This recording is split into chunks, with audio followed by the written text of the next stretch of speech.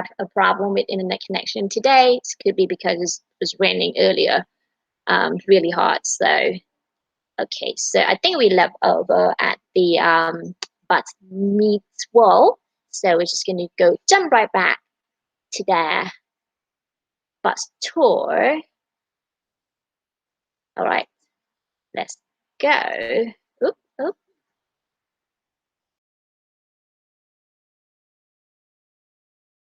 My name's Hunter, And I'm Ming. and this is our bus to Panga. Why did we decide to go tiny? We were living in New York for a year, down in Coney Island. We were paying about $1,500 in rent, plus, utilities and everything. And then the pandemic hit, and we both got furloughed, and we decided to do a total life change. We had this apartment that was basically 16 feet by 20 feet, and our bus is 8 feet by 40 feet. So it's pretty much the same square foot. And we had a mattress on the floor, an apple box for our table, and a computer and a refrigerator. So we thought really hard about what a budget would look like for our bus, and we set a goal to basically take 1 year of our rent and expenses in our Brooklyn apartment and just channel all that into a bus that we could own. And yeah, I think we hit the mark. Our original bill took 9 months. He was so confident and was like, I can bang this out in 2 months. Yeah, no, not the case at all. Even our friends were laughing behind our backs because our friend is a contractor and he was like, Hunter's never going to get this done in 2 months. And even though he did work basically 7 days a week for 10 hours every day on the bus, it still took a long time. I unfortunately have no skills in plumbing, construction, electrical, so I just kind of sat my butt on the couch every day and watched TV. However, as you can see, the interior decorating is my contribution to the bus. She picked a cotton candy pastel palette that I love. Actually, people question, "Oh, well, Your masculinity. must be so feminine." Ah, no, I love the bus. It's beautiful. Our bus Topanga has a soul. The outside to inside contrast is something I was interested in. So when you're on the outside of the bus, it does look like just a normal school bus. We kept it school bus yellow. There are a few clues like the air conditioning, the storage boxes on the side, the chimney, which is for our fireplace in the back here. If you're an RV person, you might notice the RV inlets like the water, shore and power, and a water heater. But other than that, if you're not like tuned into the RV or build world, this school bus might just pass you by and you might not look twice. When we bought it, it had all the seats and everything, just a basic bus straight from the school, and we stripped it all out, then cleaned it, deep clean. And by we mean his uncle and him. My uncle helped me a lot on this, and then we added insulation and framing, electrical, plumbing, walls and ceiling, air conditioning. Solar panels went up top, 15,000 watt inverter, which is pretty rare. We only use about a third of that. You can get into tiny home builds. There's a lot of information out there. I think it was really important to ask some people who actually were doing this, specifically artists. Beyond the toilet, which is the obvious, nobody likes the toilet. Ours is just a porta potty, We'll get back to that. But what was the hardest thing about the bus, and what would you not be able to live without? And as artisans, we decided to have a space to create. I do wet plate photography. It's a dirty, messy, chemicals involved.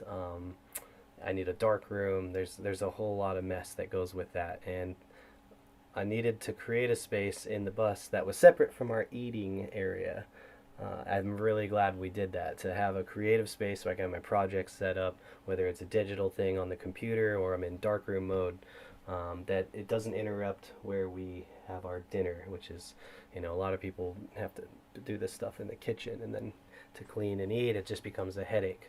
I personally wish the house was just a little bigger. As you can see, I am a huge fan of clothes, and Hunter has a lot of photography and video gear, and it is a pain in the butt having it all over the place. It's funny though, on the flip side of that, although I do wish it was bigger in here, even though I am personally comfortable, It's actually a really big bus, and I'm the only one who can drive it because it's so big. Tiny house living has allowed us, I mean, complete freedom. Like, I mean, it's nice to be my age at 28 to own my own house finally. You know, we have an asset. When we were both put on furlough, then unemployment, we basically pooled every penny of that we could, saved it up, and put our things in storage, and found a bus and bought it and started working on it and moved into it as soon as we could. And now that we're in it, we support ourselves by doing wet plate or tin type photography.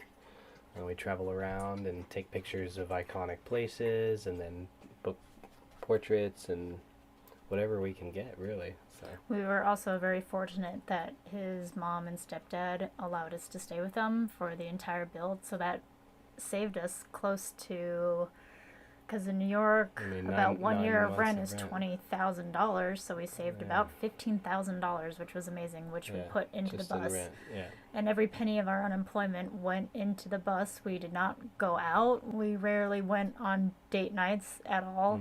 I think we went on 2 date nights that entire 9 months.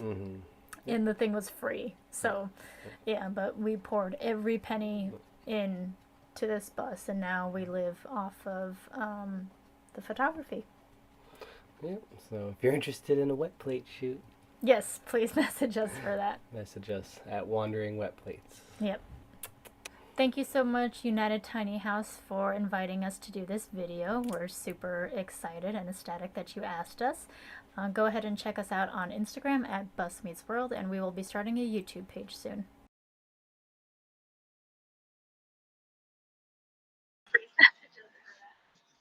Okie dokie.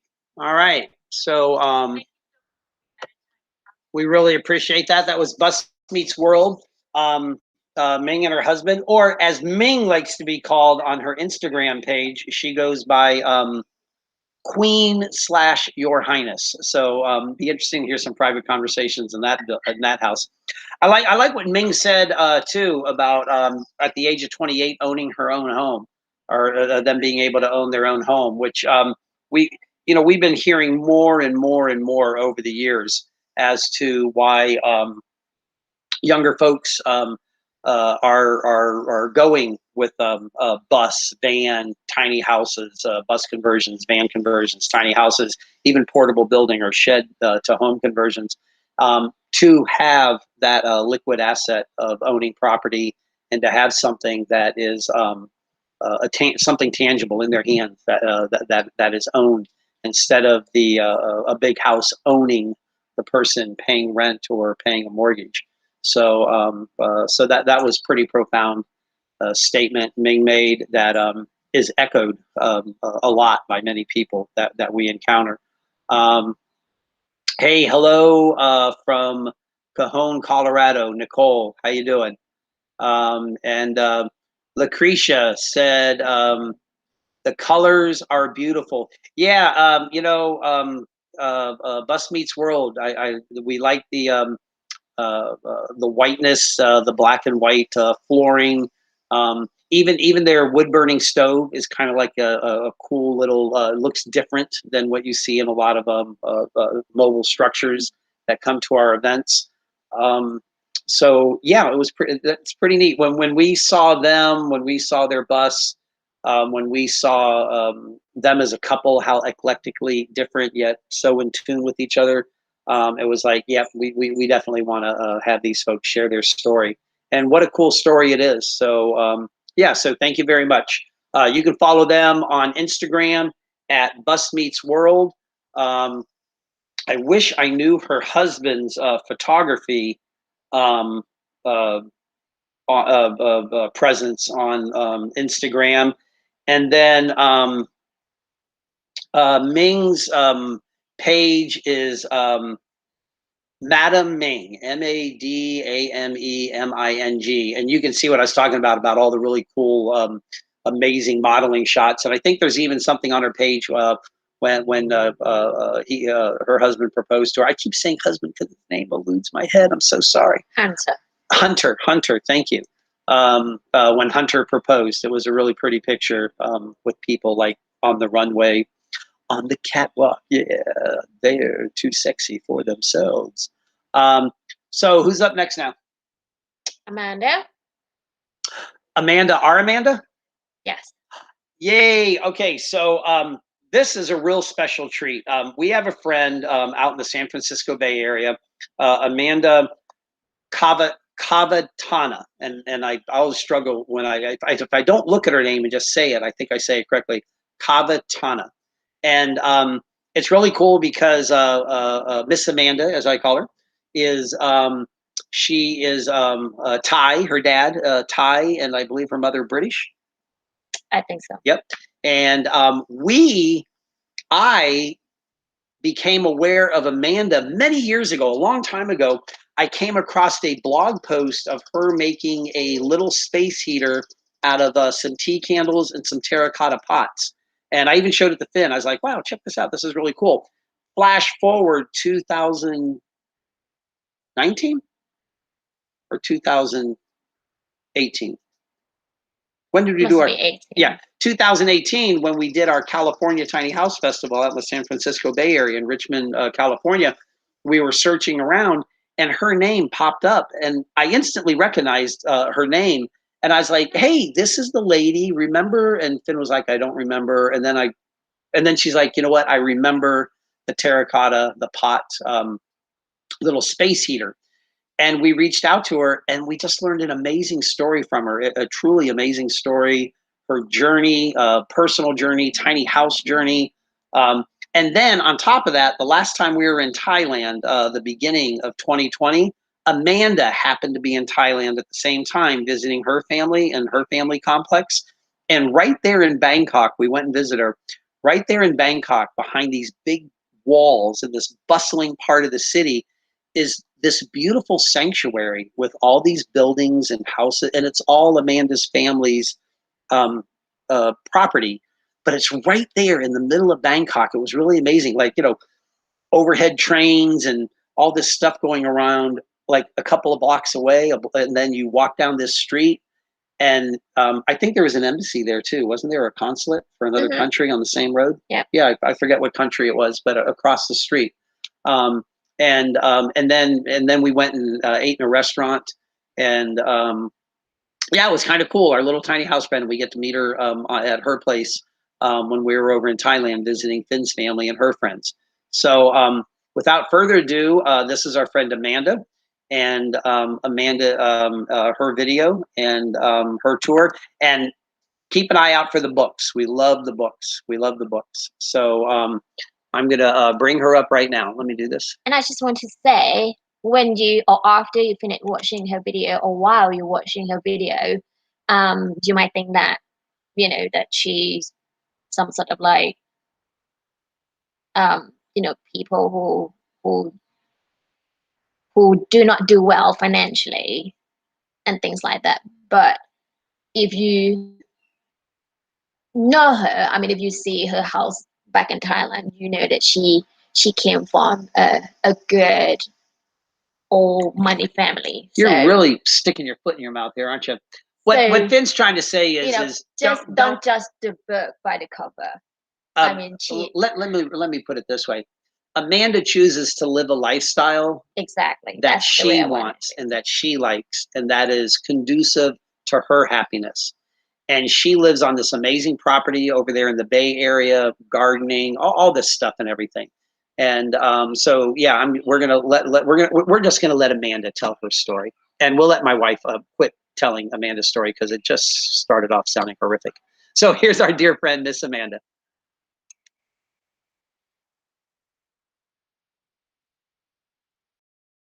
Amanda, and I've been living in my tiny house for 4 years now.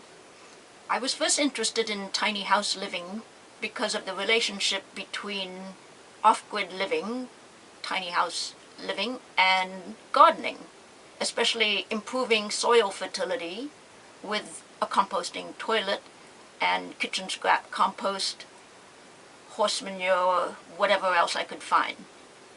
I also live in a drought state, this being California, So I was interested in conserving water, developing a water catchment system, and in reusing water. Living tiny is also fun because it's efficient and it allows me more time to read and write. And as I lived in the tiny house and struggled to solve the various problems that came up, I learned more self-sufficiency and techniques that were different than living in a mainstream house. And that added to my research project, as it were, for reducing my carbon footprint, my eco-resources use, and in general, living more lightly on the land.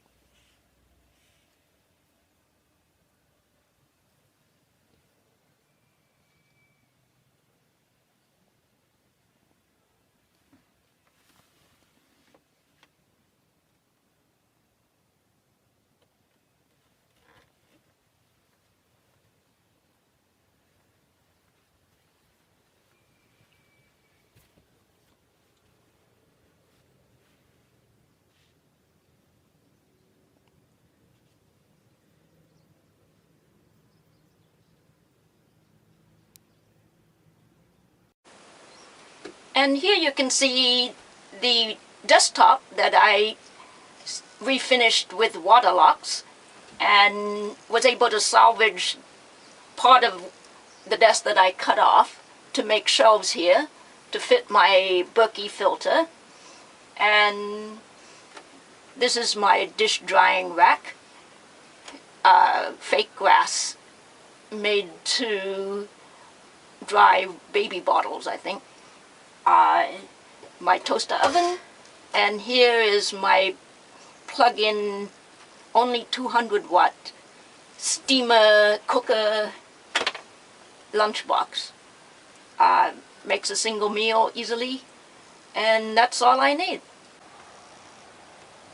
I made this kitchen from an old wooden desk, possibly from a bank.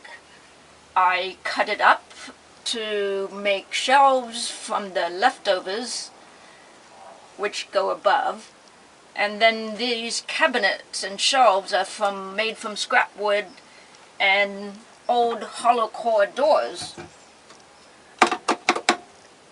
which is why they're nice and thick and strong. I made the cabinets.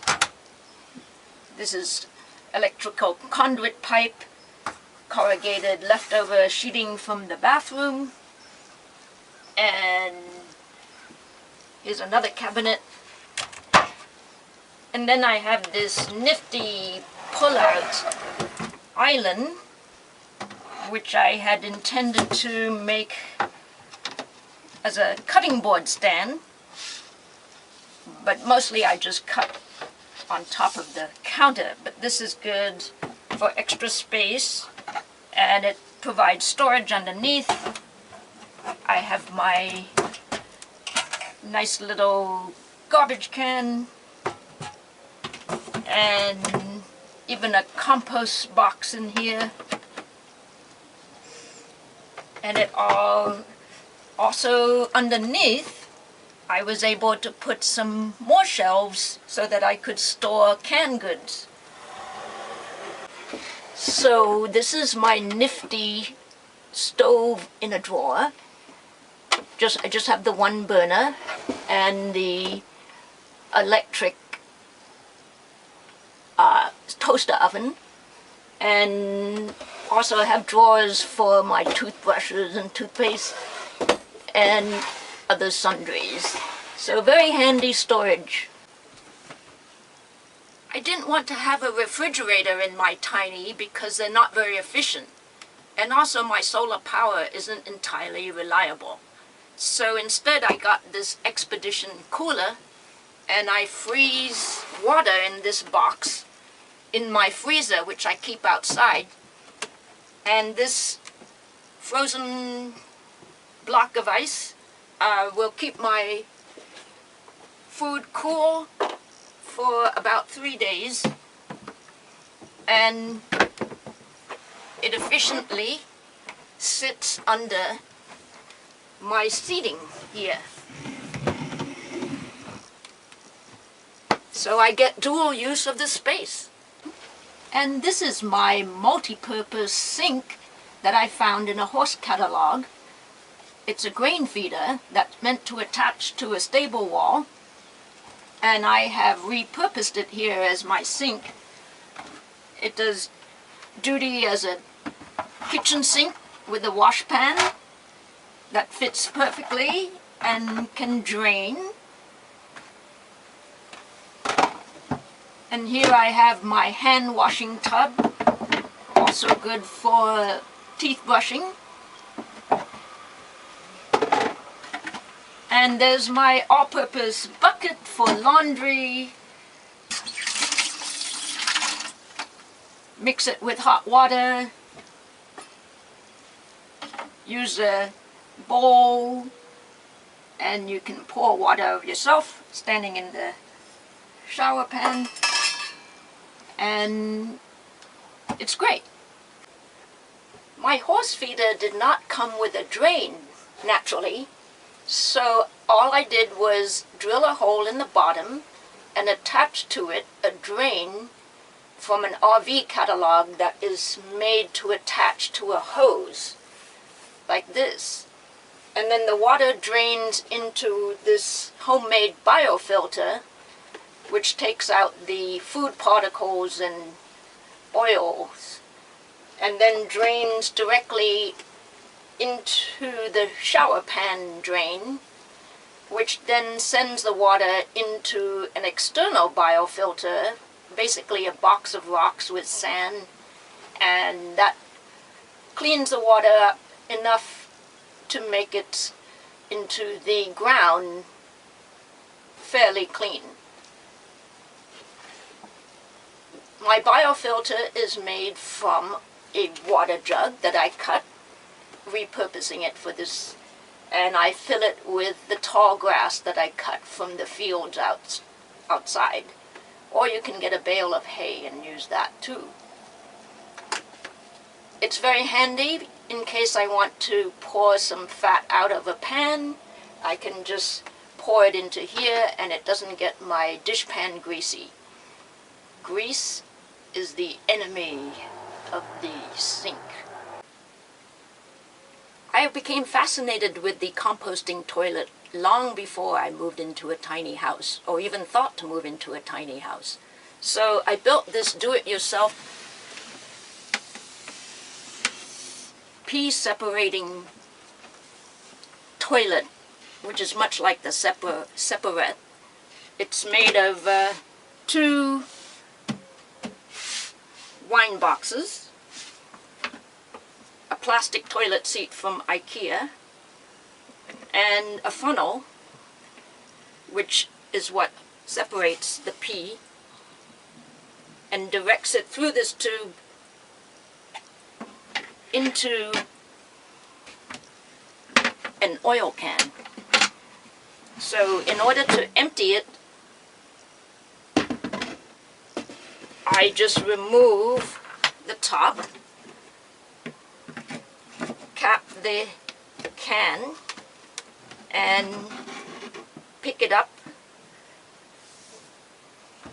unscrew the container, and pour it into a bucket that I keep outside.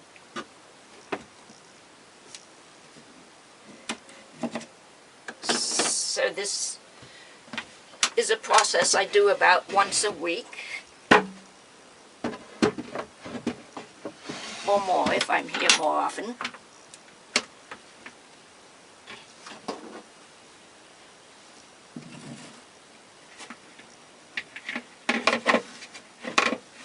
And it's worked very well for me.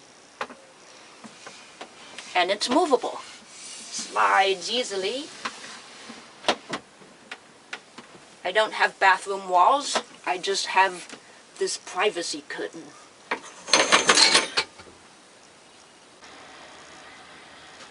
You might now be wondering, this is just a pee toilet, right? So what about number 2? Well, in the beginning I decided to keep it simple, and I happen to have this Frisbee, so I lay it on the floor, put a piece of newspaper over it, make my deposit, cover it with a bit of sawdust, and then pick up the whole thing and deposit it in a bucket with a lid on it.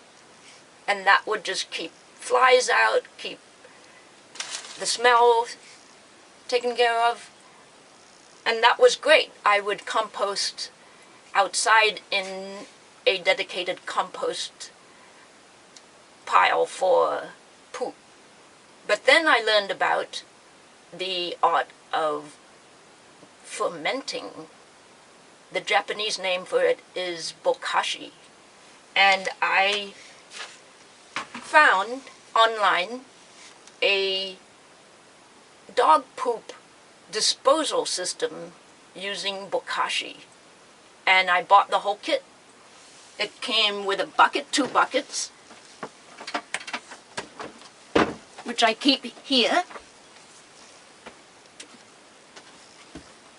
So, when it comes time for use, I pull it out, I take out my little step stool, and there I have a squat toilet that can be used and then put away.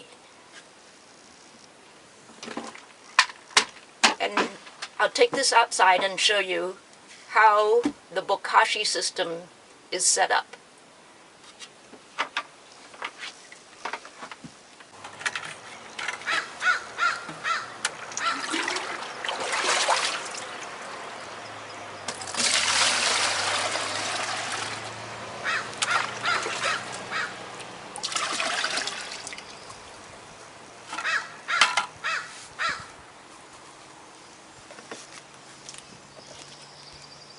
This is the bokashi accelerant.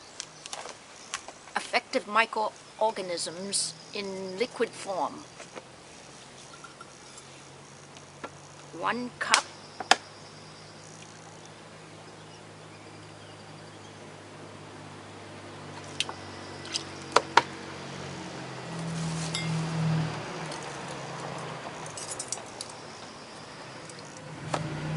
And then add 1 tablespoon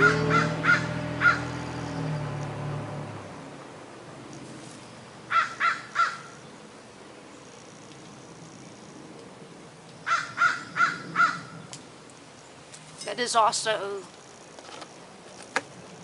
being saturated with effective microorganisms, and it is added after every deposit. When I was planning my tiny house layout, I knew that I wanted to have my entire desk and all the supporting shelves and cabinets in the tiny house. As it turns out, the chair got in the way of coming in and out, so I just I would store it on top of the desk. And then it turned out that it made a great standing desk. And it also allowed me to use the space where my feet would go to store my bags and tools, and I also have a shoulder bag podium, and inside is my files, and behind is all my cabinets, storage cabinets. I also knew that I wanted to have as many of my books as I could store on shelving. So these are all shelves I put in, made from recycled hollow core doors. And Of course, there are books that just land on the table, keeping me company, and they hide themselves under the table as well. And I have here another bookshelf of mostly tiny house books. And upstairs, I also have stacks of books. So in that sense, I've managed to cram many of my favorite things in the tiny house, even though it's only 130 square feet. When I designed my kitchen, I made sure to cut it off before the stairs so that I could have a coat closet.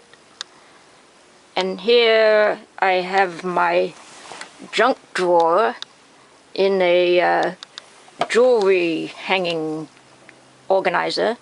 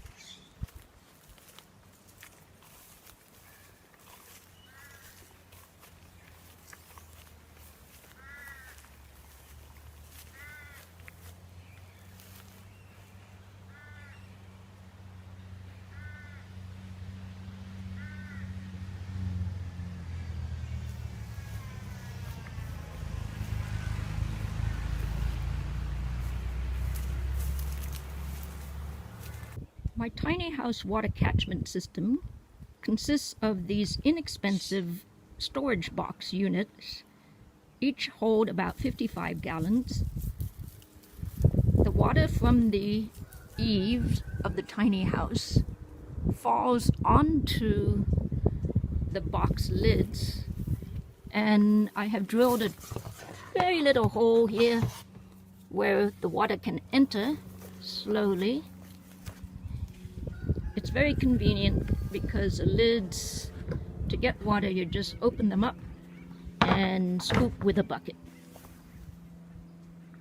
On this side, I have a slightly different arrangement with an old gutter from my landlord's house that catches the drips and brings it into this funnel into a water container. And I have several of those that can be swapped out. This allows me to access my storage under the house for garden tools.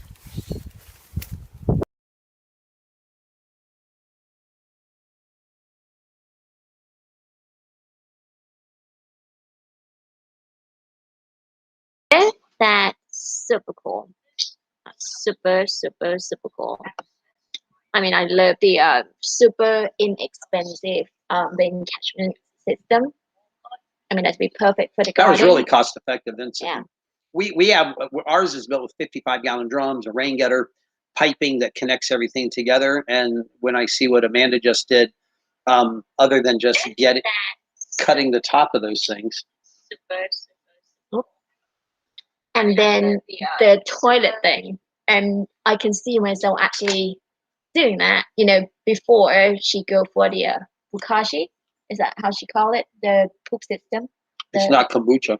Yeah. Yeah, that for sure. Don't be confusing with that. Kombucha, I think, is the tea, and bukashi, it's the poop system. So you could see Fermented yourself or doing something. what? Like poop in the golf dish or something, crispy, and then cover up with the. Didn't I do that before? Yeah, I did. I put. Might I remind you? I put in the cat we litter were box. we were transporting a cat that was born in the barn out on our property. This mama cat, Booby, Finn called it, came out there twice and had 2 litters of cats. And we took the one cat all the way down to Sarasota to my youngest sister, Kimmy. And on the way down there, in the back of the in the hatchback area on the Honda, we had a litter box in case. the day.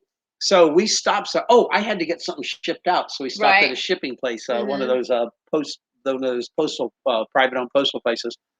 And when I came back to the car, the inside of our car smelled bad, and I was like, "Oh my God, the cat took a serious dump."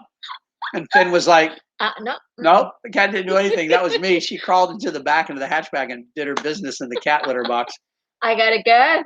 I gotta go. You didn't even Cannot wait. Didn't even cover it up. It was nasty. All right, man. I'm back there like, So that's why I said, I can actually do what Amanda did before. I can see myself doing that. If you just live by yourself, who cares? So next one, I think will be you. what? Next time will be next one. I think that will be your talk that you're gonna take over. Is this pre-recorded? No, What You're am I gonna be talking? talking What am I talking about? mental health awareness. That's what you'll be talking about. So Okay. this is your stage now. And why are we talking about that? You will find out. While I'm trying to figure this out, you can go ahead. All right. We move over. Get out of the way.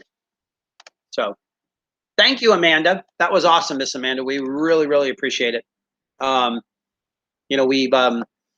We've trolled behind Amanda for the longest time. Oh, and she spoke at our festival out in California, and we've trolled a lot of the things. I like to read her. Actually, I shared with her last night. I read something she wrote back in 2016 about her transition from conventional housing into her tiny house and how that all came about. I read that, so it was pretty interesting. Good, always good stuff to find with Amanda. So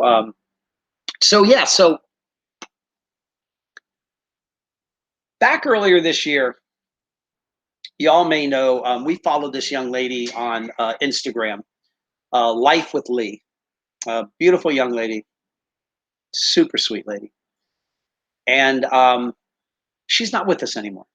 It was very unfortunate. And you would have never have guessed it. I never knew because you see the people online, you see the persona that we all want to put out publicly, and the poor young lady, she suffered from depression, and that's really what I'm going to say about that. Other than it's just unfortunate she's not with us anymore. And me growing up, since I was a little kid, I just always kept it inside. I've learned you don't rely on other people. I've self-taught myself. You don't share your feelings with people. You keep that to yourself.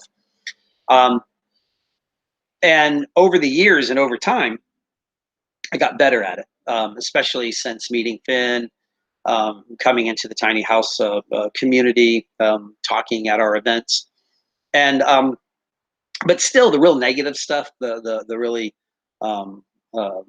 hurtful stuff, things of that nature, still just buried them down inside. I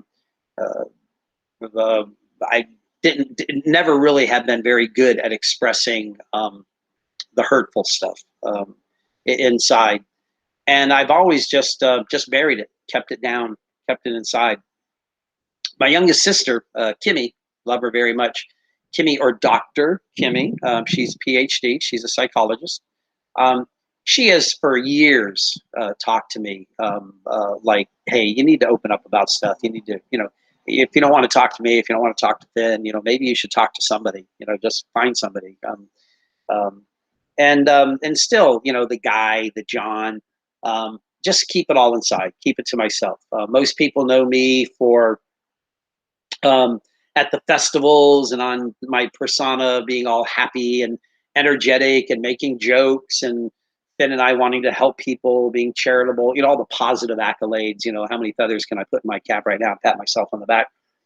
But the other side of me, what was I said to you when we Finn wanted, like, hey, I want to get to know the real you, and my response was, there's two me's. There's the mask that I wear, and there's the real me, and hopefully neither one of those will be the forever me, because I just knew all this stuff going on inside.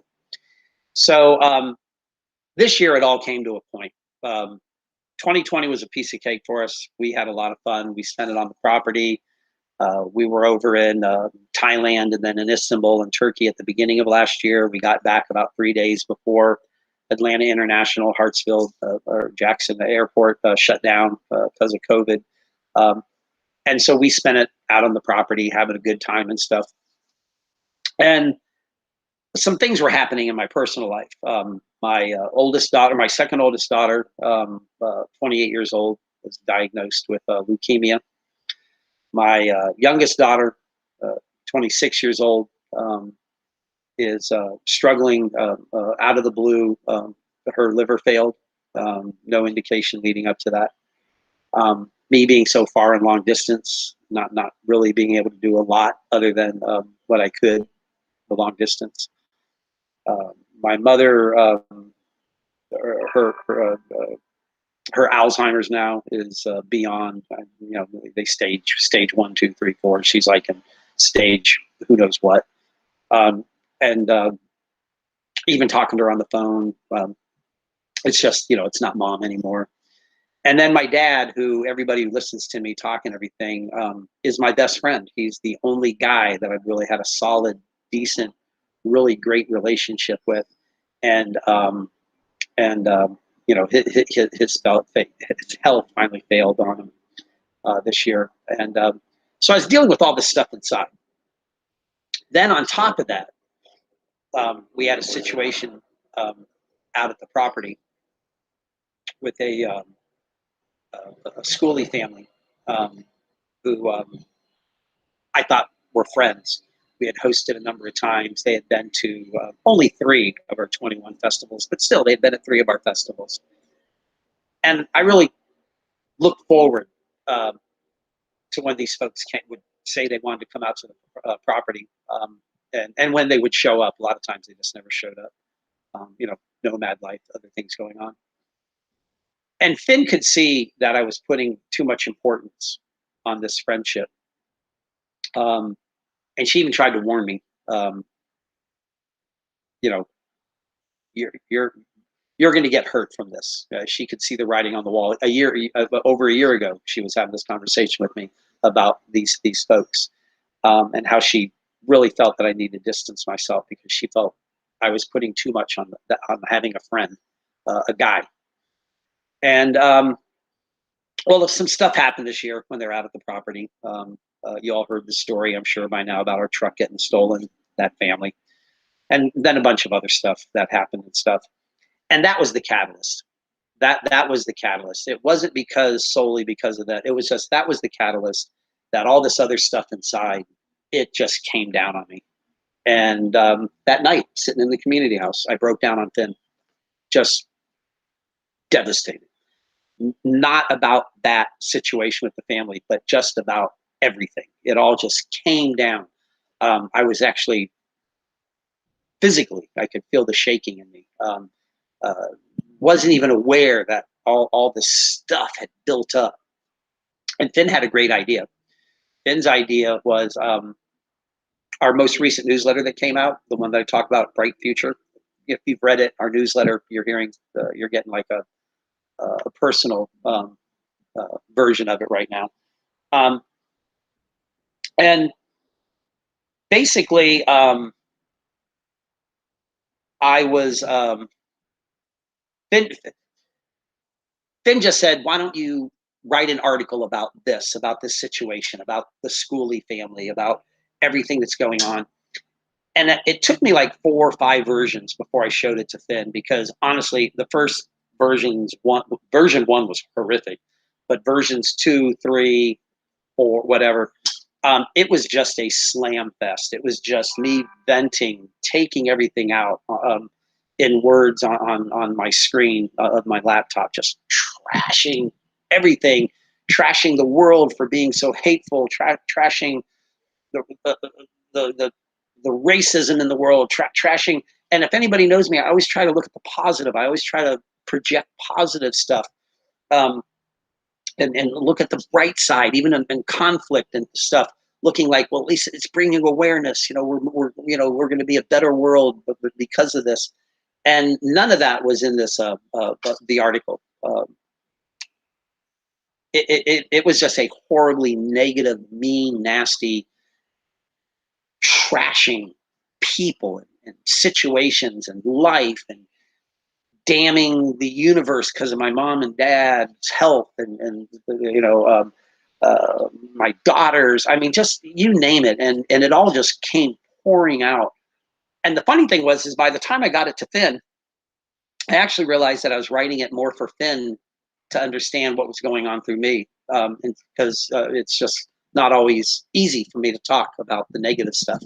And if I reached out to somebody to talk about something negative or something, that I really probably felt I wanted to talk to somebody. So it's very rare that I do, very rare. And so I gave it to Finn saying, this is just for you. I don't want anybody to ever read this. And Finn agreed. She was like, oh my gosh, I don't want anybody to read what you just wrote in here. Because just really negative, all the negative stuff inside of me from all these things that have been building up. But at the same time, it was so therapeutic. It was so being able to get it out, and then to be so embarrassed to give it to Finn to read. I emailed it to her. If I would have printed it, probably would have went on forever. And then, and after I did that, then I was able to go back and rewrite the article. And the version you see now in our newsletter, the benefit of sharing what was going on inside me, the benefit of being able to talk it, at least on writing it down and putting it down and letting somebody read it, reflecting back on my sister Kimmy's counsel over the years, with her dealing with her patients and therapy and stuff, of her saying, you really should talk to somebody, because she could, she knew what our childhood was.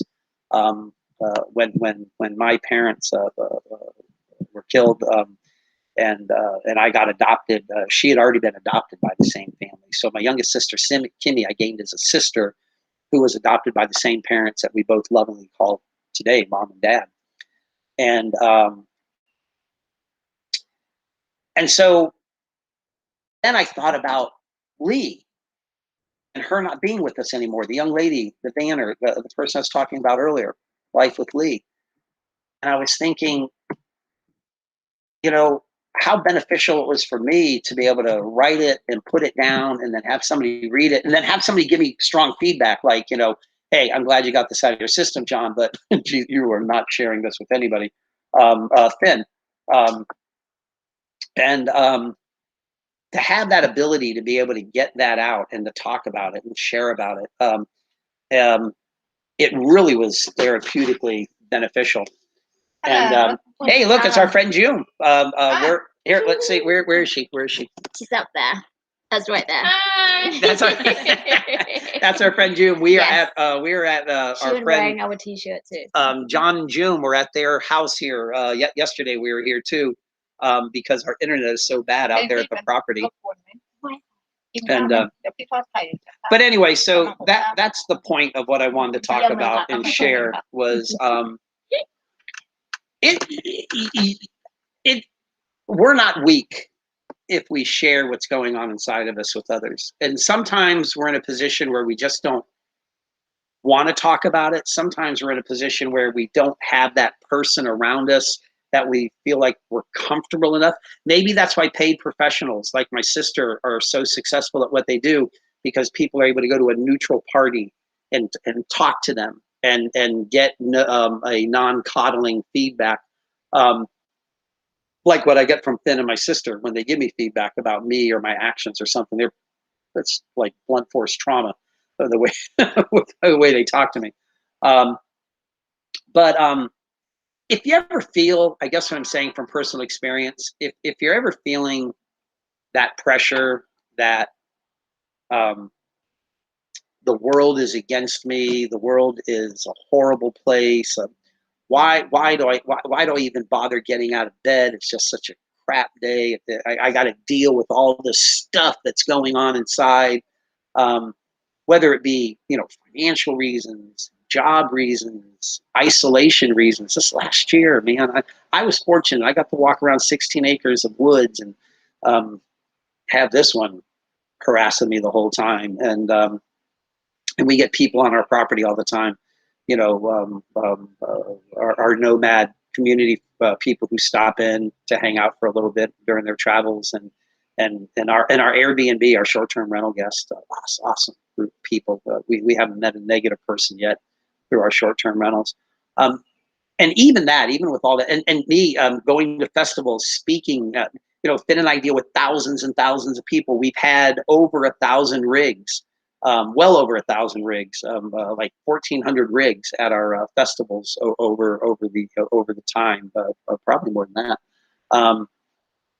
The thousands of people have lived for the weekend at our festivals. The tens and tens and tens. Actually, we did some calculating a couple of festivals ago, over 230-some thousand people attending our festivals. And I get that stimulation of being able to talk to people. But still, I had all that I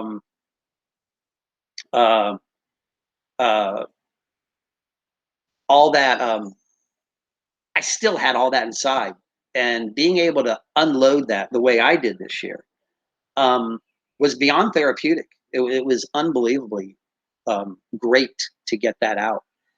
And so I guess I'm just saying, if you're feeling anything like what I was just sharing, if you're able to talk to somebody, if you can reach out to somebody, write what I did, writing it down, putting it down. If you're able to do that, I learned the hard way that it is beneficial to not keep all that stuff inside, and it's not necessary to always put on a happy face.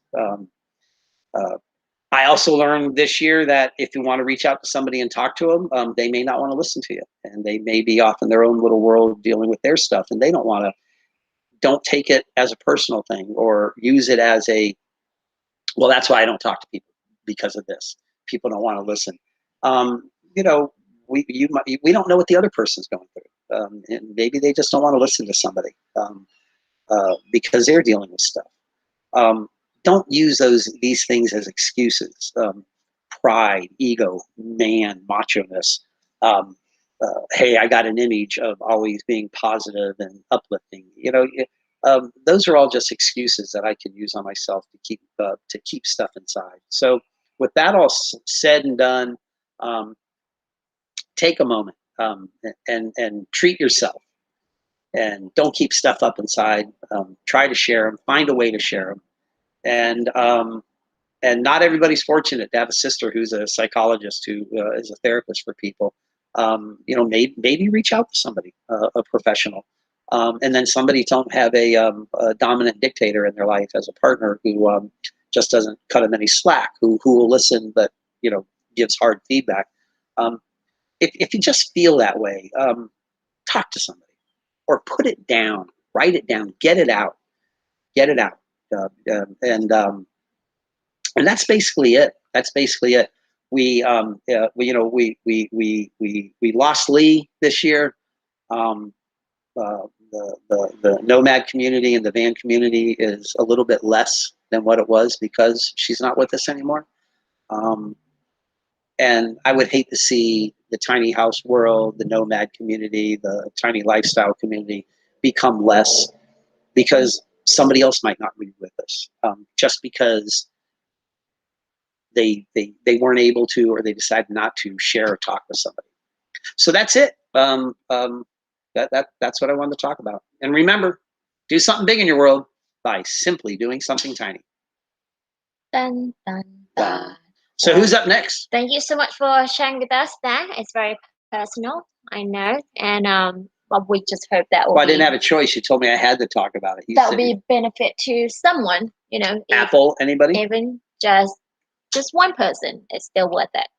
Right? So after the heavy stuff, now we're gonna go and have some fun. What are you doing? What's next? Modern Times Theatre. They're gonna show us some puppet things. Yeah, alrighty, Yes. cool. Yes. Let's go, people.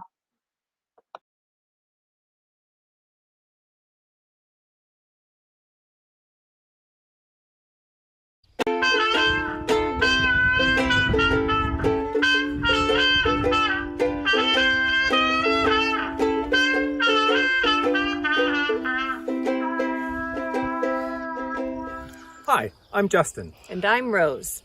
and we're Modern Times Theater. And this is our puppet show to go.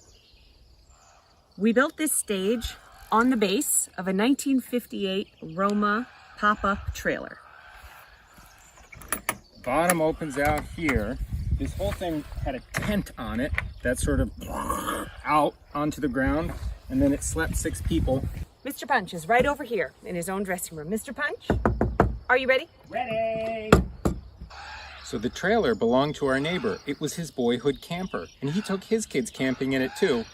So that means that Judy is over here. Judy, are you ready? This is how I get in. This is the original ladder, so you could get on the bed. That means that, of course, in this last dressing room is the lion. But you don't have to worry because the lion is safely locked in his cage and can't get out. Just gonna make sure he's ready. Mr. Lion. Puppets are all hung up in their places getting ready, so I can just look like that, and hey, there he is, Mr. Punch. These are some pancakes, and here's the garbage can, and there's a guest room. Here's the toilet, there's a bathroom over here. I say,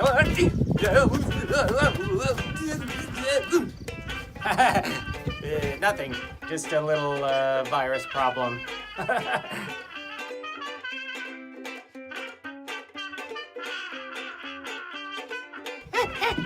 Hey, come back here, you. Come on, my toilet's running again. Hey, you. Au contraire, mon frère, you have 4 bags of money.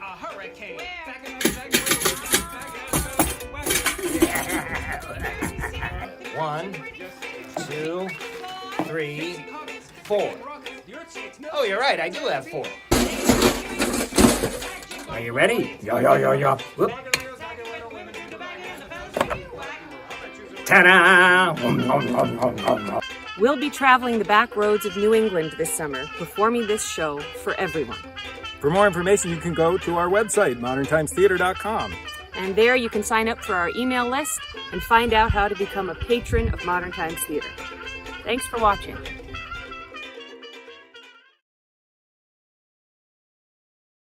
And that fun. Well, thank you so much, Modern Times Theatre. That was so much fun. That was amazing. And the funny thing is, I was saying to Finn, I was like, okay, how do we get these people at our festival? You know, because that would be awesome. That would be so much fun.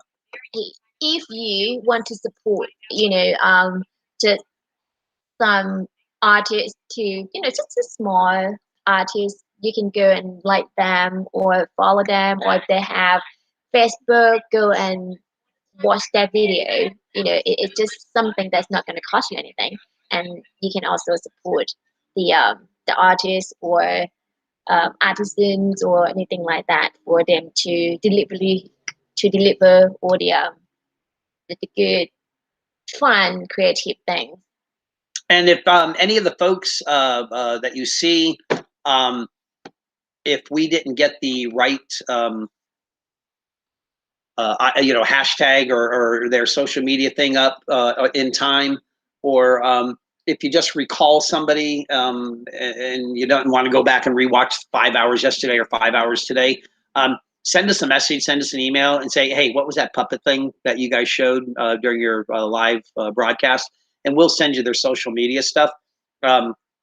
So please, you can reach us on Instagram and Facebook at United Tiny House. You can reach us on the internet, unitedtinyhouse.com.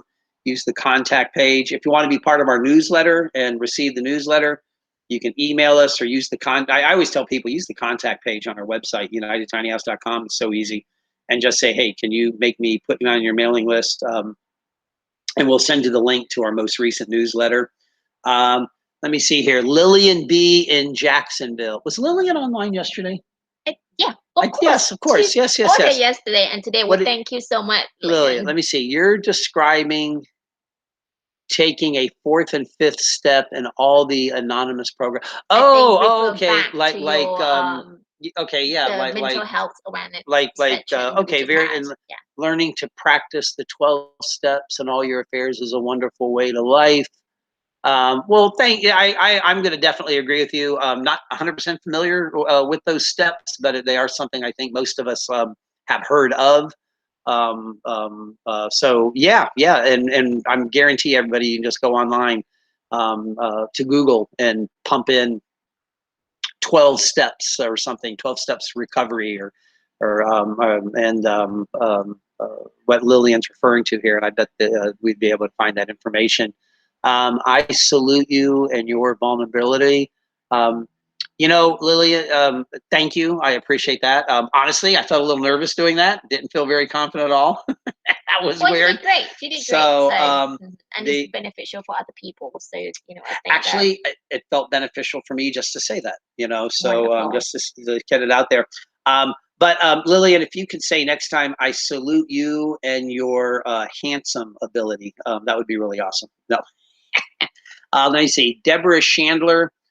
Hey, Deborah. Thank you, John, for your raw sharing about your real feelings and the reminder to share with someone/people who will listen.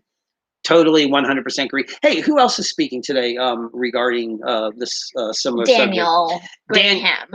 Yes, Daniel Graham. Yeah, Daniel Graham. That's her name. Her full name.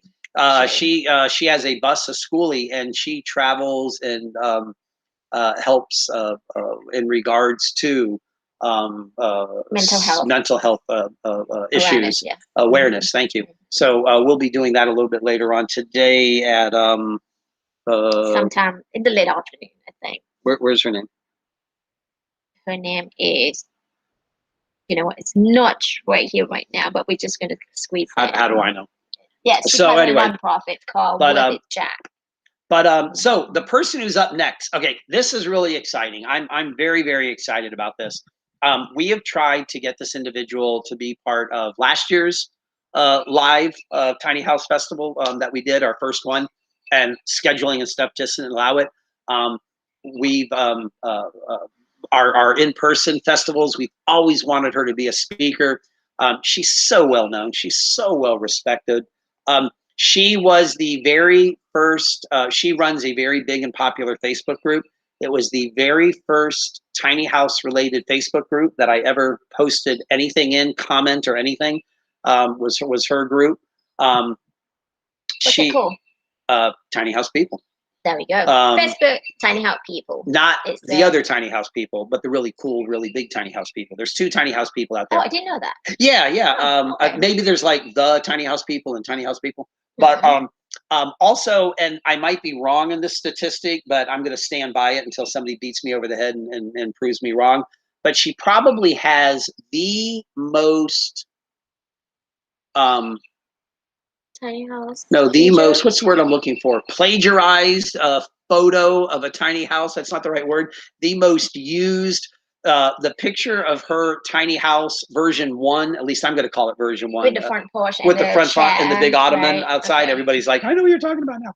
I think it's safe to say that was probably in history of tiny houses, the one house that has been used without her permission by so many people I haven't even talked to her about this subject. Just read posts about her opinion of it, and I think her opinion now is like, yeah, what the heck? But I might be wrong. It's not cool to steal somebody's photo and to use it for your own personal financial gain. That's Not my cool. opinion. Not Not cool at all. cool. But I've seen the picture of her original house. Everywhere and anywhere, people have used it to promote their own personal agenda, but it's because it's such a spectacular house. And she and her husband, their kids, they're living on this amazing homestead. Yeah, I think that's like 7 acres. Like out on a prairie. It's beautiful. So without further ado, we met her for the first time in person at the Tiny House Jamboree, the second Tiny House Jamboree in Colorado Springs. Not the very first one, but the following year. We were volunteers out there. We met her. Andrew Odom, I think, was emceeing. He was up on stage. And I remember all that. And I remember the person that we're about to introduce, she had like a little sundress on and she had a tattoo. And when I saw the tattoo, I thought to myself, that's interesting. I wouldn't have ever thought you had a tattoo. So with all that said and done and everything, the one, the only, the always copy, but nobody can even come close to even remotely trying to duplicate Macy Miller. Dun, dun, dun.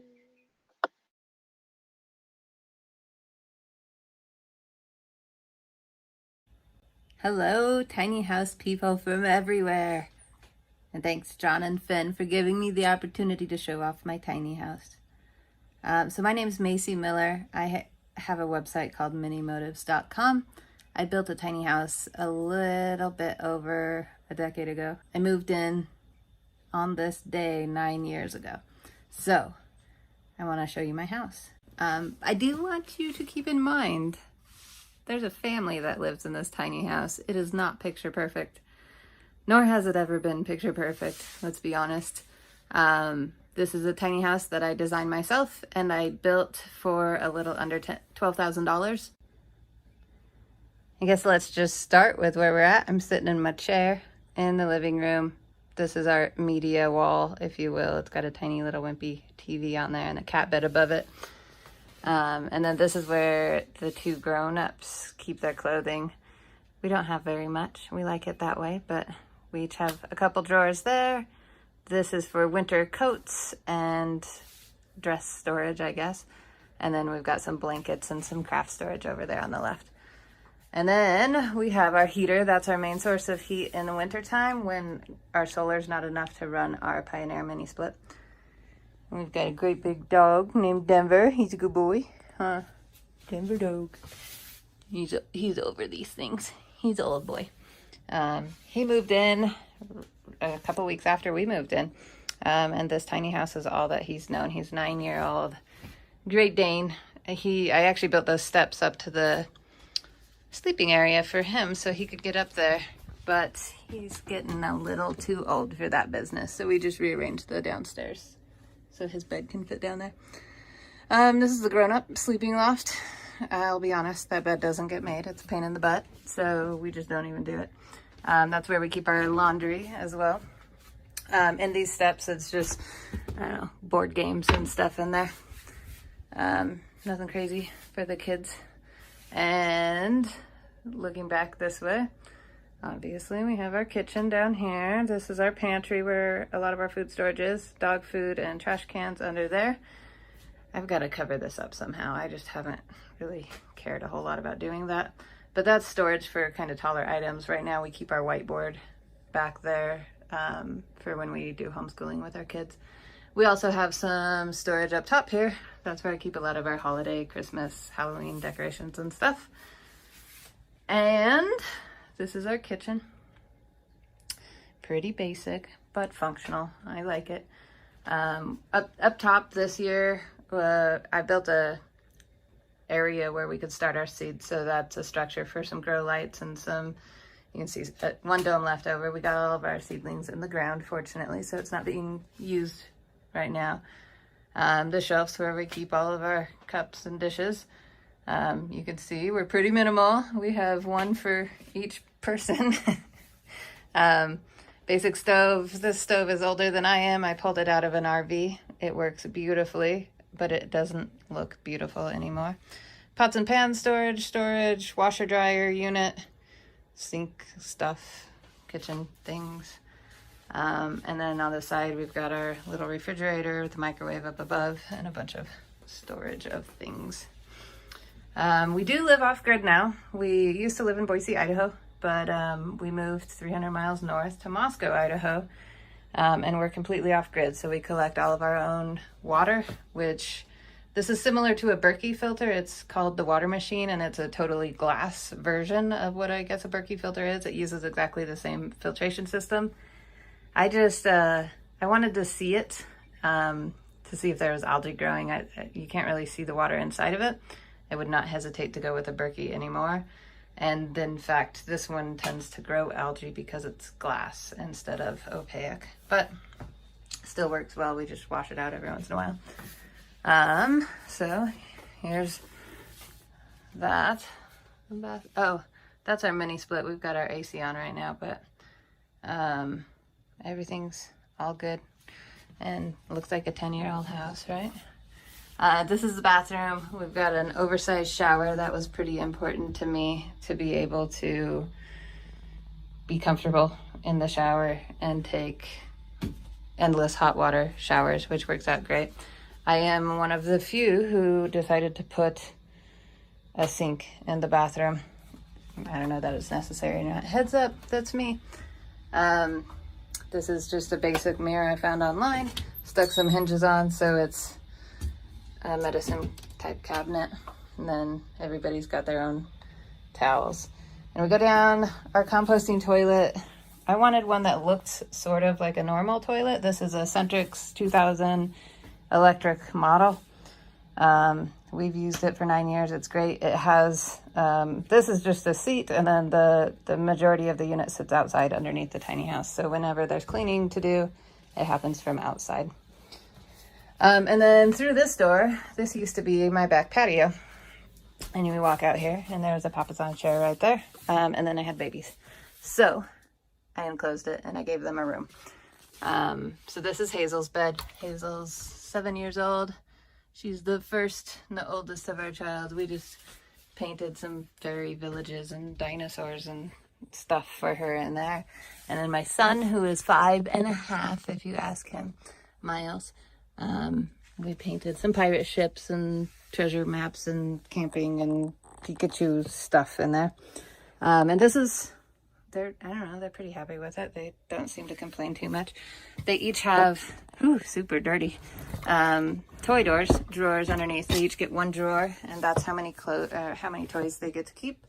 And then this stack of boxes is their clothing. They each have 3 boxes for their clothing. I mentioned that we homeschool, so this is their homeschooling cabinet where all their curriculum goes, shoes underneath, pictures and windows and stuff. And then this was a back door, which I wanted on their room because I didn't want them to be on the other side of the kitchen from me. And now, in this scenario, it's been working as our front door, which is a little bit awkward, but it doesn't really matter too much. And this is our property that we bought down here. Well, up here, I guess. It's 6 acres in North Idaho. We have all the way down to that pond, just the other side. Those willows are on our parcel. Our orchard is down here. And then we're building this road currently that goes up and around, and up top there, right there, we'll eventually build a passive house of some sort. So let me take you outside now, and let's see, we'll just go ahead and go out this front door.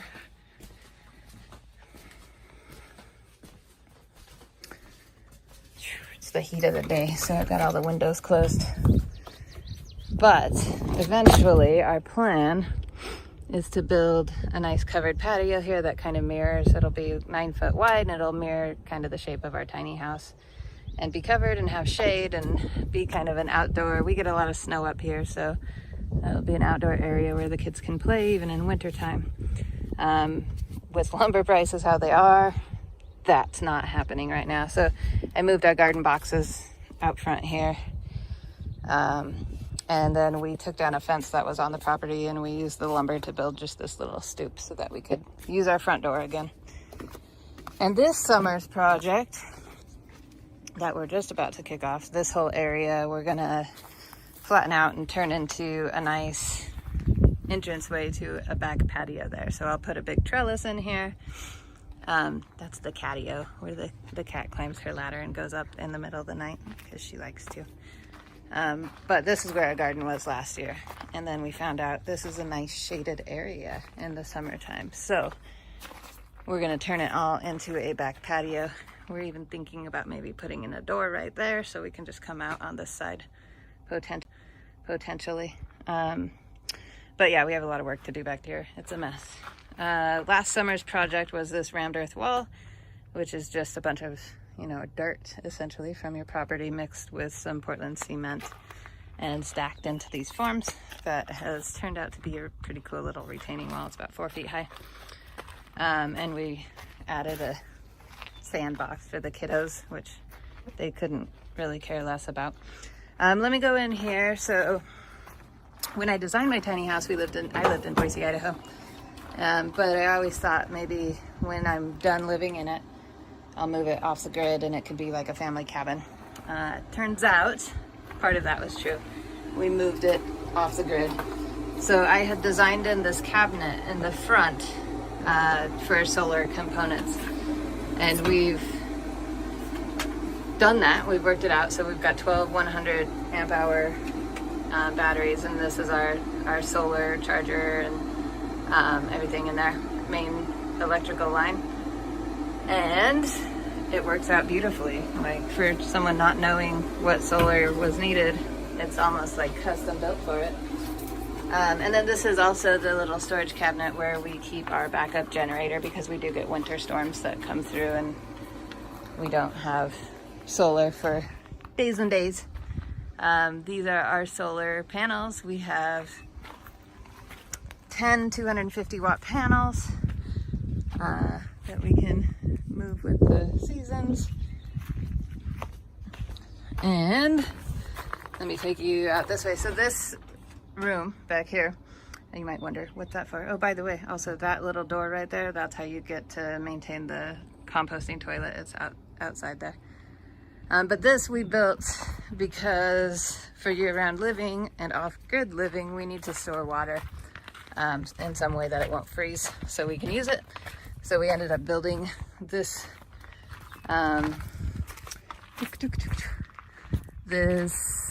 shed for our water use. And let me show you what it looks like in there.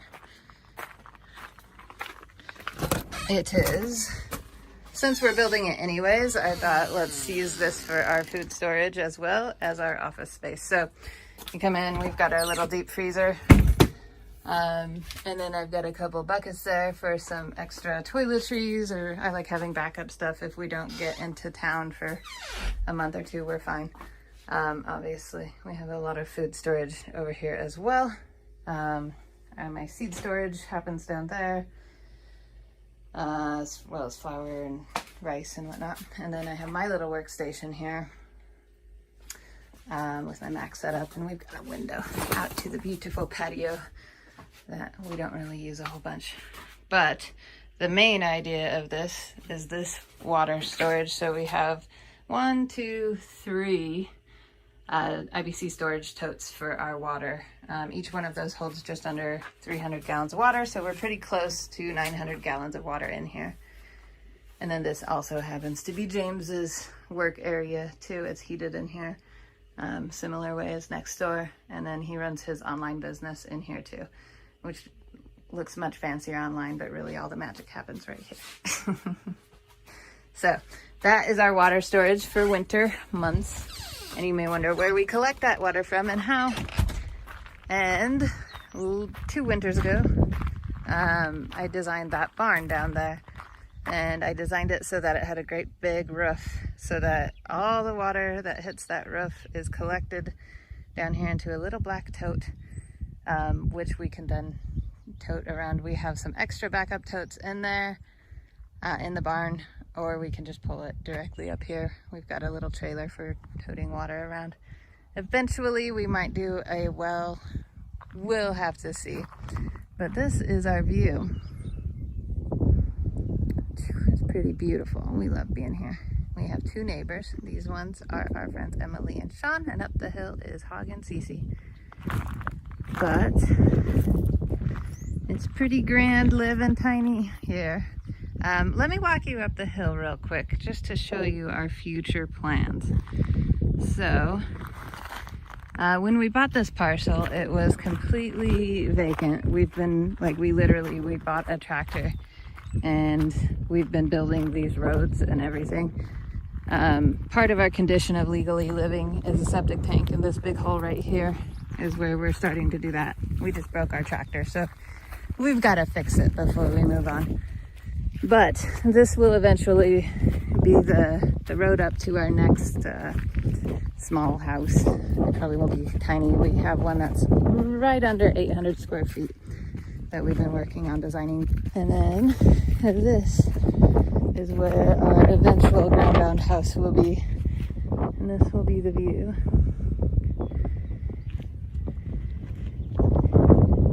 And you can see in relation to where our tiny house currently is, where we'll be living. So from this angle, our idea that we'd like to pursue is to build out a covered deck that kind of comes out at this shape and kind of makes this, I don't know, stereotypical home shape, but that is just outdoor living space for us.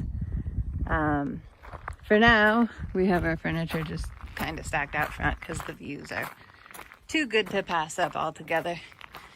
And it's kind of funny, like these steps are not intentional. We found these steps on our property, so we were able to use them, and we just haven't built new ones yet. And there's Denver. Denver Dooku Dog. And we are back home. I hope you enjoyed our tiny house tour. I apologize. Videographer is not my job. It's not what I do. So hopefully at least you've got some ideas or anything. I'm always happy to talk to people who are interested in living tiny. I am open to any questions. I will talk to you about parenting, pets, pooping, whatever. They don't even have to start with P, but they could. And the best place to reach me is a group that I help run, which is called Tiny House People on Facebook. But you're always welcome to reach out to me on my website or however is convenient to you. I enjoy talking to people and helping them along this path. For us, it's made all the difference in the world to a happy life. We've been able to go debt-free. We've been able to transition our careers. We were able to purchase this property outright with cash with the money we saved by living tiny. We're able to stay home and raise our kids. We're able to homeschool our kids. All things I never thought I'd be able to do, so I never let my mind wander that way. But it's been a really rewarding experience to get to do that stuff. And I hope that more people can benefit from tiny living. I think it's just a fantastic lifestyle. I don't see us changing much at all. Macy, that is amazing. Thank you, Macy. Yeah, I forgot to mention that in the intro for Macy. She's got that monolithic dog, man. Great Dane, Wait, does isn't she it? have 2 of them or 1 of them? I think one. One. Okay. One. Yeah.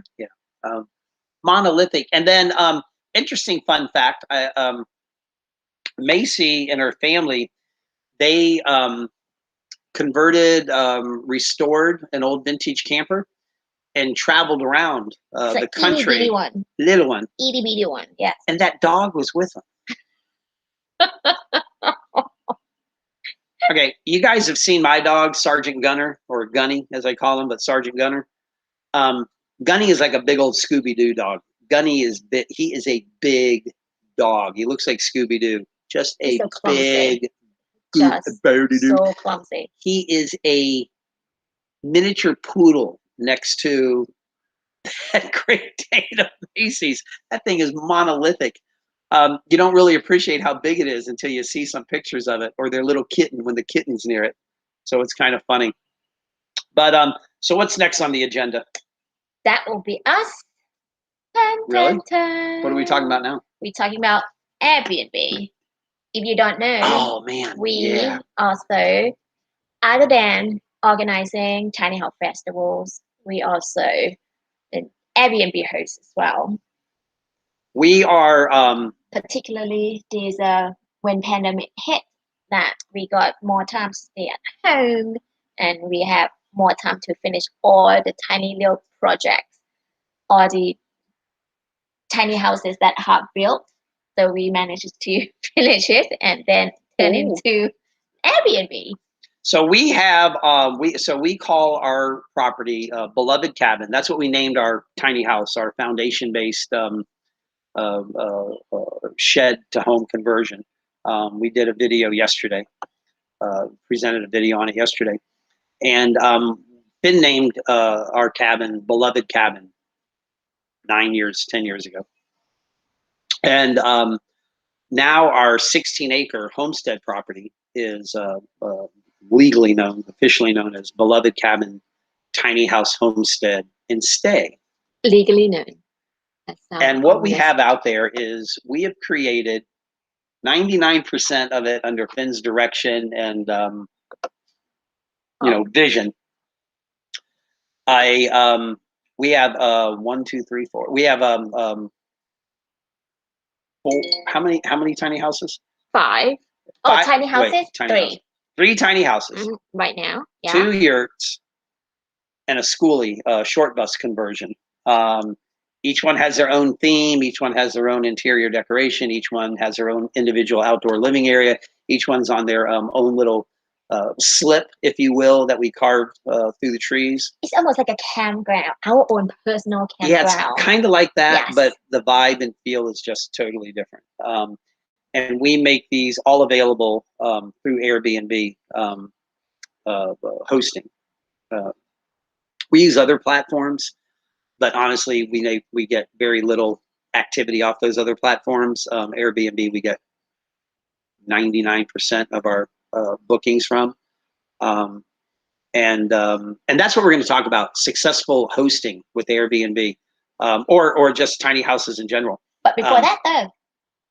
But let's do this. We're going to show a tour of all of our houses. Yes. I'm so excited. And there's no sound, right? Yeah, so you're going to give voiceover. We're going to narrate. So yes, you're going to. I did the video very quickly. All right. So what we're going to do is we're going to hide. We're going to bring ourselves. We're going to bring the video. If my wife will take her finger off the mouse, we're going to bring the video up, and then we're going to go away, but we're going to narrate. Yes, or do we have to exactly. stay there to be heard? You know what? Maybe we need to stay there. We might need to stay there. Let's see what happens. Yeah, let's see that, and then you can do that. What do I do? Click that. Maybe we need to stay. I don't know. No, we don't need to stay. You know what? I know now. There, we don't need we to can stay. just do that. But then we might block the view. Well, then, how do I get us out? We just hide it. Hide this. Right there. Yes. Good job.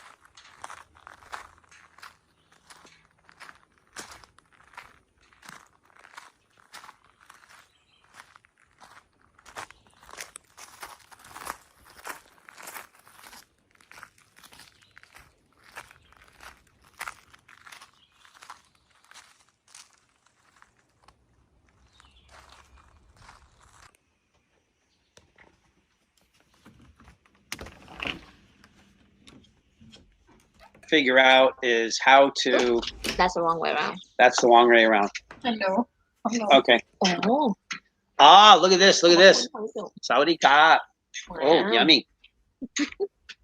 So, that's you. Oh. Should we restart this? Should you restart this? Sure. Just tell people we're gonna Here, hold on. restart it. Let's see what happens here.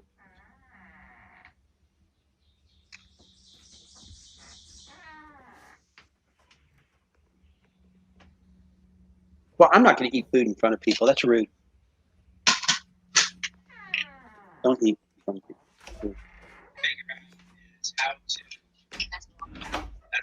Oh, there we go. So we just need to be on the screen to be able to be heard. Why don't we just start from the You want to the start all top? over? We're gonna. Are you narrating now, Lillian B?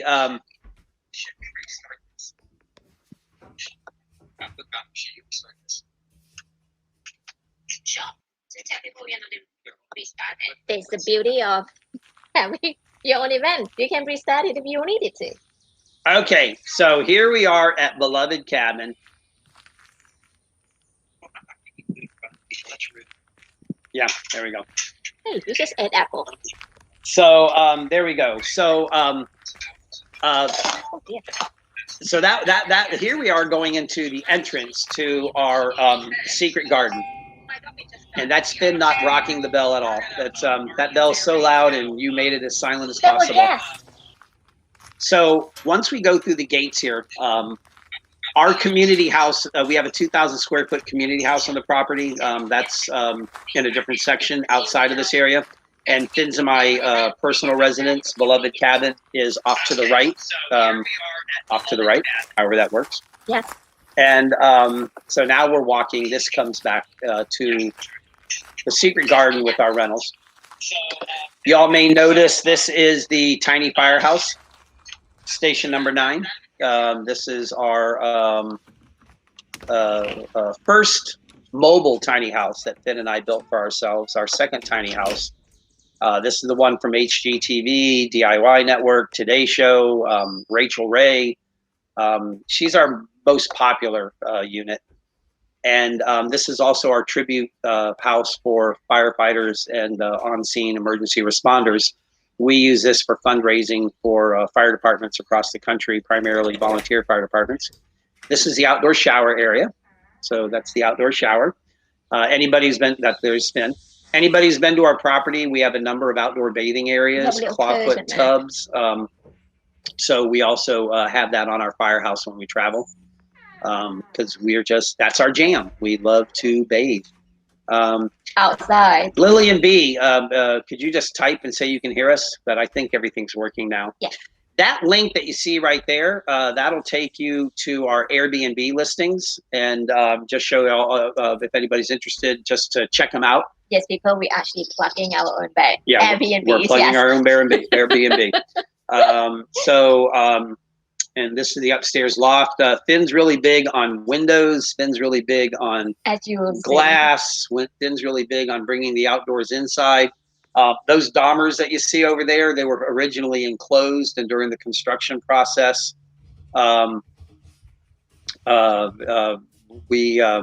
she had that all taken out and redone. It was frustrating beyond belief. And then it was so worth it at the end. You have to have a slide pole in your firehouse. No dodgy people. It's not a stripper pole. We hear that all the time. It's a fireman slide pole. But if you want to use that as a stripper pole, well, do as we do, because late at night when you all aren't there, I'm up there swinging it, baby. Man, I am like covered in man glitter, sawdust. And the quarters just fly around. Yeah, Finn's making it rain, baby. No, she throws quarters at me, tells me to stop what I'm doing.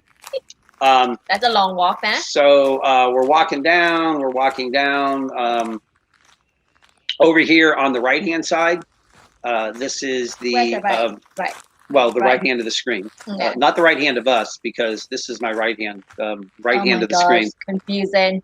But this is a short bus conversion, and this is what we call co-hosting. Somebody else owns the bus, but he was unable to keep it on at his fraternity where he goes to college at. So we worked out a thing with them. It's called co-hosting through Airbnb. It's awesome. We're going to talk about that in a little bit. But you can have a house and not have a legal place to rent it out at, or you can have a legal place and not have a house. And if two people come together, a homeowner and a property owner, you can co-host. And I must say, this bed right here, over here, is the most comfiest bed that ever. bed rocks, but for $1,200, it better freaking rock. And it wasn't our money. But it wasn't our money, so call it a day. I would never put. You're gonna get a yoga mat and a sheet if I'm spending money. So But so each unit has its own outdoor sitting area. I love that little cute teepee thing. Now this one coming, are you going to show Rocco next? Yes. This is perfect. Rocco. This Finn and I. This is built like over 95% of recycled, salvaged scrap materials. The trailer is an old trailer from an RV. We don't pull this house; it just sits here. But everything here is stuff we found. It's just stuff, and and we are really, really super jacked up about this one. This is the romantic one. In fact, it's called the Romantic Getaway. Again, thin inner windows. What is that chandelier thing they're called? It's called a what? Something. Hanging table. Regency Hotel. No. Hollywood Regency. Hollywood Regency. Yes. Hollywood Regency chandelier. That one's from 1937 Germany. That light above the kitchen there, I found in a dumpster. The tub is a tub that we got like from a picker, Chad. We got that from Chad. Yep, That's Chad. the old black one that we painted gold. There's an old 100-year-old farm sink. Finn likes mounting sinks up on top of stuff instead of that little wardrobe right there. That's actually a chest up on its side, and we put little legs underneath it. Actually, I didn't do that. Who did that? Me and Dan. Yeah, Dan Messick with Messy Journey or Banana Van. Dan will be on. And he's going to be talking later today. Dan helped a lot with this house. We had somebody else help out. I'm a carpenter. I usually charge $20 an hour, but let me help you. And we had to gut it and redo it all over again because he put up all the paneling, the 1/4-inch plywood on the walls without framing behind it. That was an interesting one. All right. Yeah. Keep going there. This is another co-host that we Angie. do. This is a Little Blue. This is called Little Blue. This is our art studio. Yes, We actually, one of the you will two notice lofts when you get is an there. art studio. We get a lot of folks from Atlanta who rent this one because A, they like the modern look of it, and B, they said they like the interior, the art. They liked the diversity message and the representation message that Finn selected for this. This house has so many modern conveniences. It's just amazing. Look at that kitchen. It's a monster. Look at the fridge. The house is An 18 monster. cubic foot fridge. It's just, golly. I think it's 28 foot It's long 20 tiny house. Oh, I thought you, wait, I was about to say 28 cubic feet. I don't No. think so. An amazingly huge sink. Big It's enough to just, put me in there. it's just amazing, the space in this thing. It just this is as long as the interior of our tiny house that we live in, our cabin. So this stairway there you just saw is to the bedroom, and the stairway in front of you right there, that goes up to the art studio. Finn has materials and stuff in there that people can use to paint and draw and things of that nature. This is the only unit we have with the TV and DVD in it. We prefer people to unplug when they come out, but we do have in the community house a big selection of DVDs that we acquired for free. So, I mean, there's like probably about 100 or so DVDs in there that if people want to get them and use them inside there, they can. It's a fun stash. I think up people there. are taking DVD homes with them though, because do? there's more and more spacing in the shelf in there than there used to Okay. be. But this is the art studio. A lot of the stuff you can just use. Some of the things, such as the canvases and acrylics, paints and stuff, are things that there's a little donation thing for. But the drawing and the sketch pads and stuff of that nature is all complimentary. It's got a split system. It has this unbelievable airflow system that circulates air throughout it 24/7. And the insulation in that house is just This thing is amazing. You wake up in the morning and it's so cool because of the nighttime, and then it stays cool. Even in 90-degree weather, it stays cool for almost the whole day. It's just incredible. This is the bedroom. queen size bed, I think. Yep. Yeah. Again, this builder who did, so what happened was, this is a builder from Virginia, and this house is for sale. So if you're interested in that, we can put you in contact. We show the house. We don't talk money or finances. We just show the house for him. But this is a builder in Virginia. He pulled it down to our Georgia Tiny House Festival, and he was going to pull it back up to Virginia. And we all started talking, and he left it here on our property. and we co-host it. It's about connection. It's and it works out. That grain silo you see there, That'll be the next. that's our treehouse. next big project. I was going to weld a giant iron giant to the robot and turn it into this kitschy Japanese kind of robot kind of getaway, but we've had a change of plans and we're turning it into a big tiny house, tree house with a rope bridge going over to another tree house. This is one of our 2 yurts. Angie Menninger. Finn, I love your windows. I love windows also. Perfect, Angie. Thank you. Let me see. Tabitha, I am in love with tiny living and want to experience this soon. I live in Memphis, Tennessee. Looking for information on how to get started living tiny, and tips would be helpful. Tabitha, we're going to put up a link to our hosting manual. It's a manual that we were contracted by Airbnb to write for tiny house and unique stay host, and it's got a lot of good information in it. So this is one of our 2 yurts. Is that 14 feet diameter? This is a 14-footer, yeah, 14-foot diameter. And when we do our talk on hosting, we'll put that link up there for you. You know, I said Tabitha. It's Talaba, and I really hope Talaba, I'm pronouncing that correctly. Talaba, that's a really pretty name. I said Tabitha. I'm so sorry. Yeah, so this is one of our 2 yurts. It's got a what did you call this? A Victorian boho style, yeah, I think is what they call it. Boho. The yurt used to be a beige color, and we had a graffiti artist group out of Atlanta. They came in and spray painted it as a live art presentation. Now we go. That's our Airbnb. So those are the tours of the houses, not the whole property, but of the 5 units that are available right now.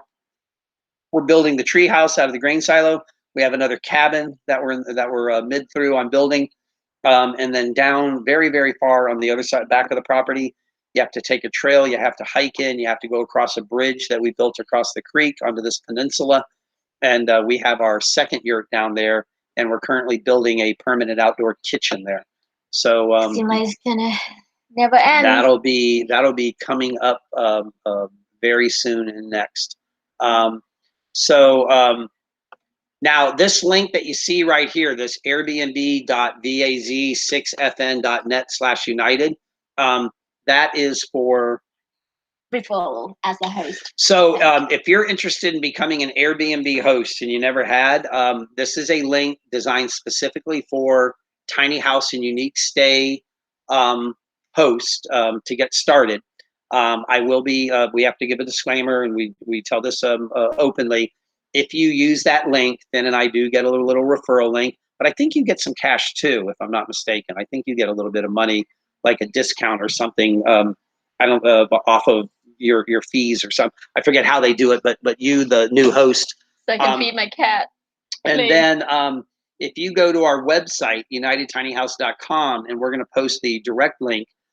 We were also contracted. Thank you, Talaba. She said I got it right in pronouncing it. Thank you.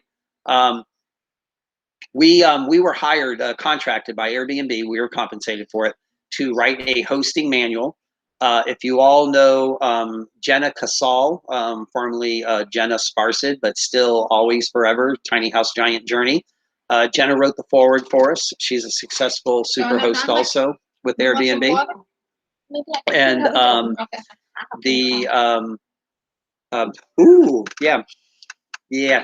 You can't ask. June is so sweet, and hey, if you ever go overseas, like to Thailand or something, you can't find a Diet Coke anywhere over there. She's the perfect host. You've got these Coke Zeros, or now they're called Zero Sugar, but they used to be. And I never drank these until we were overseas, and now I'm kind of addicted to them. I like them more than my Diet Coke. Hey, talking about perfect host, as she is the perfect host for today for us. June, man, she's so sweet and kind. So you all might know June. She at our Florida Tiny House Festival 2016, the Monster, 60,000 plus people. She and her husband John ran the front gate. God bless them. But anyhow, getting back to hosting on Airbnb. Finn and I have turned to hosting. Back in 2015, we stayed in our first Airbnb as guest. We were in New York City. Finn's friend Boo, who is also our webmaster, does all of our website work for us. Boo is a college friend of Finn's from back in the day in Thailand, and she and her husband were living in New York. And he got a transfer as a professor at a university over in the UK. And so Finn moved from the UK to the United States, and her very good best friend was moving from the United States to the UK. So we went up there to help her move, pack up and stuff. And our hotel was nasty, man. The pictures and what was going on were three different things. The elevators didn't work, which Finn loved. She's running up and down the stairs carrying our bags over her head, and I'm like having a coronary by the time I got to the second floor. There was no AC going. I mean, so we checked out and we stayed for our first time in an Airbnb. We stayed in this crazy, weirdo, eclectic, artsy fartsy kind of bizarro apartment over on the east side in the village area. There were baby dolls hanging from trees. We didn't quite understand what that was, but like for 2 blocks, I was like, "There's a baby doll up there." But That can be scary at times. and it was kind of interesting and weird. But this guy's place was unbelievable. He was very flamboyant in his design. He was very artistic. He ran a halfway house over in New Jersey across the river for runaway teens. And so he was there all the time. And because of controlled rent, he didn't want to get rid of this apartment. So he rented it out through Airbnb. We loved it. I became an Airbnb junkie immediately. And we've used Airbnb. I mean, the place in Scotland we stayed in. Yeah. And That was a long time ago. that was a cool place.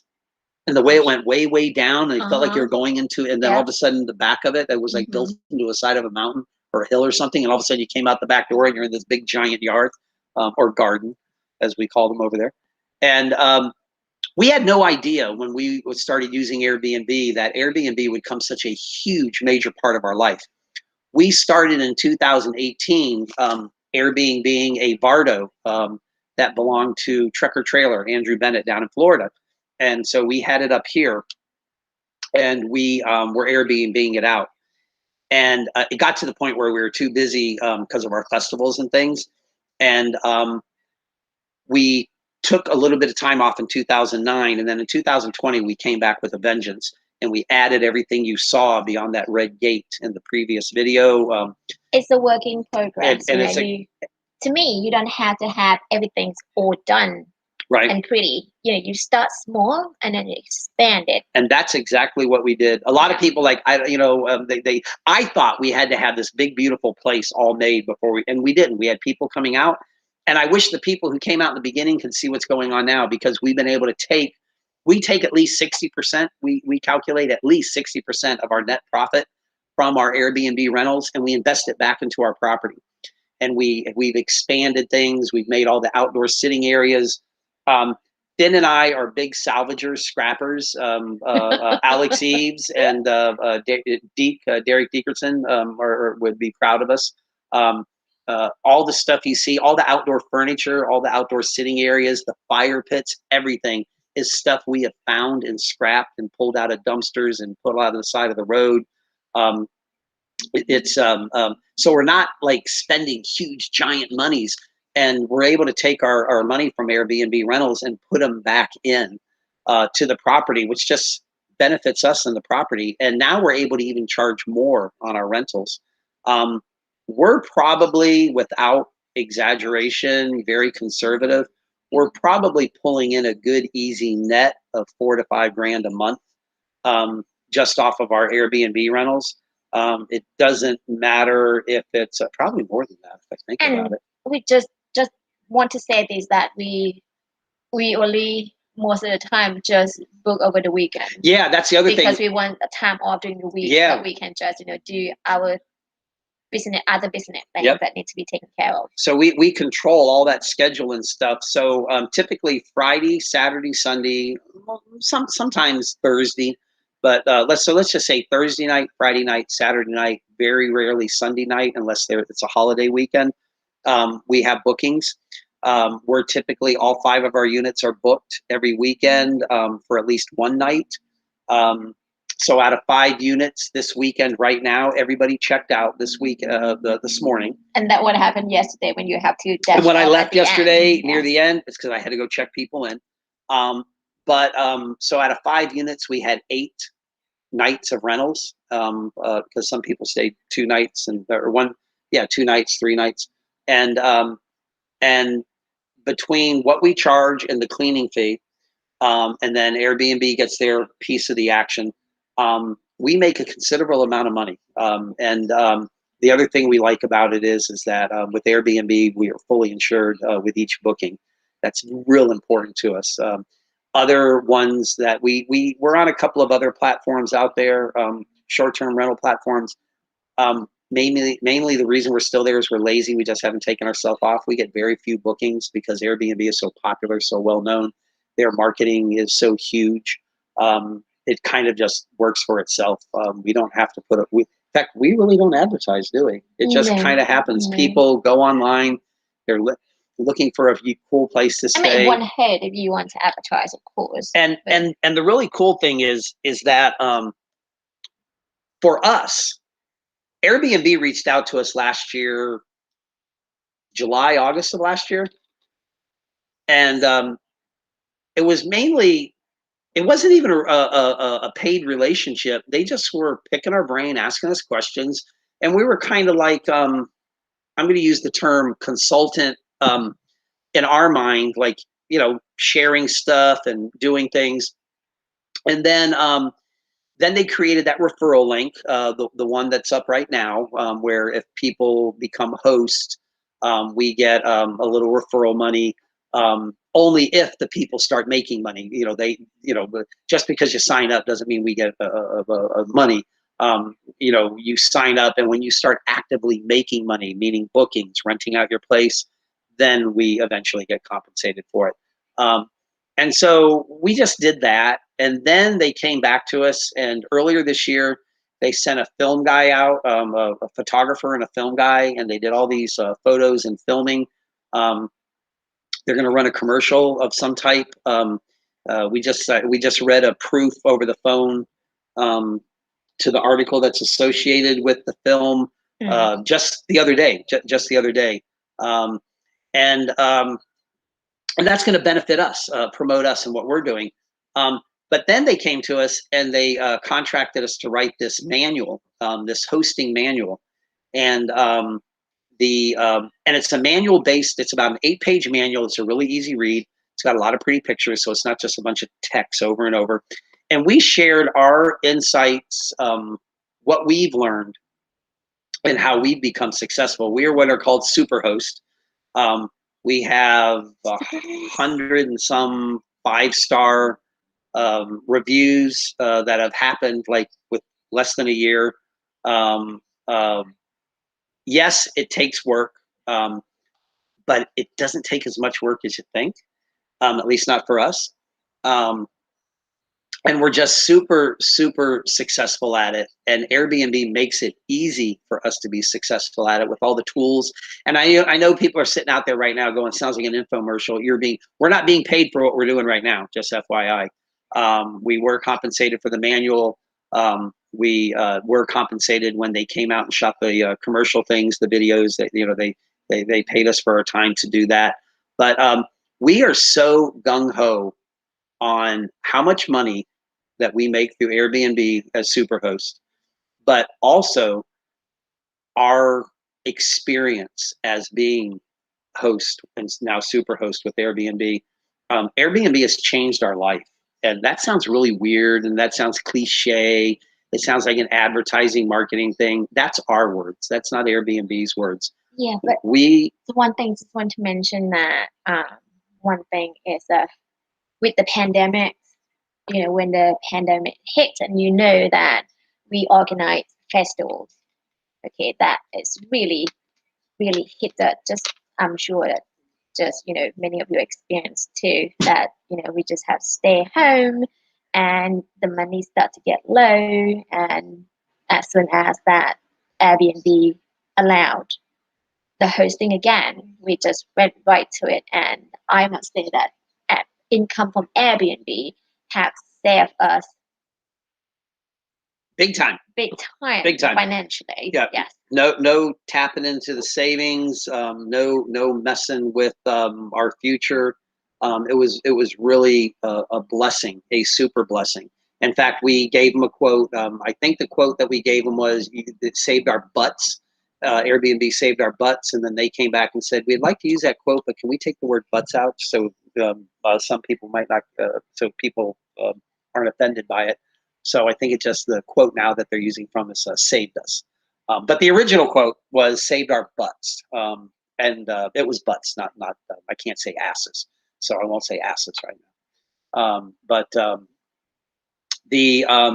But the really unbelievable cool thing, and this I can't stress enough, the really unbelievably cool thing about all this is all the people that we have met hosting are incredible. We've never had a negative experience, and we've had awesome experiences. We have become friends with these people. We do things. There is a football player for Alabama, Coach Saban. Say what you will about Coach Saban. I'm a Miami guy, so if you know the history of Miami and Coach Saban, I got a negative attitude towards him. But one of his players and his girlfriend came out to our place once, and we hit it off so well. We are friends with them. I text them. We chat. They've come to our festivals. They've come back out to the property on not as Airbnb guests, but as our friends. His girlfriend has brought her mother out to the property, who is unbelievable. And if we needed an on-site manager, she would be the person. Somehow or another, we're not sure how it happened, but the LGBT community and the folks of color, people of color community, have really latched onto our property, and we get to sit around and have the most amazing conversations, and we get to learn. As a mixed race couple, we have our stories, and then we hear that all these folks have similar stories. We're so much the same, yet they all have their own unique individual stories, and we get to learn so much from them and based upon their experiences. People celebrating 25th year anniversaries. We had a guy come out, a guy made a reservation for him and his girlfriend, and on Sunday, she contacted us, checkout's 11, and she said, "Do you mind if we stuck around for another hour? My boyfriend hasn't finished his painting." That's all we got. It was a text message. And we didn't have anybody else coming in that day for that unit. So we were like, absolutely, have a couple hours, stay until 1. We don't care. And then around 12:30, 1 o'clock, we get a text message of a picture. And it's his hand and her hand holding his painting. And the painting was a small painting. And she has a big diamond ring on her finger that wasn't there earlier, with the caption, "I said yes." And what the painting was, he painted the exterior, his version of the tiny firehouse. And I didn't notice it at first. There was little characters, a guy down on his knees going like this, and a girl character. And he proposed to her. That's the way he proposed. He painted the picture, didn't let her see it, and then handed it to her. And it took her a moment, and then she realized, and when she looked at him, he had the ring. So we have that. We had somebody come out who was dealing with a lot of trauma in her life, some stuff that had gone down, and this was her retreat for herself. And I sat there with her that night, made her a big fire, and we just hung out and talked. We've had holidays, Christmas. We had all these people out, and we had they were in town to visit family and friends. Instead of staying in a hotel, and we all became friends. And we had a big bonfire, and we all cooked and had barbecues and things of that nature. This last holiday weekend, Memorial Weekend, we were booked, and all the different houses, yurt and everybody, they all met, started talking, and every night was a big party at somebody else's house, all the guests and all hanging out. And some of them left to become longtime friends. They've sent us messages and pictures of them together up in South Carolina, together in Atlanta, doing things. And it's a really, really super cool experience. It's a lot of fun. I love going out there at night, making everybody fires. Believe it or not, we have young couples who come in, like from Atlanta. I'm going to use the word millennials, but I really don't know what their age bracket is. They're just a lot younger than us. And some of them they're so starved. Like, I've never made a fire in my entire life. Can you show me how to make a fire? And I'm teaching young men and young lady how to make fires at night. And you might laugh. You might say, well, that's stupid, everybody. But no, it's amazing experience to have this bonding with them, to hang out and just sit there and have good, and the conversations. You know, last year we saw a lot of people talking about having deep conversations and things. And then you don't hear them talk about it anymore because it was the buzz at the time. The thing is, the deep conversations that were going on last year, they've been going on for decades. And unfortunately, they probably will still be going on for a long time. But we get to have these wonderful conversations with folks all the time, every week. And they're sharing and they're educating us. It's just a great experience. So if you're looking to make some extra coin, and we do it part-time, weekends only, and we make so much money. It's like such a benefit. It helps us financially. It helps us with our philanthropy work. It helps us with our charity work. It helps us in doing things for other. It allows us to host people like Nomad Friends. It gives us the opportunity that we've been able to expand, where people are able to stop in for a night or two with their bus or van and hang out with us, people that we know from our festivals and people we've never met before. They reach out to us ahead of time. Airbnb, being host with Airbnb is allowing us to do all this. And we are so gung-ho on it that we just want other people to do this. Even if you don't use that referral link that's up on the screen there, if you just go to Airbnb, and you can just, the sign up is the same. It's just that this one is geared more, the wording and stuff, for tiny house and unique stay folks. The manual, we're going to put up the link to the manual. That actually takes you to a blog post about the manual on our website. And what you can do is you can download that. It's a PDF file. And we give you all the little tidbits and the insides and how we've done stuff. And we talk about co-hosting. We talk about how if you own a tiny house or a unique stay, but you have no place to put it to legally rent it out, or if you've got the land in the place for somebody to bring their structure to you to do it. Also, another way to co-host is you might know somebody who has a tiny house that's on land, but they aren't able to rent it out or anything because their time doesn't allow for it, or maybe they're not comfortable in interacting with folks and doing that. Becoming co-host, people like manage it for them. Works out really, really great. The gentleman, the builder out of Virginia that we have the art studio tiny house, the big brown one with the blue highlight, and the school bus, the college student who can't park his bus there at his fraternity. Every weekend after we have guests, they get to see everything online through Airbnb. They become a host, and so they know when it's being rented out. They get to see the conversations that we're having with people, the questions they're asking, our responses. And then they get a Venmo or a PayPal from Finn every week. Like the day after we get paid in our account from Airbnb, we send them the money. The gentleman, the builder from Virginia, when he has somebody, a prospective buyer who's looking to buy the house, he just sends us a text message. Hey, John, Susie Cream Cheese is going to be contacting you. And we get a call or a text or an email or something from Susie Cream Cheese. We schedule a time that's conducive and supportive of our schedule. And it's not on the weekends when we're renting things out during the hours that we have people coming in. That's conducive for the prospective buyer. And we just show the house. We let them come in, we show it, we explain everything, then we leave them alone for a little while. And then they leave. We don't get into monies or anything, so it's not like a pressure sales situation. We just show it, and then they work out whatever financials go on between the builder and those people.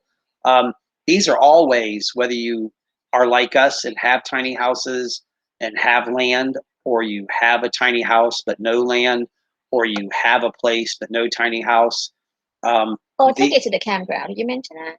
Oh, and here's something else we used to do back in 2018. What we used to do is this: you need to have a permanent address to rent out with Airbnb.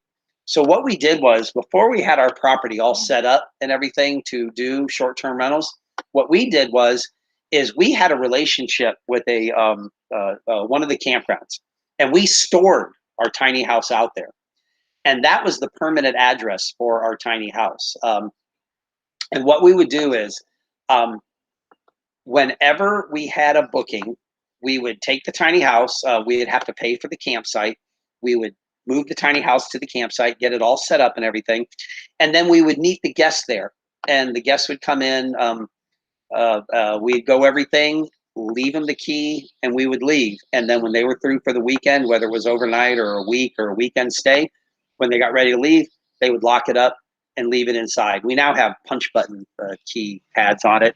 But we quit doing that because we were so booked. We were so busy. And with our tiny house festivals, our philanthropy work, the United Tiny House Association advocacy work around the world for the legalization of tiny houses, and the work we do for municipalities on affordable housing, such as going up to DC to HUD and meeting with government, local, state, county officials for affordable housing discussions and solutions.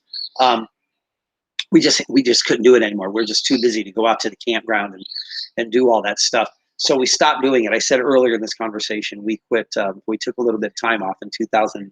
Man, my hair to my mustache is driving me crazy all of a sudden.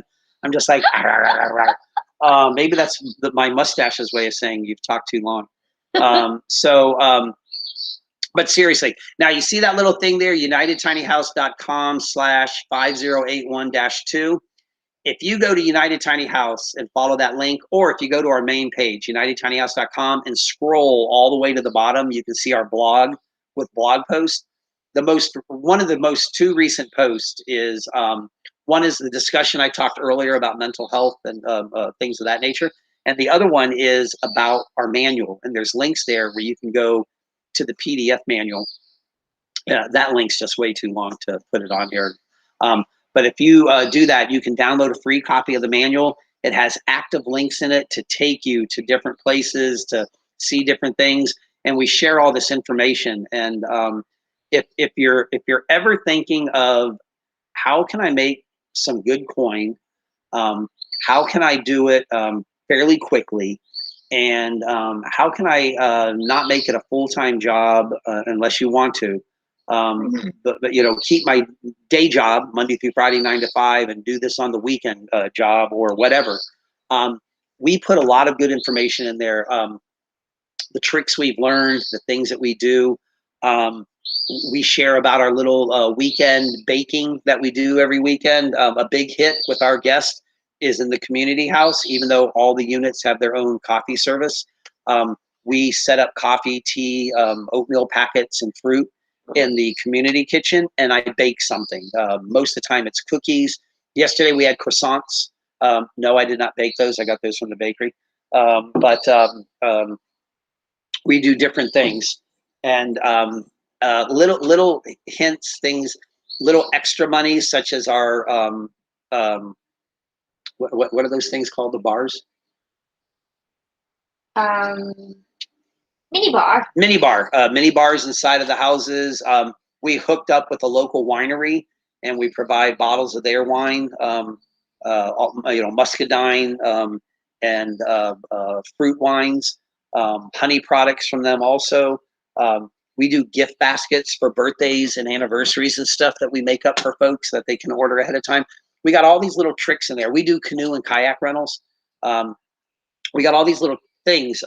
So we pick up a week in addition to, on busy weeks, active weeks, in addition to what we do with Airbnb rentals, we probably pick up an extra $100 to $500 on all these other little things that we do on the side. Yeah.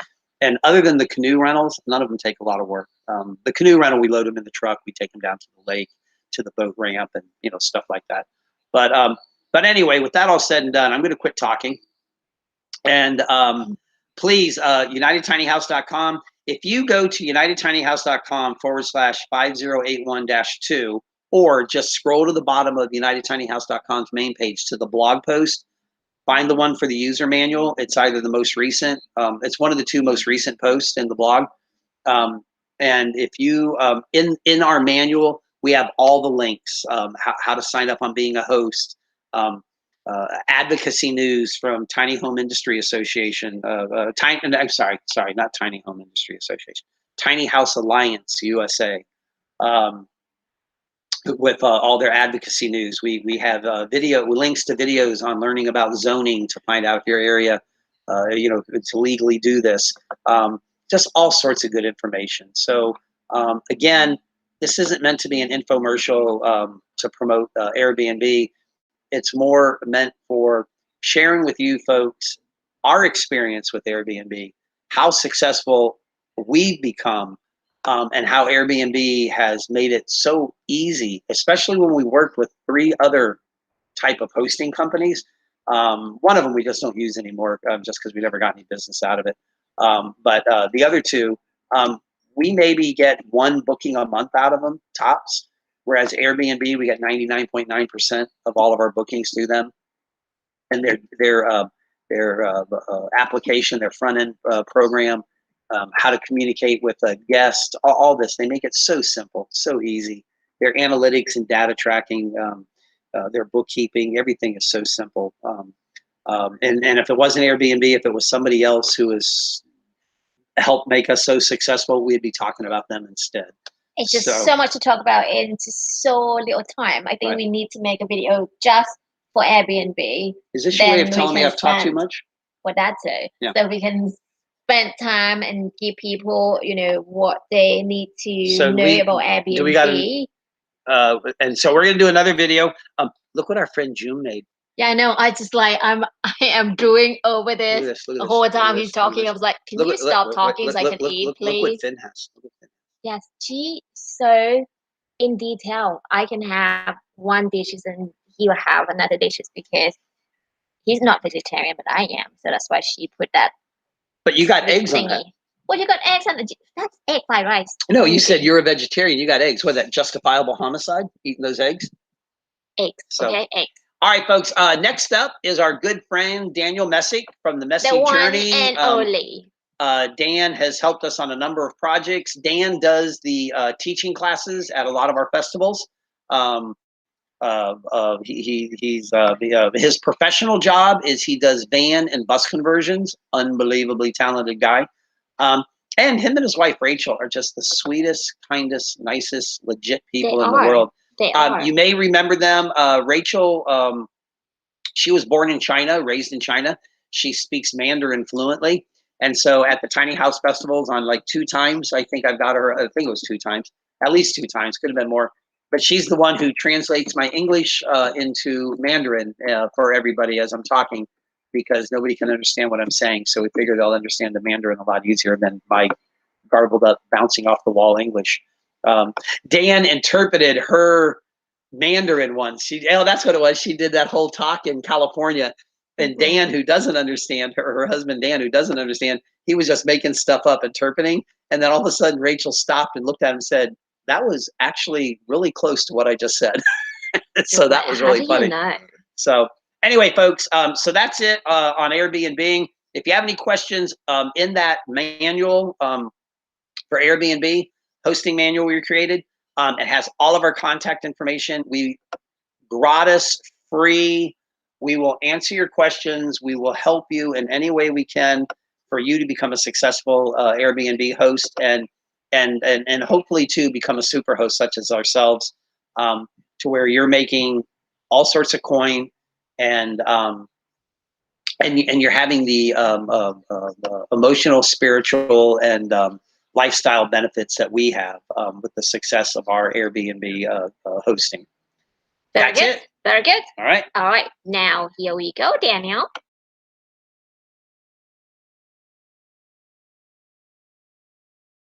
What's up, Finn? Hey, John. This is the shop I've been working out of. I'm excited to be moving. That's why it's so messy, My mess has nothing to do with that. I struggle with depression from time to time. It's only because we're moving shops. This trailer was part of the original inspiration. You see Banana Van up front. That's what we took to Guatemala. Yeah, phenomenal stories happened down in Mexico on that journey, hanging out with police in Michigan. This new marble floor is going in our new vehicle though. Energy department's up front. I know some people don't like that, but you still get 2,500 watt hours of battery up here, inverter, Sterling, 800 watts of solar up top, exhaust fan for the cooking because we have propane and electric induction. I love propane cooking. Induction puts a little whining noise, but it does produce less heat. Pantry up top, kitchen sink, look at that copper glow. Oh yeah, walnut veneer there, toaster, copper baskets there. Designated space for a trash can. This cavity gets this fridge. This fridge is big enough for ice cream, frozen pizza, frozen fruit. We're gonna be living in luxury with this big fridge on the other side. Over here on the other side, this is just complete void cavity. Nothing planned to go here nor there. Up here, the sun don't shine close, so your socks and underwear. Down here, we have a 4-foot closet. On this other side, we get a huge desk because this is a corner office view design.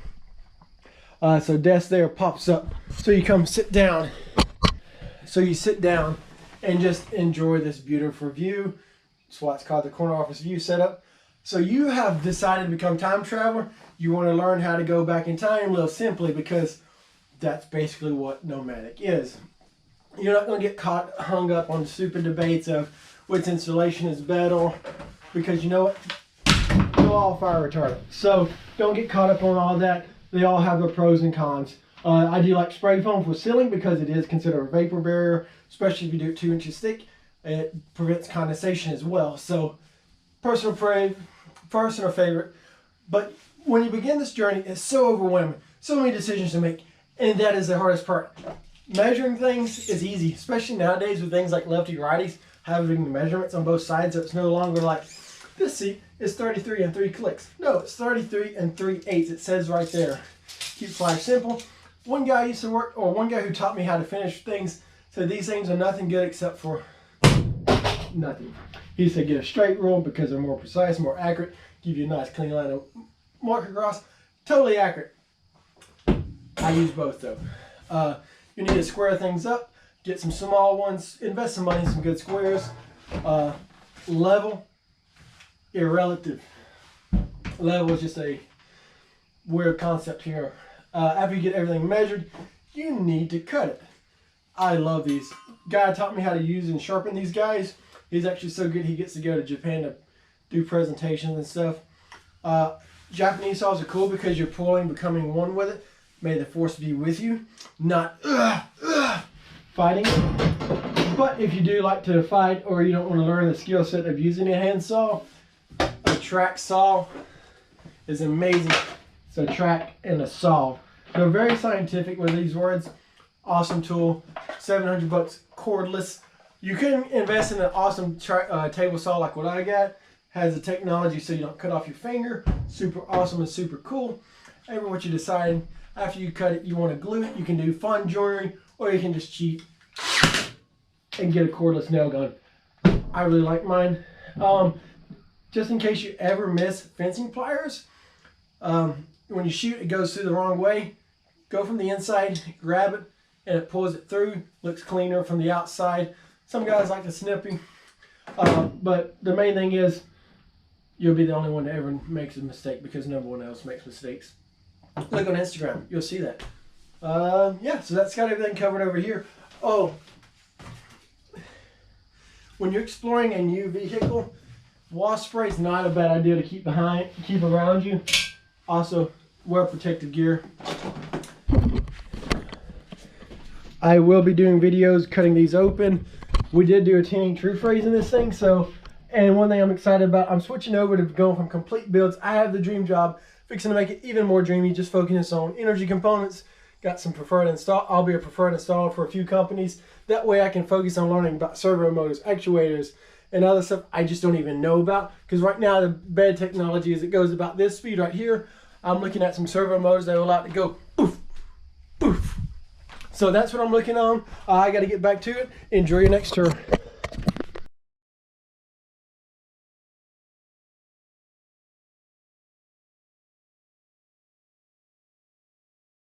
back. I was- Sorry.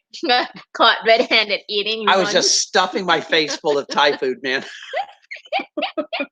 I was like, what's going on in the background when you all don't see us? I'm eating nonstop, man. I'm just like,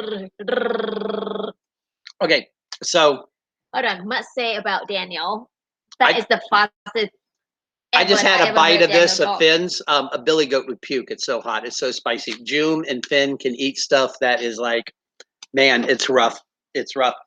But that was Daniel, Messy Journey, Banana Van Adventures. They used to have a yellow band They called had Banana Band. they had a right? banana van. Then they painted it blue, and it became Messy Journey. But now you can find him on Instagram. I think they changed it just to Daniel.Messick, Messick. Yes. Yeah, there you go. At Daniel.Messick. Mhm. And he is builder. He's a builder right now, right? Yeah. He start to His build primary truck focus thing. is he does van and bus conversions, and he helped us on Rocco, that really cool one of our one with the He's very gold tub. easy to work with. Super easy, real Yes. mellow, doesn't get bothered by stuff, listens to you. Super great guy. He's been there for you. And then just and what he did was he did two things. It was really great having help with my health. It's just harder and harder for me to do stuff. But two, he brings to the table insight. And when he makes a suggestion or he gives you an idea, I watch how he interacts with Finn. Some people come in to help you out or to be a builder, or you're paying them, a handyman or something, and they kind of are just adamant, like it's their way or no way, like they know best. We had a schoolie family who came out on the property earlier this year who, under the promise, hey, can we stay there? They were there for like 6 weeks, a few weeks before and then after our Georgia Tiny House Festival. Not that they hardly ever do anything, but B, all the time they were constantly saying, you should do this. This was their wording. You should do this. And no, I shouldn't. I could. I might receive it. I might like it. But the way they talked, you should do this. And stupid stuff too, like bringing an excavator in and redirecting the creek down in the woods. But Dan doesn't talk to you that way. And when he has an idea that makes total sense, like what I'm about to do is going to be a cluster mess and a disaster, and his way is totally 100% without discussion, right? He still presents it in a way where it's a conversation and it's a suggestion, and it's really cool working with them. So if you're looking to do a build, if you need some work done on your bus, your van, your tiny house, we've had firsthand experience with him working on tiny house. He does he was the one who led up that whole builders workshop area at our Georgia Tiny House Festival. He'll be doing it again in our future. I think we have him down for the whole year, right? For doing all of our events, being in charge of it. Those workshop areas. He's just a super cool guy. He's just. I shared with him once. I said the thing that I like about when he and Rachel are visiting or we're hanging out with them and stuff. There's just a level of sincerity and peace in dealing with them. Even when he's frustrated, like over stuff, he's just like so like he's got stuff going on with another build, and he's like, I remember he did this one build once, and the customer was had post-construction, post-delivery concerns that, in my opinion, weren't valid. And Dan just handled it so beautifully. And it was a public discussion. And you know how those can go sometimes. They can go rogue. And he was able to talk to this person in such a way where, and explain things and how things really work and how things really operate. It was just amazing to see him do so well. Jessica agree with us. Oh, there you go. Jessica Rambo. Hi, Jessica. He's such an incredible human. He really is. Jessica mean you or Dan? Well, Jessica knows me personally. She knows I'm not an incredible human. No, Jessica's talking about Dan. She's not talking about me. No way she's talking about me. That would be, it would be John is such an incredible ass or something like that. No, I think when she goes, he's such an incredible human, I'm 99.9% sure she's talking about Dan. That's next. So anyway, so next up is somebody. Okay, somebody else Jessica introduced us to. We have all these people this weekend. Yesterday, Arbor season, and today is a gentleman named Jeremy. And what's Jeremy's last name?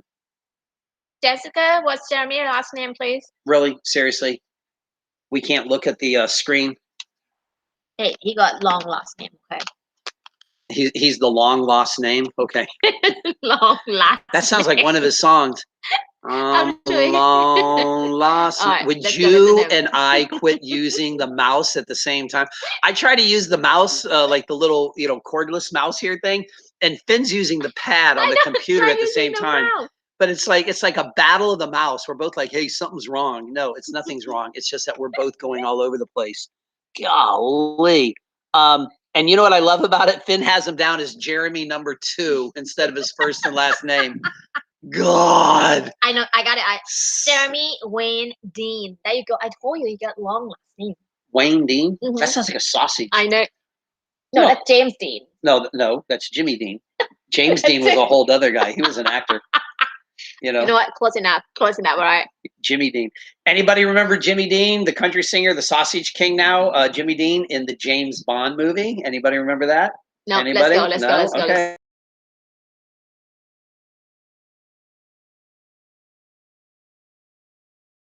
Hello, Jeremy Wayne Dean again. I got a second song for you.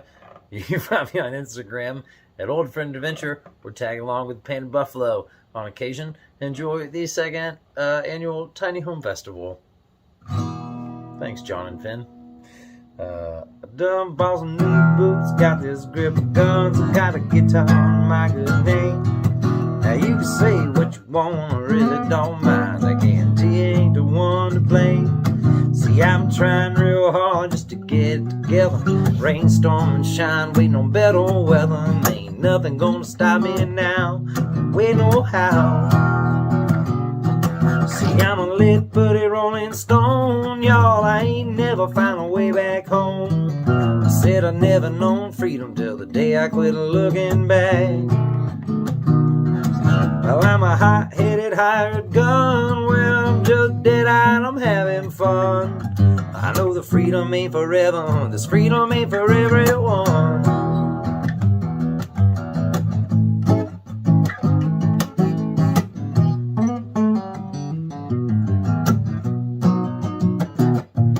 Won't say what you want, really don't mind. Tuck your tail and walk away.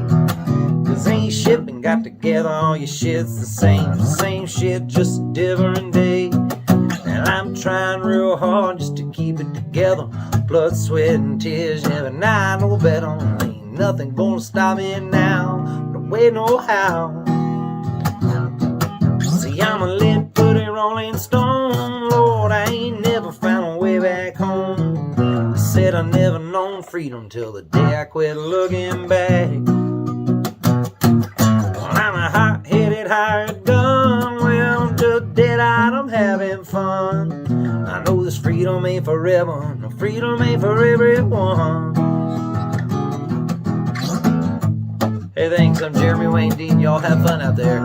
You can find me at Old Friend Adventure. This freedom ain't forever, and you can't beat a loaded gun.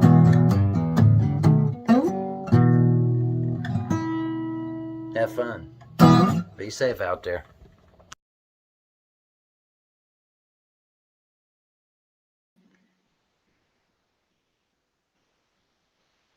Okay. How do I get rid of this one? I did. You'd think after 2 years I'd know how to work this thing, but I don't. So that Jessica, Jeremy definitely gives off name Dean, James Dean. I didn't understand that. He's amazing. Oh, there she is. She corrected James Dean thing there. So, Yeah, so see there, Jessica even says he gives off a James Dean vibe, but I got a feeling Jessica might be biased on that. What do you think? Could very well be. Could very well be. Wonder Okay. why? I wonder why. Mhm. So yeah, Jessica was out on our property earlier this year. She and her son Liam.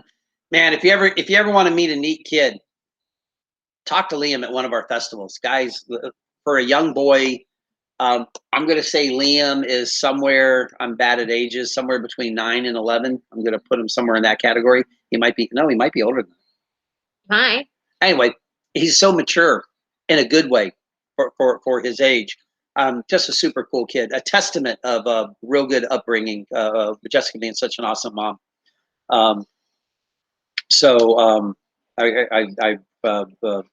But Jeremy, she introduced us to Jeremy. He came out to the property and hung out for a little while. They're old friends, and they rekindled their friendship at our Georgia Tiny House Festival. And he came out, and I am one of those people where, unfortunately, sometimes I judge a book by its cover. And I judged him the first night I met him, and I was like, nah. And then I got to know him, and I was like, yeah, definitely, this is a cool guy, a real nice guy. Then finally, I heard him sing, and I would play his guitar, and I was like, holy crap, this guy. So yeah, Jeremy's really. It'd be cool to get him to come to our festival and perform live. That'd be neat if he's able to. That's the plan. Yeah. I like that idea. I like that idea. You know, put a coin in his pocket, make it all happen. So this is really exciting. So I had this idea. This is my idea. I thought of this. Me. Not her. Yes, me. yes. Wasn't anything This here. is- See? this is- Look. See this? Oh, See this? eating. Not her. Me. I wanted to get a caravan to interview. A real caravan, a group of people traveling in their own rigs across the country, doing their own thing, making it happen. And we lucked into hooking up with a caravan that goes by the name of Buscapades. Buscapades. Yes, Buscapades with 2 S's. Yeah, she made it. And in fact, they just joined us online right now. So this is what we're going to do. We're going to play the video first, right? Mhm. Okay. And this is these are all Instagram pages. This is Dusty Soul Bus, and that's singular on the soul. Dusty Soul Bus, Labyrinth.bus. Ricky Irvin, we all know Ricky. We love Ricky. Ricky has been to so many of our festivals. He bailed me out. 2 electricians. We had a problem in our firehouse. The original electrician who installed it and another electrician couldn't figure the problem out. Talked to Ricky over the phone. He said exactly what the problem was. And at our Florida festival last year, he was in and out of our house within 30 minutes, tore everything all out. There was a mess everywhere. I was like, oh my gosh. And in 30 minutes, he was gone, everything put back together, and the problem was fine. It was awesome. Turned out we had a ground fault when the house was originally built. A staple went through the OSB behind wall, the wall you don't see, the one that the Tyvek, the moisture barrier, stapled into. One of them went through that and hit the ground wire to the inbound lead from the main lead. And after years of traveling and stuff, that little staple finally made contact, and it was grounding everything out. It would run off a generator. It would run off an ungrounded source of power. It would run off the solar, but it would not run when you plug the house into a grounded power source. And like at a campground or off a house or something. And Ricky, he called it over the phone, just describing it. He's like, if you know Ricky, hey, John, you probably got yourself a ground fault. And Why are you how to do that? That's how Ricky talks. That's how Ricky talks, man. I'm sure Ricky doesn't appreciate that. No, I did it at the Georgia Festival Saturday night when I was doing my announcements and stuff. When he won Best Show on his bus, I was doing that. So so Ricky Irby, Sebastian Farrell, and on Instagram he's Sebastian_Farrell, FARRELL _2001.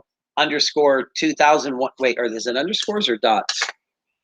Sebastian Farrell 2001, and I'm saying this, the ringleader, just because she's the one that we always known. We talk to her all the time. She's come to so many of our events. Her and her wife, her and her partner, and she was our point person on this. Very communicative. We reached out, and she was like instantly, "Yeah, we're down. We're going to do this." Didn't have to go chasing after them for information. Nothing. It was just awesome and super funny, awesome group. And that is Shelly Island _adventures. So CHELE Island, ISLAND _adventures. So I'm gonna have all these Instagram handle up in a minute. So we have them on the screen right now. We're gonna go and have a chit chat with them quickly, and then gonna go to the tours. Okay. And then come back and do the live tour with them again. So we're gonna bring them up real quick here. Please. And we're gonna make us a small thing at the corner. I think like that. Hello guys. I don't know how to do it. That's okay, just hit that. Oh no, the other way around. The next one. Hello. There it is. Yay! Fantastic. How you guys? Well, thank you so much for being us today. Right now we're flipped. Can you hear us okay? This is the cool thing about being live. We get all these little things going on here. So glad to be here. You might want to. It's okay. Thank you. We appreciate y'all coming. You might have to turn off your YouTube. I can hear you perfect. Yep, we can hear you. We can hear y'all real well. So what we're gonna do is we're gonna run your video first here, and we're gonna put you on mute, so we don't, there's no background noises and stuff. We're gonna run your video, then we're gonna bring you back live. How does that sound?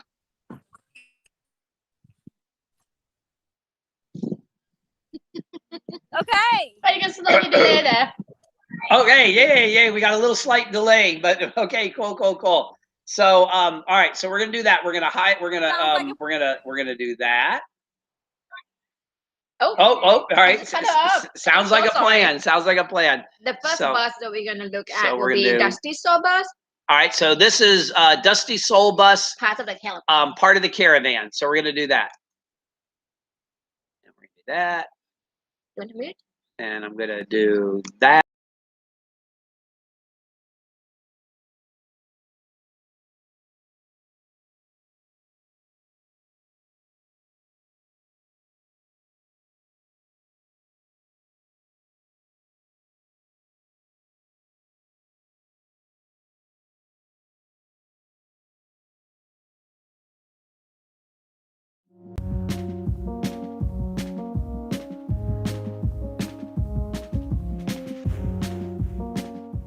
Y'all come on in.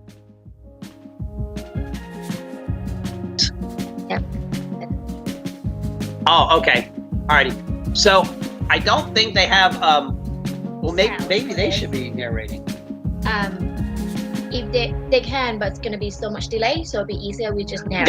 Gotcha. So we're narrating a bus we know nothing about. Is that what you're telling me? They can do our festival so many times. Why don't No, you but I mean, about it? like we know nothing about it. Like.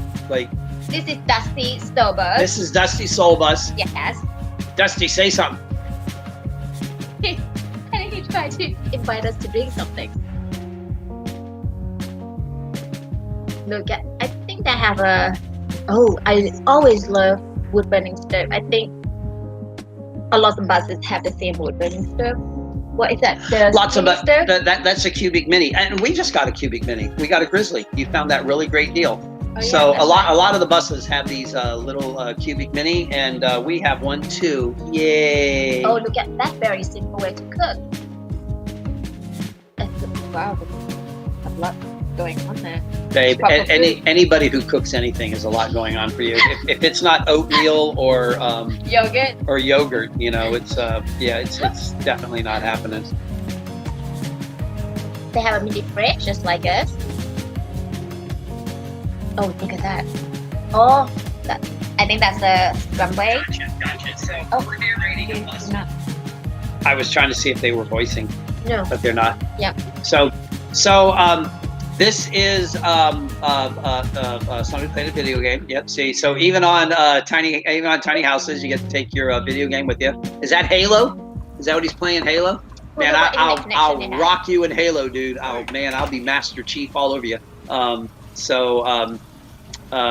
This is I think this is the live flossing demonstration showing proper dental hygiene in a tiny house. So. You know what? I think Shelly's talking away. Maybe we should bring her back. We don't do it at the same time. Can we bring her back? Yeah, you can. Make her small thing. And hide us. Wait, what's going on? Go for this one. Go for this one.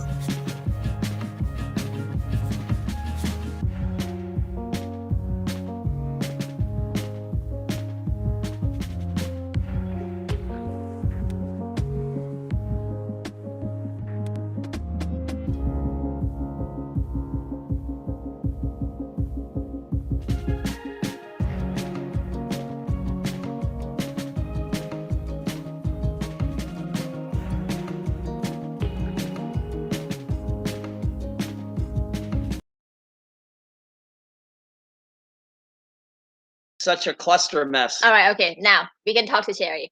Hello, Cherry. Can you hear us? Yes. Okay. So what you need to do, you need to turn off the YouTube if you have YouTube nearby, because it's slightly delayed. Can you hear me now? Yes. Perfect. Perfect. Okay. We just can't hear her for some reason. I think because the sound. Let me take a look.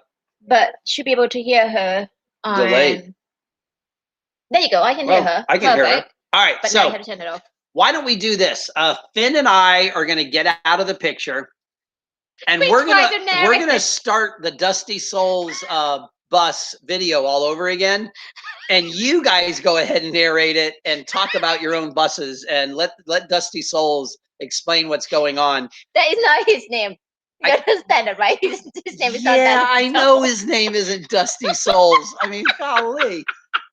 What horrible parental Do you know what? etiquette. If that turned out his name, Dusty Soul, what you're gonna do? You just said his name is horrible. Oh, that'd be awesome. Okay.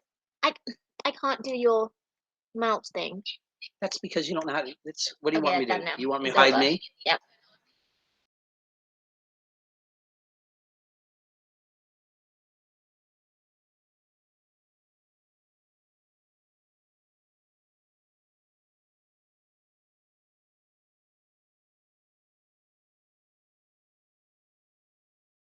Okay, good. And go. Hi, guys. This is the crew. I can't. This camera's weird. Hey, guys.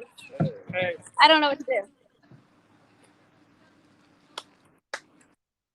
John, help.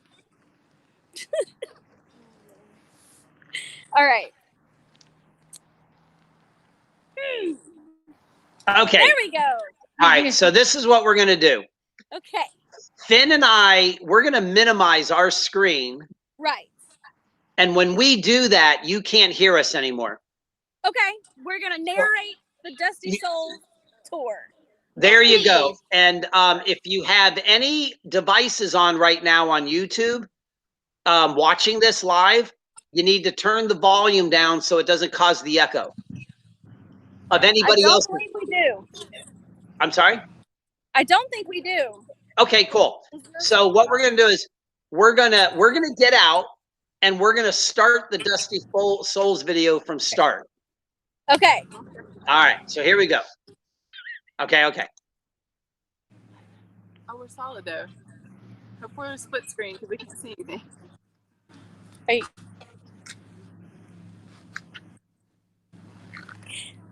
So you open the door. I don't know how you do this. Come on in, y'all. I think is what I said.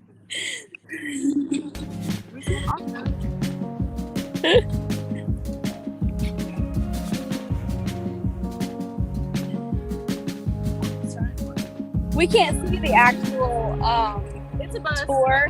It's an awesome bus. It won awards. He says that. Full bathroom with a real toilet. Hidden trash can. Oh, I see. Okay, laundry. Yay! Watch your dryer combo. I don't know. You're doing good. Oh, internet.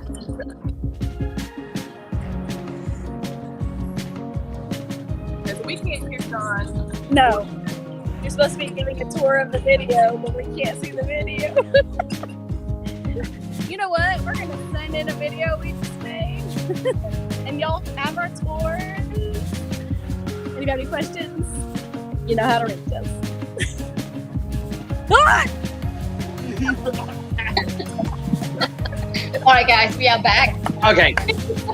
We're doing it again. Can you hear us now? Hold on. There's John. They're back. Okay. Can you see the Dusty Soul video? No. You don't see it. Nope. I think you have to. We're just looking at us talking to each other. That We do is that all awesome. the time. All right. What's happening here is the internet connection. You're not. There's not enough bandwidth coming to your end to receive what we're seeing. If you watch it on YouTube, get out of your way. If you have the volume turned down, you can watch it on YouTube. But unfortunately, there's a time delay. Which is fine. So Better than not you're saying anything at gonna all. see stuff that you're gonna see stuff on YouTube that's already happened on the video. So that makes it a little. So much. So I'm gonna send you a video that we made. You can upload it whenever you feel like it, and you Okay. have our tour. And Well, let's ask us questions now. Yeah. So how many rigs are in your caravan? Right now we have 3 with us today. Okay. And when you did the filming, when we first reached out to you, there was like 5 or 6 of y'all. What happened to them? Yes, we have Ricky, Mike and Ava, Labyrinth Bus, Sebastian's van, who has Ricky's old van. Right.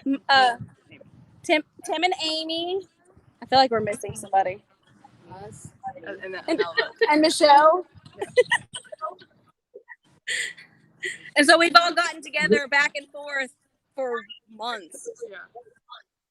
So where are y'all at now? What state? Tennessee. Yeah. Oh. South Carolina. Yeah, we I went thought you were in Alabama. Oh wait, I saw something yesterday or the other day. Somebody posted like going in and out of Georgia within a matter of minutes or something. Yeah. Yeah, I know exactly where you're at. I know right where that area. Yeah, we went and floated up in Townsend. in Townsend, Tennessee. Your Gatlinburg. We went and floated in the river. Gotcha. Now we're heading to the river in South Carolina. Yeah, now we're trying to get to South Carolina, Georgia line. And then North Carolina. So you're heading east now then. Yeah, we're trying to avoid the storm. Yeah. Okay. Oh, Yeah. yeah, We had a tree fall over our driveway from the storm last night, and nobody could get out. The Airbnb guest and us couldn't get out this morning. What storm? Carolina. I must be slept through that. It was a tropical storm that formed in Louisiana and came right through real quick. Yeah, I saw that.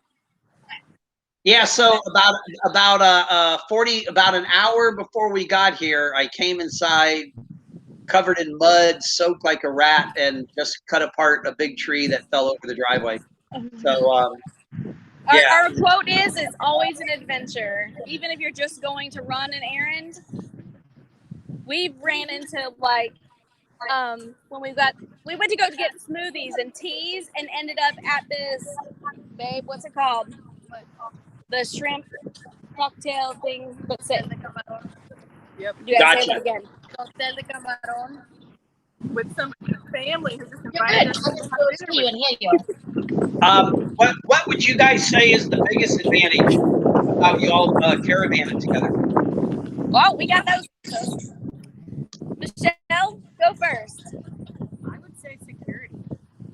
Definitely security, because there's always Speak somebody up. around and you may hear something you don't She's know. saying security so that we can watch each other's rigs, animals, keep an eye on each other. And then Cam says,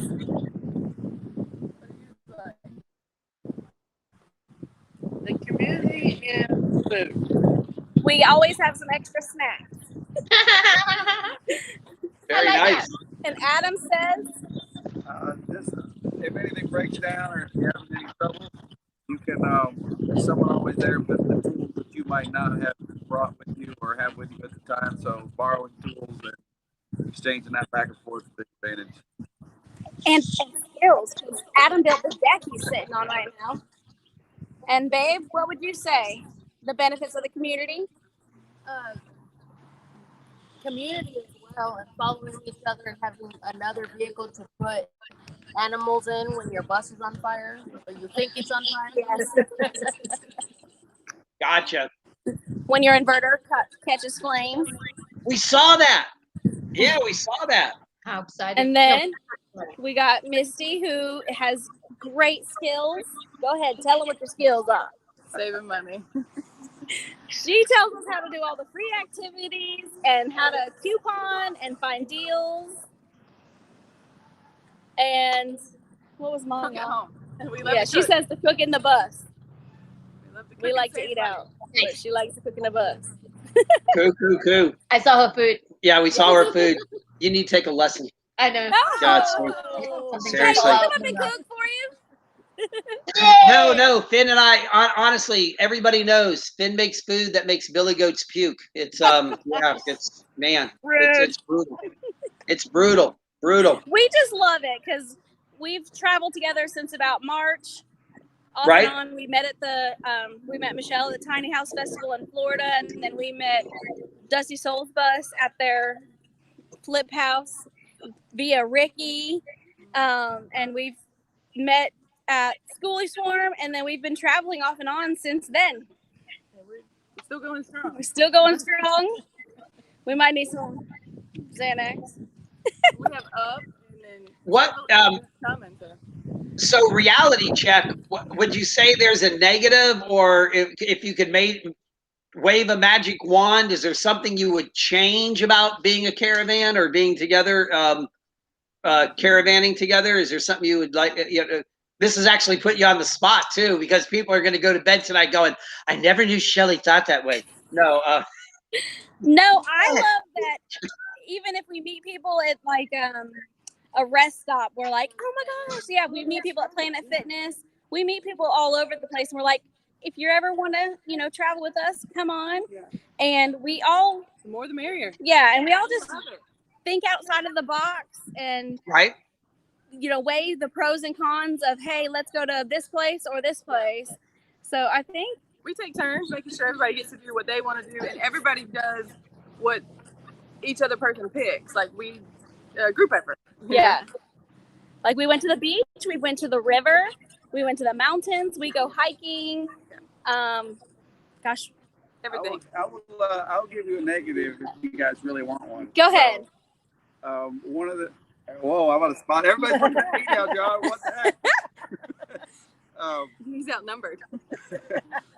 So I would say that when it comes down to actually making a decision, that can take a little bit longer than normal. If you're by Okay, yourself, alright. it's really fast. And if And you then have a bunch of then- people pleasers, Yeah.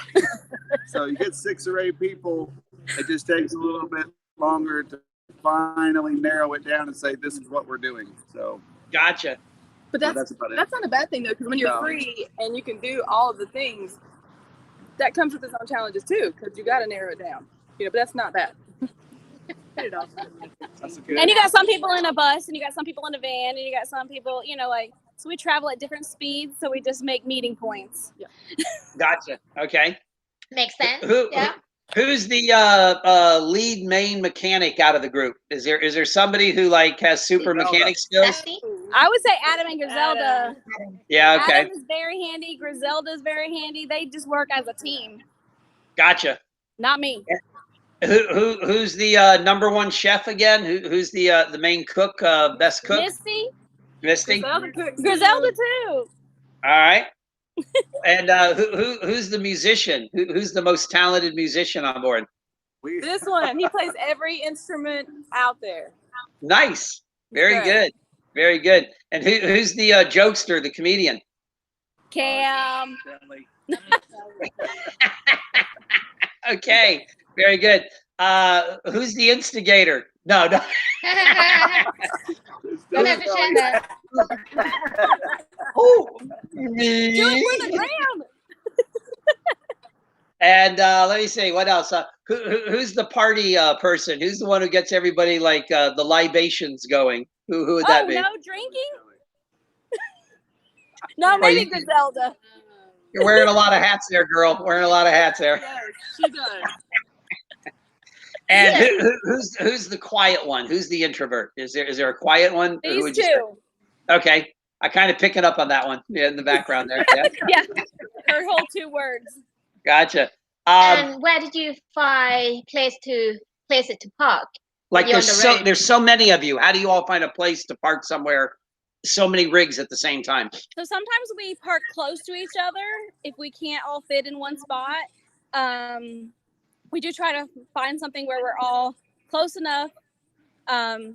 We do a lot of Google Earth to make sure we all can fit. Or we like campgrounds. And and they like campgrounds and we like boondocking. So we just like, you'll be there. We'll be here. We'll meet in the morning for breakfast or a hike. Oh, okay. Gotcha. So every night you may not be together, but you regroup. Yeah. Yeah. Okay, gotcha. We've Gotcha. been out on our land for months, like coming and going on different trips, and we just Yeah. come back and park on our land together. We're all side by side lined up. And there's 4 of us that have been staying out there. So. And then we have people that come by and visit, like Ricky comes by a couple times a week, and he usually brings us swarm family or tiny house families. We've done several cookouts. We do Labyrinth cookouts. Nice. We got Candace. They have their pool and their bus right up the road, so they let us come swim, and they come and hang out. Have you guys ever had, and without details, but have you ever had any tension or conflict between people on different rigs? And how did that all work out? Or has that not occurred? It hasn't really occurred. Like we're left the group chat. No, we all put our wish lists in the pile, and we try to see how we can make it happen on a trip or maybe the next trip. Because Gotcha. words, just like being clear communication. You're actually saying what you're thinking, what you're feeling, and hacking through that. Because we're not mind readers, so if you communicate, open communication, we can work through everything together. Because we like Nice. this together. So. We're a family. We're not going to agree on everything. Yeah. But Nice. we definitely try. All righty, very good. So let me see. So the 2 biggest questions I have then is how many of y'all are coming to our Nomad Fest in September? We do plan on it, but we're nomads and everything can change. Yeah. We're there. We're there. We want to be there for sure, together. Cool. Well, we look forward to that. What would since you all have been together? You said you've been together since March. Yeah. Other than the inverter catching fire, because that was an amazing experience. What's been like a catalyst moment for you all together? What has been like either something awe-inspiring or exciting or holy crap? I'm glad we got through that. Okay. What type of event or activity or incident has occurred that's just like sticks out in your mind as a caravan? That's a good question. We've had so much go on. Almost 2,000 Nice. miles together. Yeah, So we have about 2,000 miles together. Our events that we go together.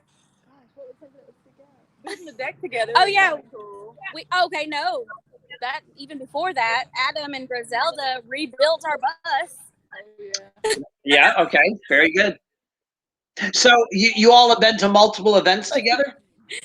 Yeah, this is Georgia. So Swarm, Georgia, any others? I know me and Michelle went to the.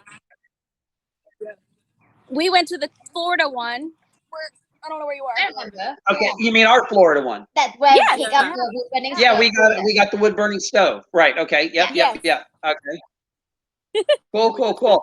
So, out of all the ones you've been to, who are the most awesome hosts and organizers of Really? events? You have to ask them that? John and Somebody Finn. else.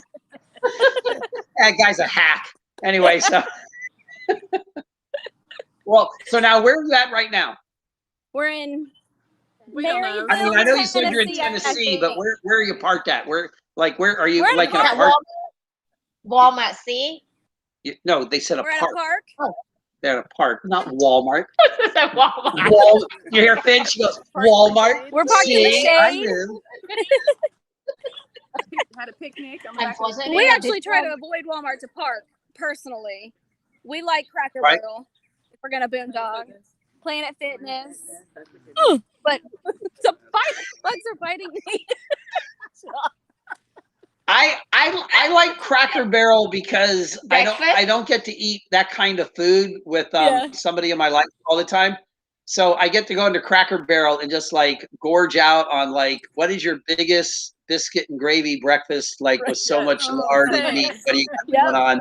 Give me all the And then for the rest of the day I complain about my stomach and Finn's Yes. like, well, you know what, you Yes. still got to put the house and shut up. Um, Yes. But I think of the most common ones. I like Walmart because I just like the fact that I can go in there and get anything we might need. Yeah. We try to Yeah, save money, so we ain't trying to do that. Right. We go to thrift stores a lot. Aldi. Thrift You go store where? Queen. Thrift Okay. store. Right. Literally. So we'll donate like our clothes and then get some more and then donate them. Well, the rule is when you live tiny, if you buy a new shirt, you have to donate a shirt. And I'm wearing off on these guys because Oh, big that's the time. rule. Buy a shirt, donate a shirt. Or we've donated, Nice. like to friends. We're We like, do. hey, you want a tank top? It's going out of my collection. Nice. See? I like that. Yeah, I like that. I like that. Jessica Rambo suggested that we do a coffee cup exchange at our community where people can trade off coffee cups and stuff. Yes. But the majority of people though who come to our community are just short-term, vacation getaway folks. Okay. So it didn't really work out too good. Jessica was the only one who donated a mug. We love her. She came out and seen us on the land in Yeah. a few days. We love her. Yeah, Jessica's awesome. She's so cool. Oh, and want to talk about Sebastian that Ricky donated his van for him. Yeah, absolutely. And so he is 19 years old and Right. in the reserves. And with COVID, the reserves has been kind of off. You know, they're not really meeting in person. So they're not getting paid for the weekends. Wow. He lost his job. He's young, trying to find his way. Mama knows nothing. And we actually went to get him after he got evicted, and he was going to sleep next to us on their land in a tent in the hotness, but he was fine with that. But Ricky found it out, and he was like, no, we're not going to have our military sleeping in a tent if they don't have to. So he donated his awesome van to Sebastian, and Sebastian and Adam and Griselda ripped everything out and made it Sebastian's using refurbished like carpet from Ricky and wood from Adam's and Misty's flip house that they weren't using anymore. So Gotcha. everything's used and reclaimed. Cool.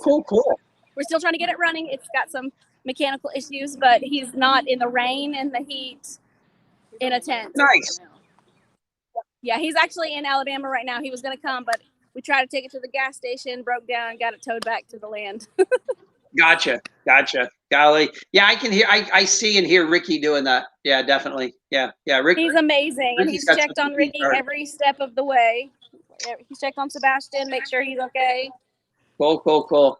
Yeah, I hear Ricky doing that. yeah, He'd go, Yes. we can't have our military sleeping in a tent. Yeah. Exactly. Yeah, definitely.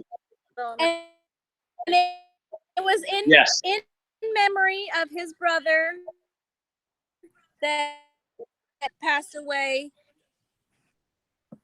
I got a feedback here. So he's good soul, and we love to have cooking something, and we can't wait to travel with him. Yeah, we keep our schedules. He and Finn keep kibitzing and planning to do something Frankensteinish to our bus, cutting the back end off and doing some things, and building a catio on the back of our bus so the cats can travel with us. Yes. And then when we park, we got a place to go outside. I just 16 cats in a bus with me. Yeah, I see where this is all going. Yeah, I see where this is. Finn has the fantasy. You got 3 dogs. That the 3 dogs, the 16 cats, and the chicken are all going to go on the road with us. I can't wait. That's to why see that. No, I can wait. I can wait. And I knew she was serious when we were going through all the prospective names, and when I suggested Animal House, she like put that in the on the list. Yeah. I was like, okay, one of my suggestions actually mattered this time. She's taking it serious. Okay, yeah, Animal House, great. So guys, we what suggest next? the blue litter. The blue The litter. blue litter is amazing, especially for bus life. Oh yeah, I saw Blue- that in your video. Blue litter. Yeah, she had the blue cat litter that she put at the front of the bus. Yep. Is that the name, Blue Cat Litter? It's Fresh Step Crystals. Oh, okay, Fresh Snake Crystals. Not a sponsored ad.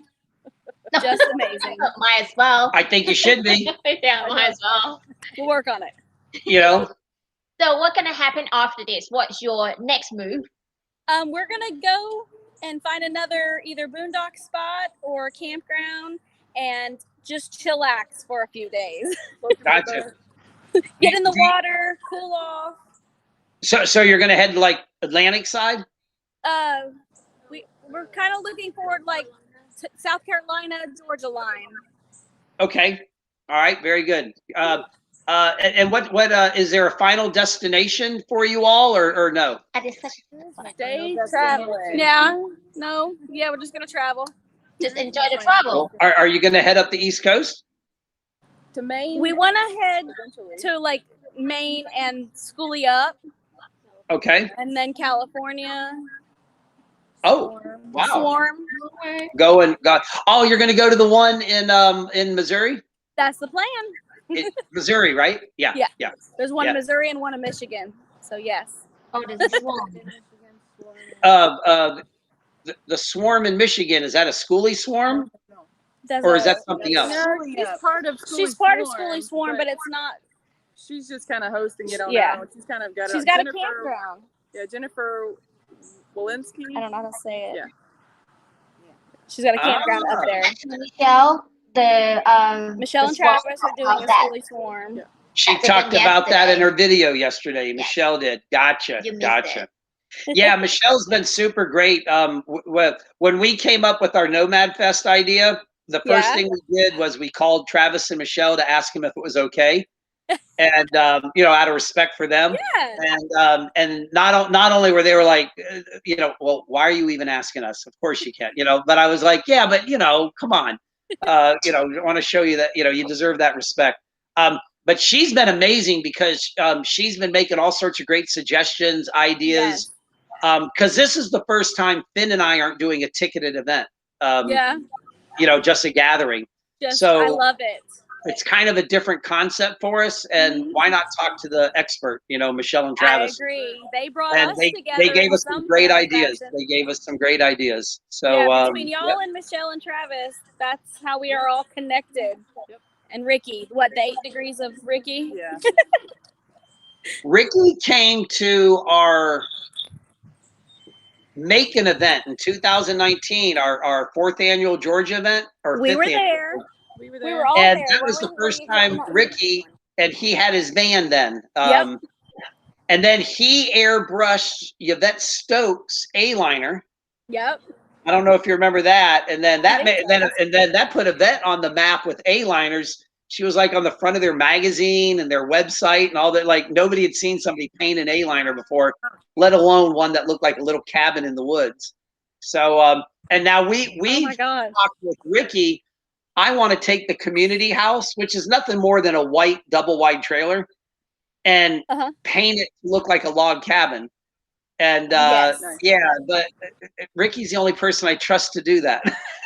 I don't I blame don't- you. He's got mad skill. We took the van to an event, a hot air balloon event, and it was the first time we'd ever driven it in public, and everybody was staring. Like, their faces were like,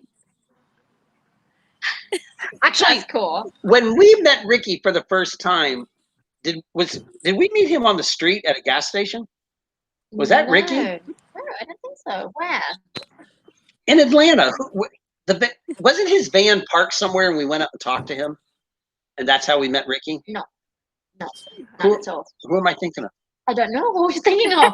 I mean, you speak to anyone and everyone, so I don't know who you're thinking of. I know that problem. Was it Captain John. Jerry? What's that? I said, I know She that says problem. I talked to everybody. Yeah. Maybe it was Captain Jerry. Yeah. No. Wasn't Captain Jerry?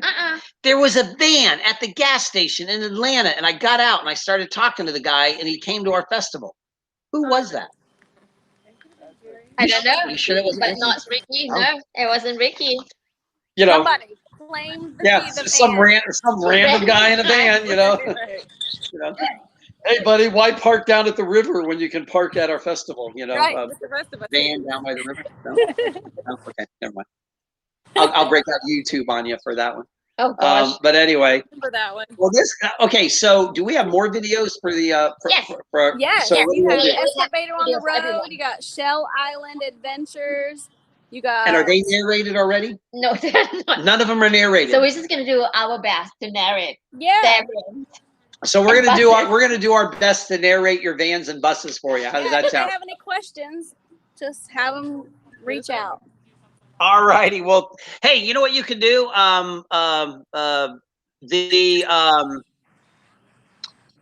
You know how you can make comments on the YouTube channel? Yes.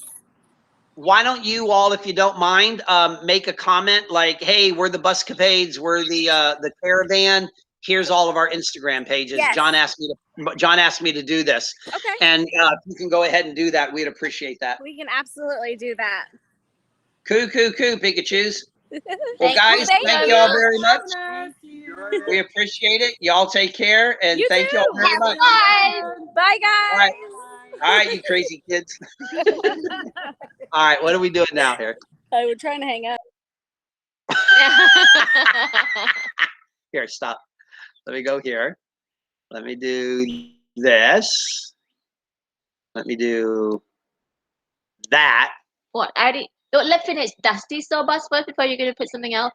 Oh yeah, but you know what? Let's do that. Copy that. The second one. Yeah, that one now. But isn't Dusty Souls already done? No, we haven't finished the Dusty Soul Bus yet. All right. So that was a caravan, and that was buses and vans. So they got to know each other from, Tiny Hawk Festival and Tiny Hawk events, and then, eventually just got together, became good friends, and traveled together. And that what happened. And that what happened when, when you get to know people. You What? really suck at this ad-libbing stuff, don't you? Hey, that's not my job. That's your job. My So- job is to do technical stuff. All right, so who's up next? Who's up next? Okay, so That's them. this is part. Okay, so we're gonna play the video of Everyone. everyone, of all Half the of the videos bus of everybody capade. that was in the Buscapades. in the bus community. So which one is up next? Oops. Don't touch Okay, it. let me stop touching things. So are we gonna replay Dusty Souls Yeah, thing? might as well finish it. I mean, he did the whole thing. Might as well finish it and try to narrate it. You know what? Let's come back to Dusty Soul Bus later. Let's go to the whole mix. There we go.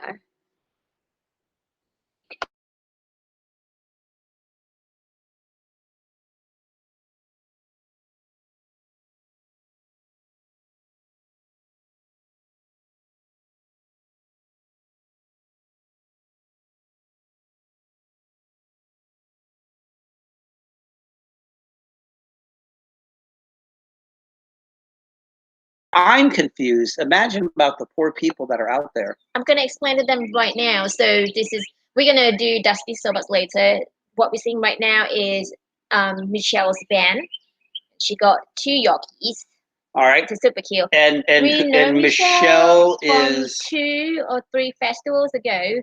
First time we saw her at the Florida 2009. No, 2020. No. Yeah, 2009. No, 2020. I'm so sorry. Orlando or the Villages? The Villages. Okay. That's all right. the first time we saw her. And what's her Instagram called? That's a good question. Okay, very good. I'm so glad. So here we are with Michelle's van really conversion. As you can see, she doesn't make her bed. And she did most of the works herself. What's that folded flag? I'd like to know about that. Is that blanket? No, it's and not I think a blanket. She got 2 fans. That's a folded flag. That has a purpose in life. And she's a solo female with 2 Yorkies. Nice. Cool. That's there's been a lot of buzz, a lot of talk of late with the solo travelers, the solo female travelers. Oh, she had a lot of fruit. So I'm gonna move in with her. Those little dogs are awesome. I know. Oh, she got Berkey too. Everybody's got a Berkey. Everybody's got a Berkey. You know what? They should just like give a discount to the nomad community since so many are bought. I love the little. I like the little netting thing there. And she told me, she whispered in my ear that inside that garage there is a kayak. Really? Yeah. I don't know how she fit the kayak in there. How is that? Is it a folding kayak? I don't know. Oh, and there's the old folding table. Are you sure there's no voice to this? Because she seemed like she was giving up. Yeah, I know Michelle. Of course you know Michelle. Golly, I feel like an idiot now. Of course I do. God, now that I'm just like. Michelle's like, why? Yeah, I know. She's like, really? Lily B in Jacksonville. More tiny houses, please. Yes, it's coming. Hey, you don't want to miss that. Lillian B, we've got, I think 6 coming up in one film from Tiny House Siesta. And that is Sherry's and 05. They're so fun. I know, and this is, they're not usually this messy, I don't think, but this is like the on the move mode. Just, you know, with the buses, when you drive down the road, things are everywhere. So this is make sure you have somewhere for your laundry. Or travel mode. Driver's seat whenever They're we pointing are as if there's sound. Not moving. Is there and sound? Move it out when we are moving. Oh, this one. So there is build sound. something Why are we for talking like trash she's and laundry. Okay, that's my suggestion for after the 3rd build, whatever. There's Pumpkin, our cat. Underneath her is our toilet. And then there's storage underneath the other side. And then over here, underneath here, is our tub. We have a 4-foot galvanized tub. And then we also have a shower that is hidden underneath here. And we just lift it up and hang up the pecs up here. We use LED lighting on the top and the bottom. We have colored on top and white on the bottom. Those are our curtains. We have a queen size bed back there. Storage underneath there is our clothes. And we have a fridge, hot water tank on the left. That's our generator starting right now. We have sink. We use our microwave, we have an air fryer and a skillet, and we have one single burner. We don't have an oven, but our air fryer does so much that it's kind of like an oven. And we have a hot water heater underneath our sink with our propane tank underneath there. And my wife built these awesome shelves that I love. We have a TV back there. All of our food and everything's on the bed because that's where we have to move it to travel. That's Binks. He's our little old doggy. And then we've got Bo. She's our old doggy. And then that's our cat litter that we use. And stickers from all of our friends. We have 2 AC units that actually came with the bus, and 30 amp came with the bus. Griselda did all of our solar and most of our build. We had some help with friends.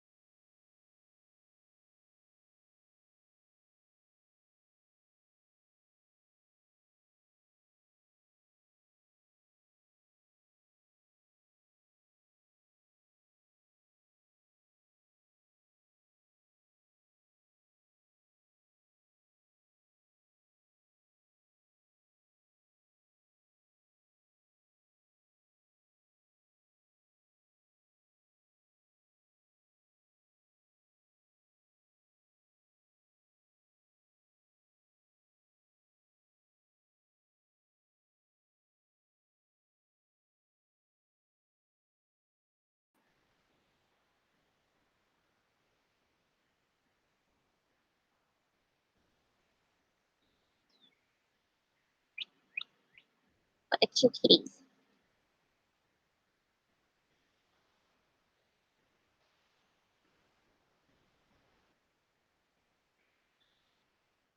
Now the one and only Ricky Irvin.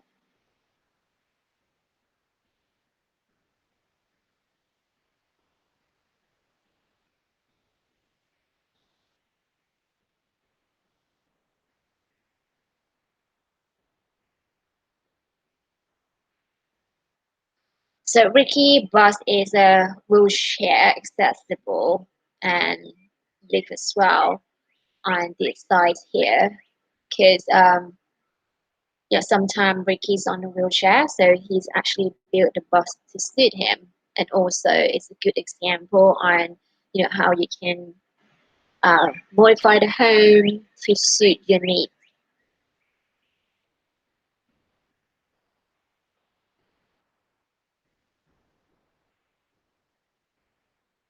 And he built it all by himself. Look at all that.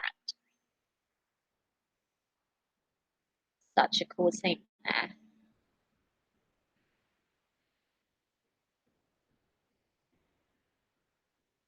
Ricky, we first met Ricky back a few festivals ago, and first time we met him, he has a van. But now, seeing him coming as part of Tiny Hawk community, he's starting the bus, he helping out other people, who do bus build, van builds, and things like that. So he's always there for other people.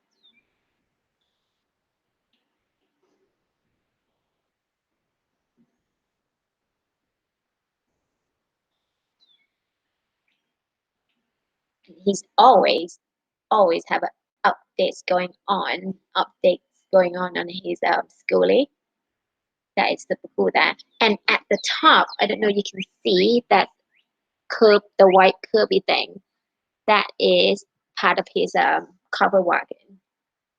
They have a roof deck, and then also have a cover wagon thing up top. I love the outing, absolutely.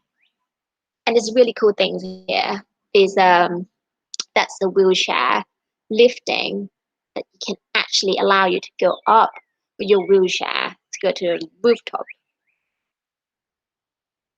I think I saw a video when Ricky, first did the wheelchair thing to exit the rooftop, and I was like, wow, how could you do that? And this is the garage area, the back of the bus. So he's had a lot of tool with him, because every time when he goes somewhere, he go and help people build. Everybody loves Ricky, including us, of course. He's so cool. And this is the top of his bus. And that's Jessica there.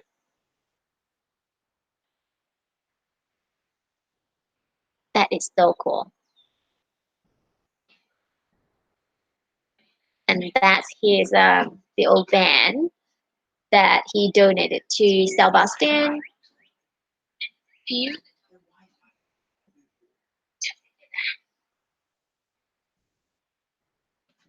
literally just donated the van. He contacted us some time ago while we're having a festival, and he said, you know what, I wanted to donate my van to whoever in need as a gift back.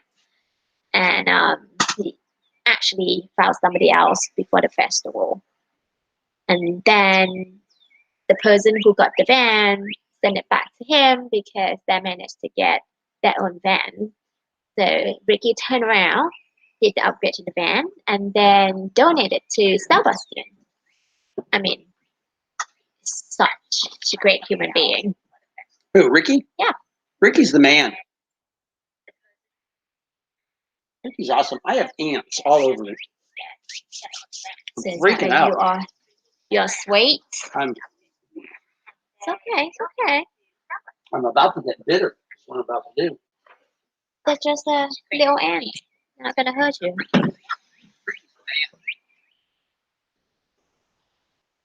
And as you can see, I think I call it shark fin on top of that van. So you can actually stand straight. There's extra room for the head.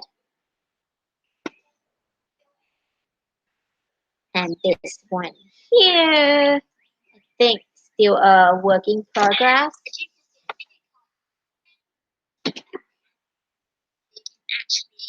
Beautiful color bus. Whose bus is that? I think it's called Lady Lynn. Lady Lynn bus. That's right. Labyrinth. Okay. Where do you get lady from? You know what? I actually see the B as a D. It's colorful bus. She got a real door in her.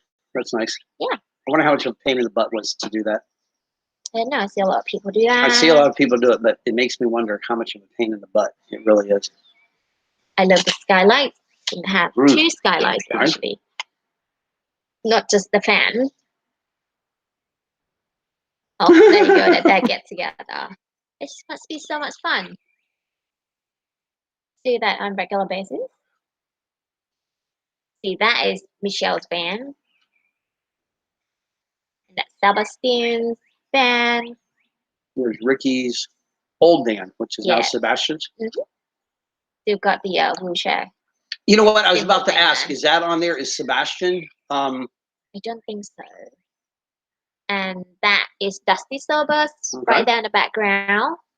All right. And that's Ricky, the guy in a black t-shirt. I Just thought you were in trying to case I tell know me. that. Why do I need to tell you? And that is, You tell me stuff all the time. and that is, oh gosh, I can't think. What's her name? That's Michelle. That's Michelle. Yes. And that's Shelley. Mm-hmm. Michelle. And Shelley. there's the whole group. I'm sure that's, oh, that's a big group there. That's nice. That's nice. That's super nice. So that is the bus. There's an ant on my screen, man. Okay, calm down. It's just that. So that was the bus caravan. the buscapades, as they go by. The buscapade. And we'll be seeing more of them. We'll be featuring them more. We've been looking for a caravan that we can kind of make focus on and share updates and things as they travel around the country.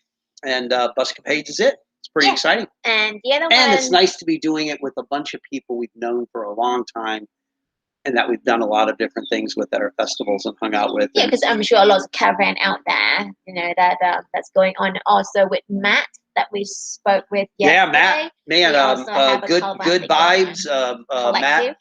Good Vibe Yeah. Collection. They're doing a van caravan up to Alaska next summer. So that'll be pretty cool to watch that. So, You know, if you let me get my van, we can go up there. what's gonna happen to the cat? What's that? What's gonna happen to the cat? They'll be delicious. Can you get Jeremy Weaver, Jeremy Ritchie? Jeremy Ritchie, Tiny Siesta, you mean? Yes, thanks, All sister. Let me see. Oh my God, this thing sucks.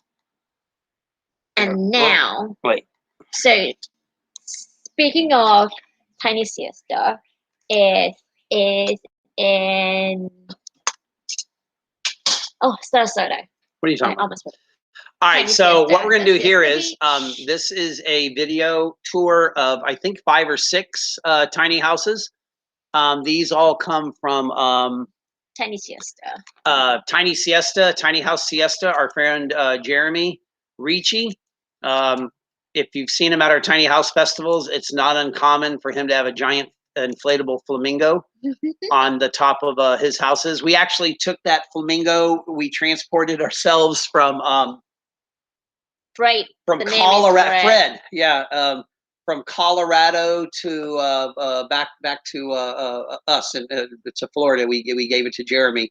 So this is a tour of Tiny Siesta. He has, I believe, 12, 14, 15 tiny houses there, and I think this tour is going to include 5 or 6 of them. Right. So it's a tiny house for hotel. who is it? Lillian B in Jacksonville. I think you are asking for more tiny house tours. There you have it. Here you go. Here's like 5 or 6 all in one shot.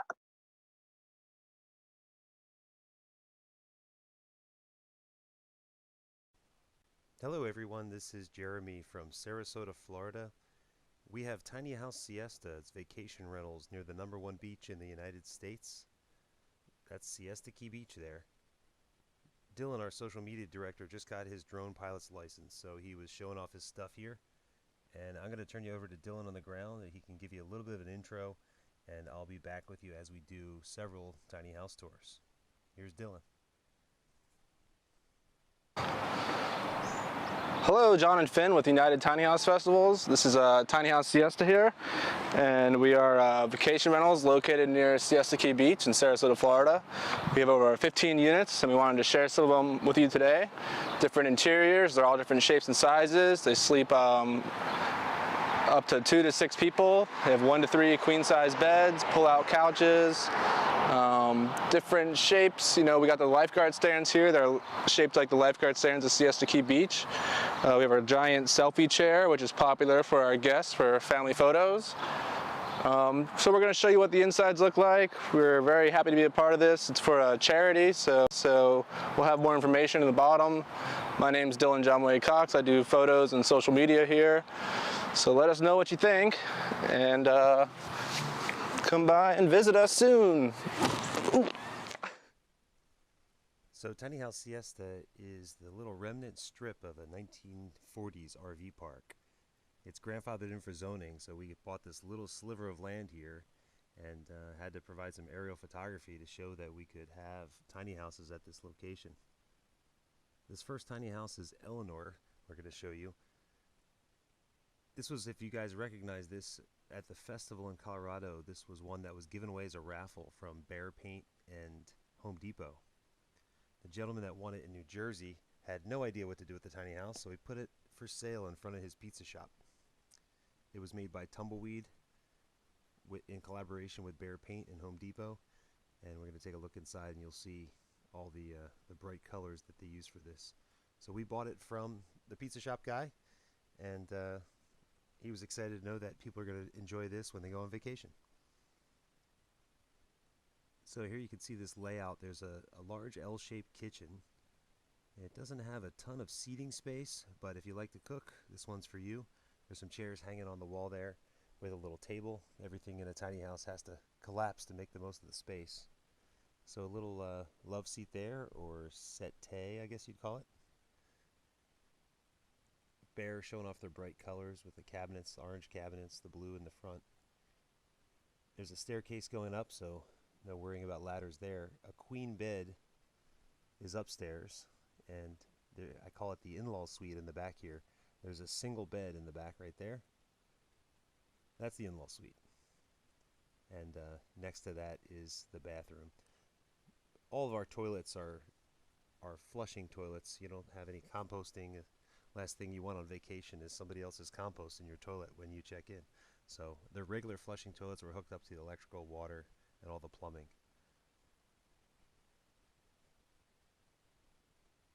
This unit is 26 feet long.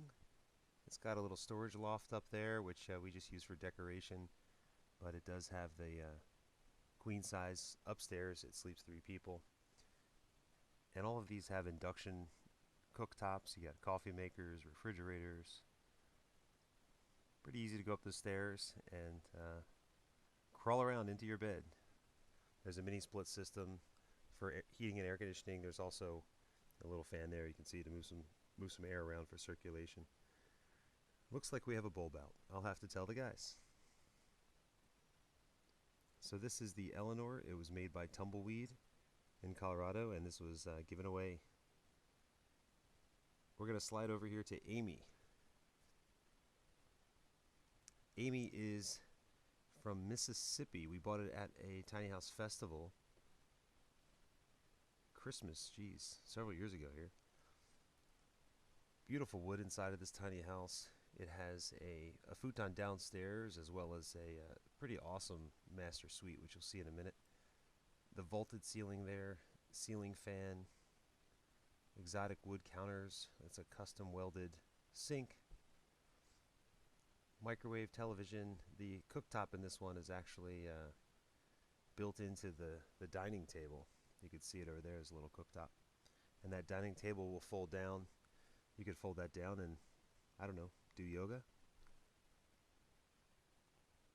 So this one is bright and airy. It actually has 2 entrances. There's one there and the one that Dylan, as he was walking through, came in as he was shooting video of the unit.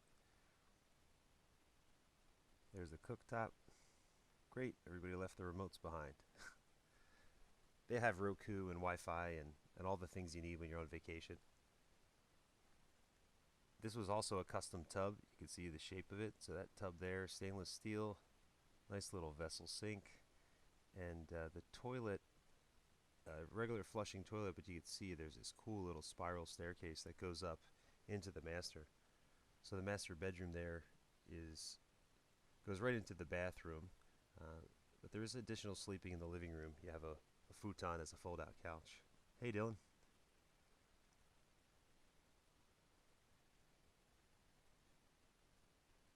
So as he goes up this staircase, you can stand up right where he's standing right now. You have 6'4" of clearance, so you can stand up and sit on the bed. Once you're in the bed, you can't stand up, but right there you have a chest of drawers and 8 feet wide of closet storage there. So it's a really neat layout in that you can make the bed while standing up. You don't have to be crawling all over the place. So that was Amy. A lot of these are occupied, so he skipped by them just to give a tour today. And we're going to go into the lifeguard stands. These were made to resemble the lifeguard stands on Siesta Key Beach. So the front of it looks like the lifeguard stand, and as you walk in, it opens up to the rest of the unit. So this is obviously the green lifeguard stand. And as you enter, nice bright colors. We have little Margaritaville furniture there, some land sharks. Some of those things were given to us by a company that builds the furniture, Rio Brands. Many of you have their beach chairs, I'm sure, but they gave that stuff to us to doll up the units. Thank you, Rio Brands, for that. And this is a pretty large unit. These are 32 feet total. So you have a futon downstairs, kind of beachy, whitewashed design here. There's a staircase that goes up to the one loft, and then the other loft has ladder access. Little bistro set for dining.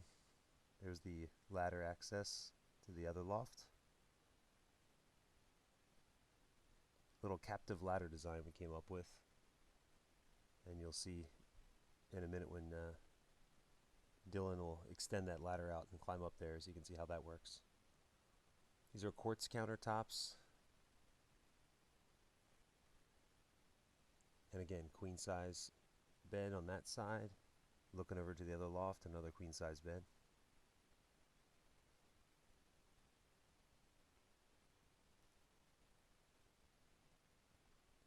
Very roomy.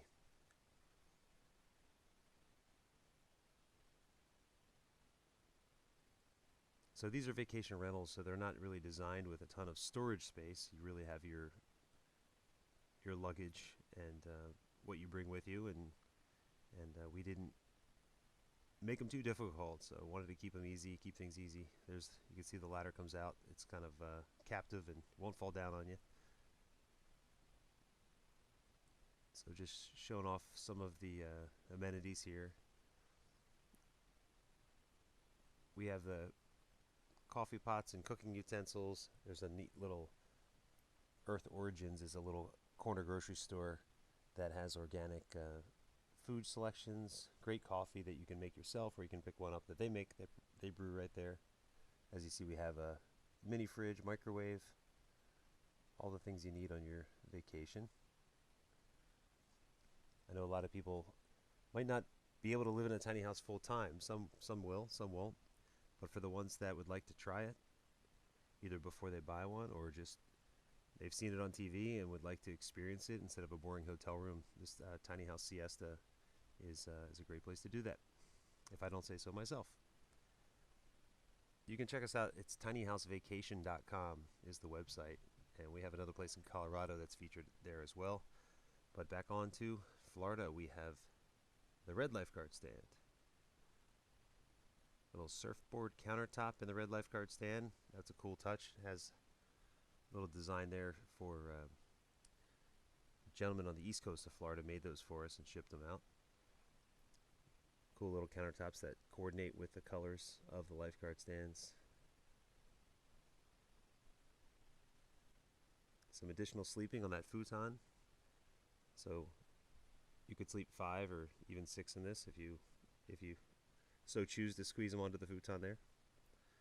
There's some artwork from Dylan that we hung on the walls. That little dining room set that's there is from a 1950s diner in Georgia. Yeah, so that's a little retro set there. Kind of goes well with the unit. So this one has a little bit different ladder design. It's a sturdy ladder, but it's kind of steep, like a steep staircase, or it's pretty hefty though. Those electric countertops. Ooh. And barn doors. Everybody likes barn doors, but those electric cooktops are great. They're induction cooktops, so if you take a metal pan off of it, it's not hot to the touch. So when you're in small spaces, it's much safer to use induction.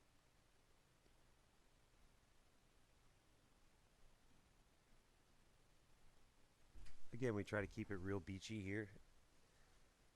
So this unit will sleep 5 or 6 people. It has a shed roof. When this one was on delivery, the roof, I guess somebody didn't put enough screws in, and part of the roof came off, so we had to fix that. So if you see an aerial photo of the Red Lifeguard stand, you'll see a different color roof there. Somebody lost that roof in Texas. So full-size shower, or shower stall there. Full size for a tiny house anyway.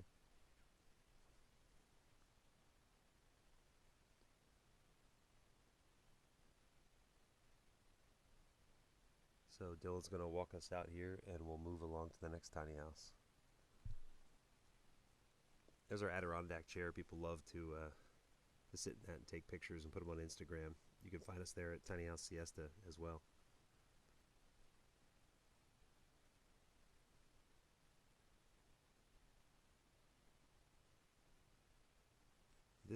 This next unit here, we call it the Siesta, but we're gonna rename it. So it was all blue, and it's just getting a paint job to this orange color. I think they're gonna call it the Daiquiri.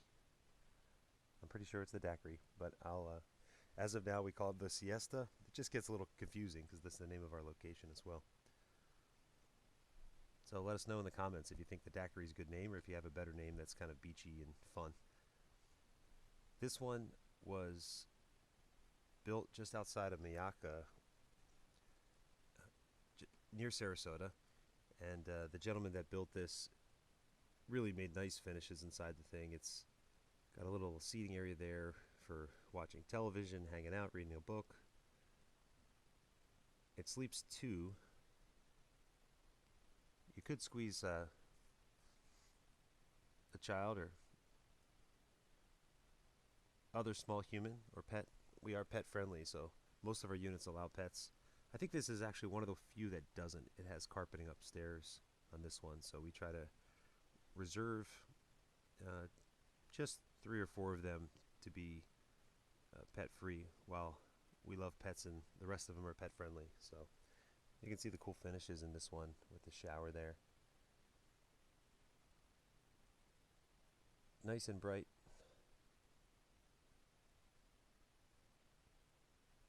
Kind of has that driftwood look.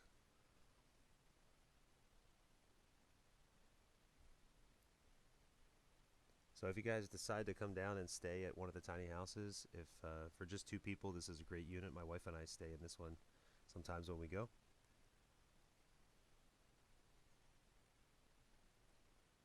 The stairs kind of climb up on the edge of the counter there. It's all metal welded by a local craftsman near Sarasota that holds those stairs up. Skylight in the loft. Plenty of windows there.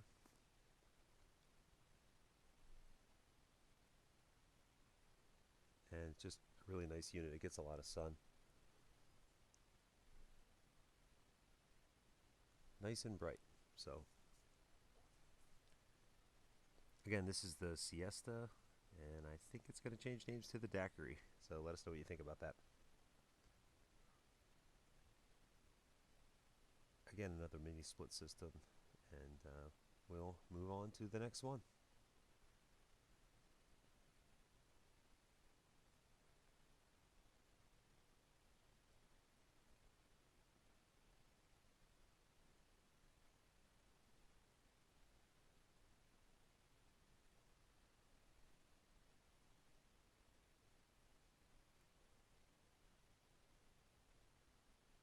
Trying to keep them all beachy, so you can see all the decor there. It's just really beachy. When you're near Siesta Key Beach, you know, you have to decorate accordingly.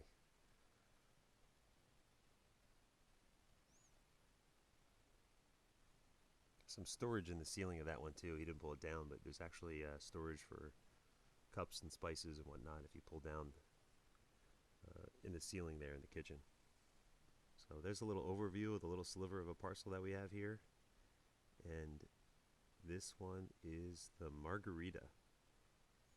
Now this unit is probably the largest. It's 33 feet by 8'7". And the reason I know it's 8'7" is 8'6" can go legally down the road without a wide load permit. Well, the producer of the TV show that we bought this from had it built, the set designer had it built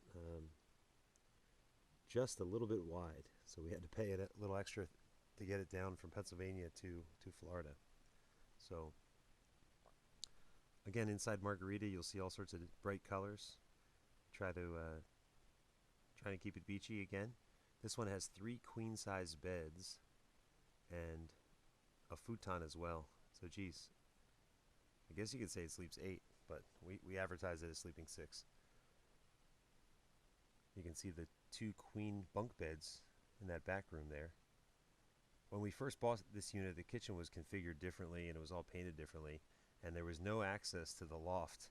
You had to climb on the countertop to get to the loft. So for the TV show, I think they left that part out. So our good friend Andrew Bennett, who many of you may know from Trekker Trailers, he helped us by renovating this to provide that staircase that gives us some awesome access to the loft. So barn door on the bathroom. Real deal flushing toilets. And a little knickknacks, kind of nautical themed mirror. Everybody uses those IKEA sinks. Keeps it small. Fits inside of the tiny house.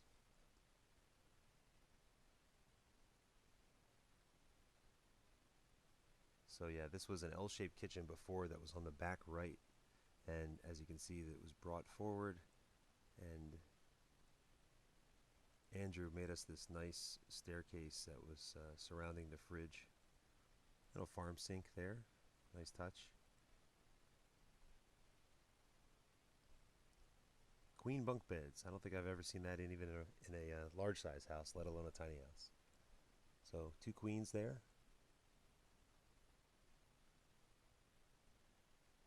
Little charging ports for each level. And then up the stairs into the loft. So that's the loft. I think in a second here, Dylan will turn the light on so we could see. There it is. Little reading lamp for the loft. So again, you could sleep 6 people plus the futon. This one is pet friendly too, so some more artwork, photography on the wall from Dylan. He does a great job for us in the social media. If you haven't already followed us on Instagram, please do so. It's Tiny House Siesta on Instagram. It's a cool little industrial Edison bulb light fixtures there.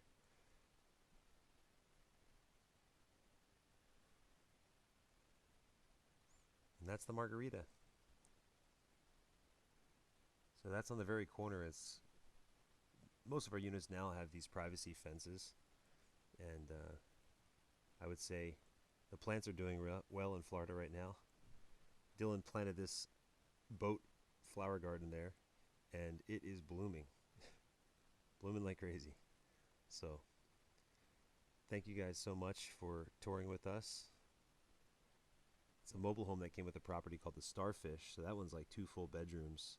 And it was a mobile home. We just decided to doll it up and make it snazzy to fit in with the rest of the tiny houses. So come on down and visit us. We're in Sarasota, just over the bridge from Siesta Key. That's just south of Tampa and north of Fort Myers on the Gulf side of Florida. And we hope you enjoyed these tours and hope to see you guys again. Thanks a lot, John and Finn, and everybody at United Tiny House Festival for including us in these tours. Have a great day.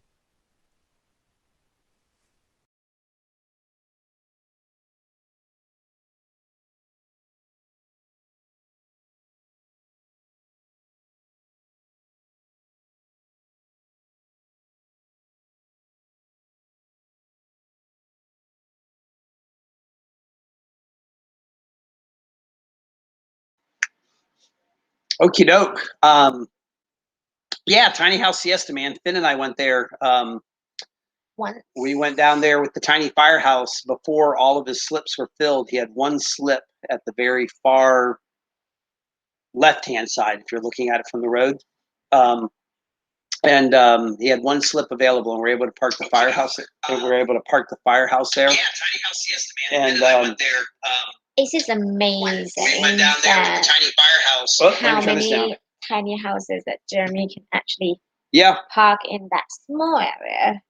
Which is also amazing that how he turned the old rundown that RV park. So I grew up in Sarasota. After our family moved from Ohio down to Sarasota, Gross Dottie became the head elder there in the Amish community in Sarasota, Pinecraft, if y'all are familiar with Pinecraft. And that trailer park back then was really run down and dilapidated. I mean, if there were meth addicts, that's where they would have been. I mean, it was a scary place. And it kind of, over time, it just changed hands. And when Jeremy bought it, to my understanding, do y'all remember the comedian Gallagher? He used to bust up the watermelons with the sledgehammer. Total waste of food. Don't have a heart attack, baby. You remember you had to sit in the front row with plastic or raincoats and stuff, and he was always destroying all the food. Amazing, that guy was so funny. But with that all said and done, his brother owned that. So over time, it changed hands and selling and stuff. When Jeremy bought it, he bought it from Gallagher's brother. At least I'm pretty sure, 99% sure that when Jeremy bought it, but his brother owned it at one time, and I'm pretty sure when Jeremy bought it, Gallagher's brother was the person selling it. So that is Jeremy's 6 steps to Kevin Bacon relationship, I guess, with Gallagher. Finn looks at me. She doesn't know what that Wait, means. what You are all you know what I'm talking talking about? about. The 6 steps to Kevin Bacon. I have There was no this idea. thing. I've got There a was this clue. thing going on like back in like the 90s or something. And it was like, if you gave anybody the name of somebody in Hollywood, director, actor, actress, sound person, whatever, within 6 steps, you could link that person to Kevin Bacon. So like this director had this sound guy for this movie. This sound guy dated this person. This person is the daughter of this actor. This actor and Kevin Bacon starred in A Few Good Men. You know, that type of thing. And it was a funny thing. And whenever I listened to it or watched it or whatever, there was never a hey, we can't figure this out. You know, everybody. It was like a joke. Everybody was related to Kevin Bacon somehow, connected to Kevin Bacon in Hollywood within 6 steps or 5 steps. He's actually doing a commercial right now for somebody, and the commercial is 12 steps to Bacon. He's floating around in a pool, doing a play on that. Remember the other day I said, "Wow, Kevin Bacon, he's really gotten old." Remember when I just said that? I remember that. He looks better than me, but still. That was the commercial, and that's why it says like 12 steps to Bacon. He was making fun of that whole thing from back in the 80s, or maybe it was the 90s. But anyway, so we went there. It's really beautiful. It's really great. If you're into really yucky gluten-free stuff, not that the bakery makes yucky stuff, but it's just gluten-free stuff. There's a gluten-free bakery nearby. There's that. I remember that. You remember that? We went and got you. Yeah, we went and got you brownies. And I stood there looking Nothing at against that. Yeah, I was just looking at it going like, I don't want to eat this stuff. Is this going to be another Whole Foods experience where you buy like all this gluten-free stuff and then you don't even eat it because you don't like it? Do So you know what? and then they have that fancy little ice cream parlor nearby, but you wouldn't let me get any because my stomach gets upset from ice cream so bad. Mhm. And then the massage place down the road. Oh, and then we went to a massage place over near Yes. the Gulfgate Mall. We went there only for that person to be talking, screaming loud while like I'm in the zone, and all of a sudden you hear I'm like, oh, that dude and lady came in for massages, and he was obscenely loud. Don't you think maybe he's deaf or something? So it could No, be. he was irritating. He wasn't deaf. He was irritating. There are deaf people, and there are irritating people. He was an irritating person. All right. Okay. Okay. Before you So, go off. oh, speaking of massages, anybody out there, if you can do a couple massage, we highly recommend it. It's awesome. It's great. Back on track. So what's that? You know what? I need one too. You want to give me one tonight? Why don't we swap? I give you 5 minutes. You give me 5 minutes. Is that deal? And then we do it like maybe 3 rounds. So it'll be 15 minutes each. That sounds good to me. Nothing dodgy. Real massage? Yeah, absolutely nothing dodgy. Absolutely nothing dodgy there. All right, we'll see if I'm still awake. If it was going to be a dodgy massage, I would be all in. But since it's not a dodgy massage, then I'll see if I'm awake. Do you know what time it is right now? The day of free non-dodgy massages left the building. Hey. It is a little bit after 4:30. And we just want to say thank you so much, everyone. Yeah, for being thank with you, us folks, this for being with long. us like this. Susie, thanks see for you. having me on this event. I love you guys. Thank And you, all Susie. thank you, Susie. Hey, there's Ricky. Or hey, Ricky. Hello, everybody. This is Ricky Irby. Hey, Ricky. We just showed your stuff there. Dusty Souls. Thanks, John and Finn, for having us on your United Tiny House live event. It was lots of fun. Sorry for the signal trash. We have enjoyed traveling with this crazy group of people. Hashtag Buscapades. Buscapades. Follow a man, Gotta Buscapades. love them. Gotta love them. I'm telling them they need to have their own YouTube channel. They need to be putting out videos, even when they all aren't as a caravan.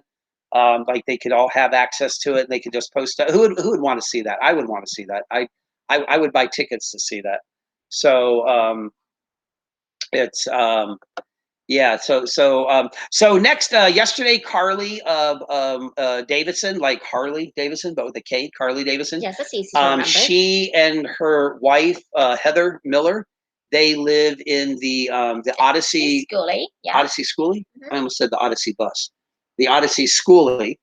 And Don't confuse people. Carly is an incredible musician. She is so talented. our New Orleans festival back in 2019. 2019, yeah. Yes. Um, 18. Miserable event. It was pouring rain the entire time. Friday was beautiful, and then Saturday and Sunday was just torrential downpour. The temperature was in the 30s, and the winds were like 35-knot winds blowing everything all over all day Saturday. I think we had 100 people through the gate on Saturday. It was a financial disaster, but we all had a blast. It was awesome. Even really so horrible that weekend health-wise. I was just feeling terrible. But and then through the rain, through the sleet, the sogginess and everything, this voice, this uplifting, was she doing that thing about Memphis? Was she? What, I forget what song it was, but she was.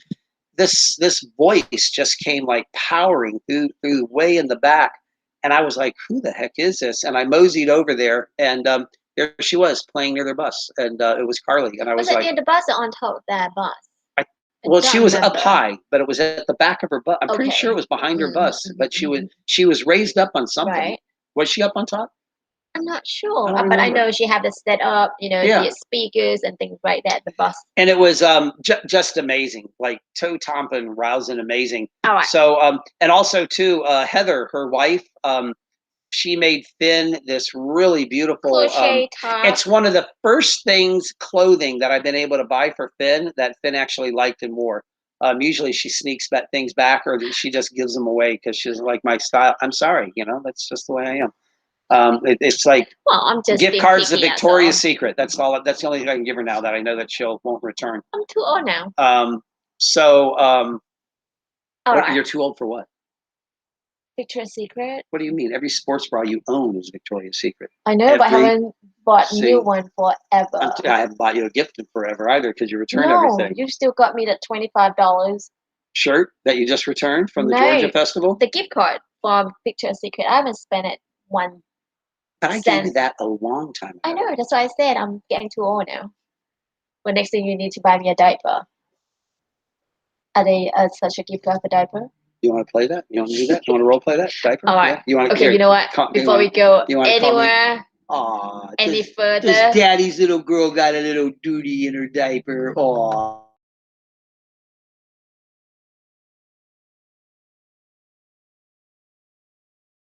My final is an homage to my lovely wife. We travel together in our school bus, the Odyssey School. You can find that on Instagram. But this one is called Pretty Little Lips.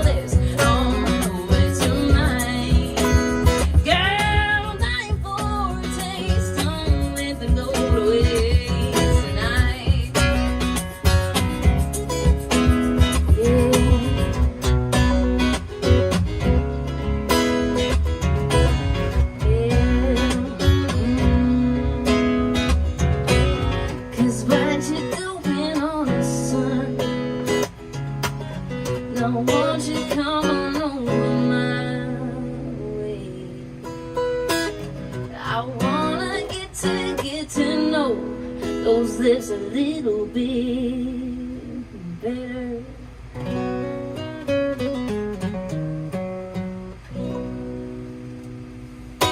Thank you guys so much. If you like that tune, check it out on Spotify, any sort of social media streaming platforms. Again, my name is Carly Davidson.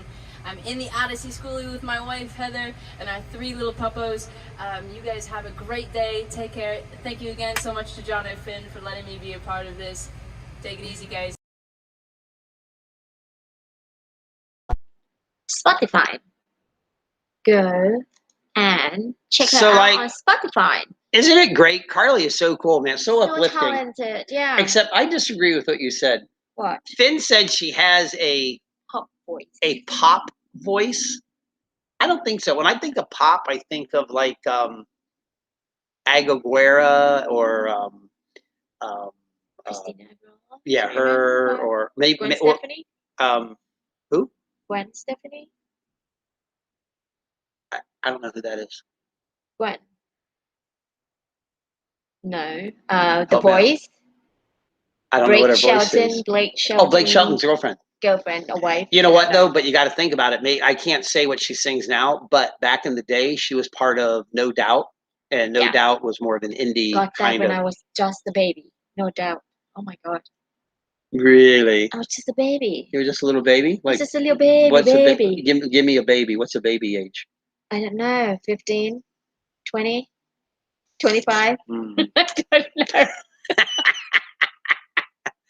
I'm 40 Mindful SWF. I'm 43 now. You are right? not. You are 40. Yeah. You'll be in December. You'll be 43. Oh, okay. Well, close enough. You know. So that's when I was a baby. But you know, you shouldn't say what your age is live in public like that, because our whole sponsor thing, where they're looking at you like as a young little girl married to a big old dude. Now all of a sudden they'll go, "Oh, Excuse me. she's only like a million years younger than him." Do you think this sponsorship will care how old I am? Hey, by the way, we got that Blue There we Yeti go. she showed us. This That's wasn't even Blue Yeti. intended. We got this Blue Yeti thing here, and it is so Jonathan cool. guaranteed. It is so cool. On a full charge, let me see what the charge is now. It's over 50%. It's And over that's what we 50%. charge It's our got 3 out of 5 iPad, bars. iPhone. And we ran this whole production yesterday out here and today off of this box. Thank you, Blue Yeti. Thank you, Blue Yeti. And it works great. It works great. It's just a great little device. You know which one I want? What, the Generac? I want a Generac. Okay. Nothing wrong with the Blue Yeti, but this one's just 30 watts. How It's a could little you tiny say one. that you want something else? Yeah, I know. I messed up. You Can just we edit? mess up Can right we edit there. that out really You quick? cannot can do we that. take that out? But the Blue Yeti, this That's little wrong. one, is real convenient for little teeny stuff. What happened to your boots? My what? Your boots? Is it raining out there? My boots are right there. Pick up your boots. Oh, are we just going to infomercial here? So, hey, Might as well. here's one for you. A company called Rock Rooster Footwear. We have these. I got 2 pair of boots. I've got these desert boots. It's and really then, cool. And then I have another Comfy. one. These things, I'm not even like plugging a product here. I'm just telling you the truth.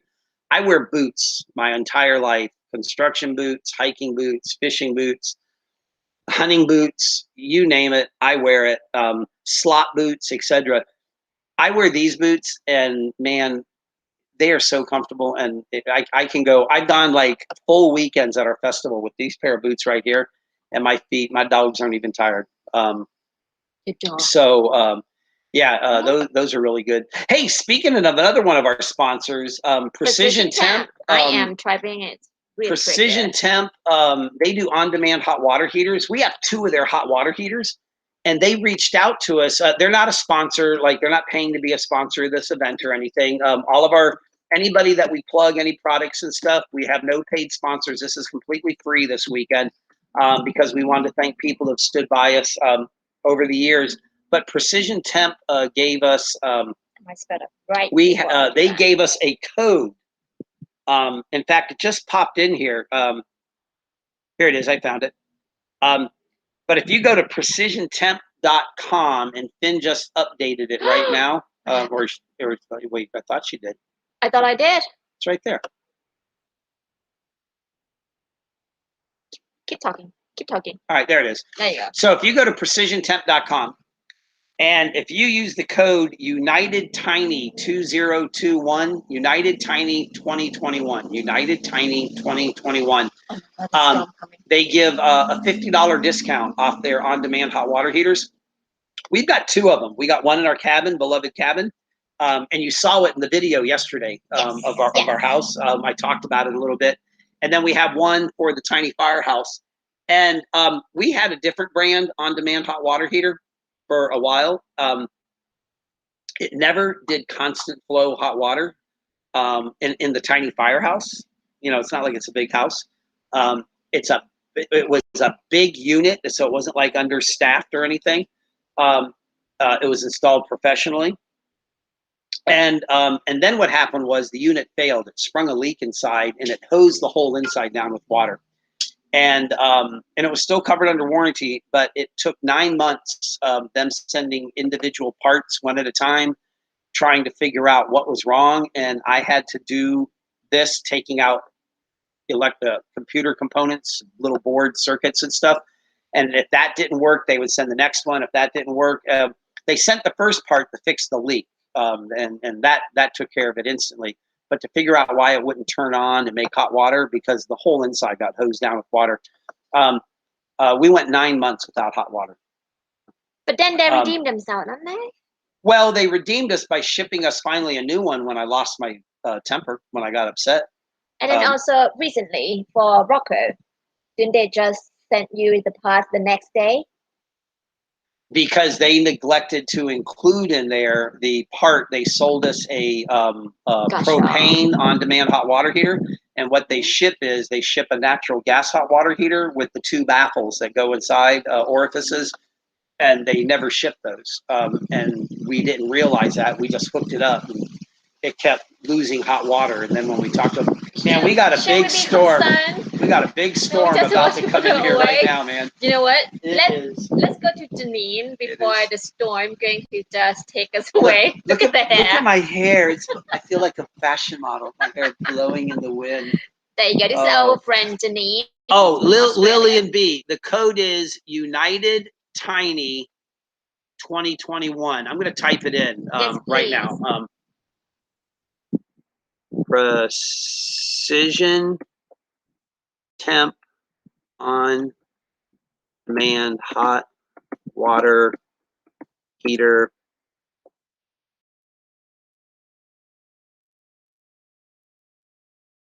$50. This I can't see with these glasses. I can't see without them. So on demand, that seems to be. Is that 20? I'm trying to fix this thing here. So I'm putting that little code out there for you. Also, too, if you call Precision Temp, you want to speak with, you want to contact Kay Anderson. Kay is the person to talk to, and she will definitely help you out on everything. Kay is super great. Kay is always reaching out to us. She's a super wonderful lady. In fact, she's the one who just sent us this little code today by text, just out of the kindness of her heart. So, yeah, so there you go. So, well, I sent a code. It's not there. There it is. Okay, so there it is. So, next up is Janine. Who? Janine. So Australia. Next up is man, my head is not working. Next up is Janine Strashan, and I hope I pronounced that right. Strashan. Janine is the director of the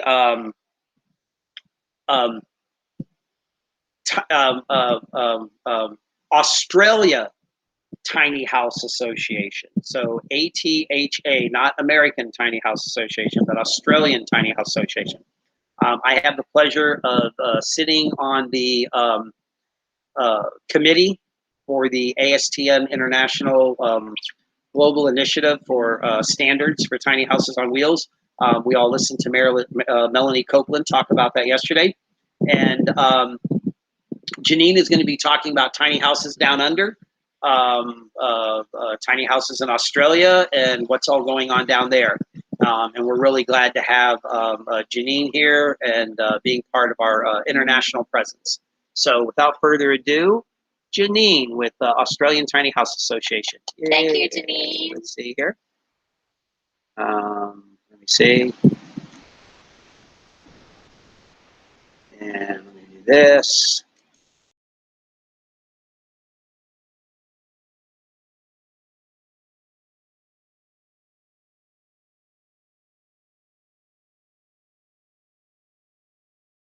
Hello, John and Finn, and hello, everybody at the Tiny House Conference.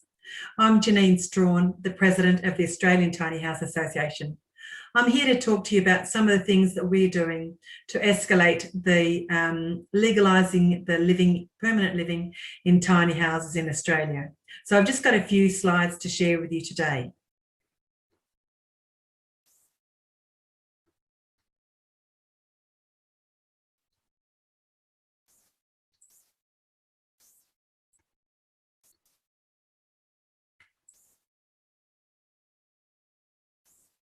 So in the Australian Tiny House Association, we call it ATHA for short. We formed in 2018 with 5 passionate people. We are a membership association made up of tiny house builders, dwellers, DIYs, as well as tiny house enthusiasts who may never choose to live tiny, but want to support others in their choice.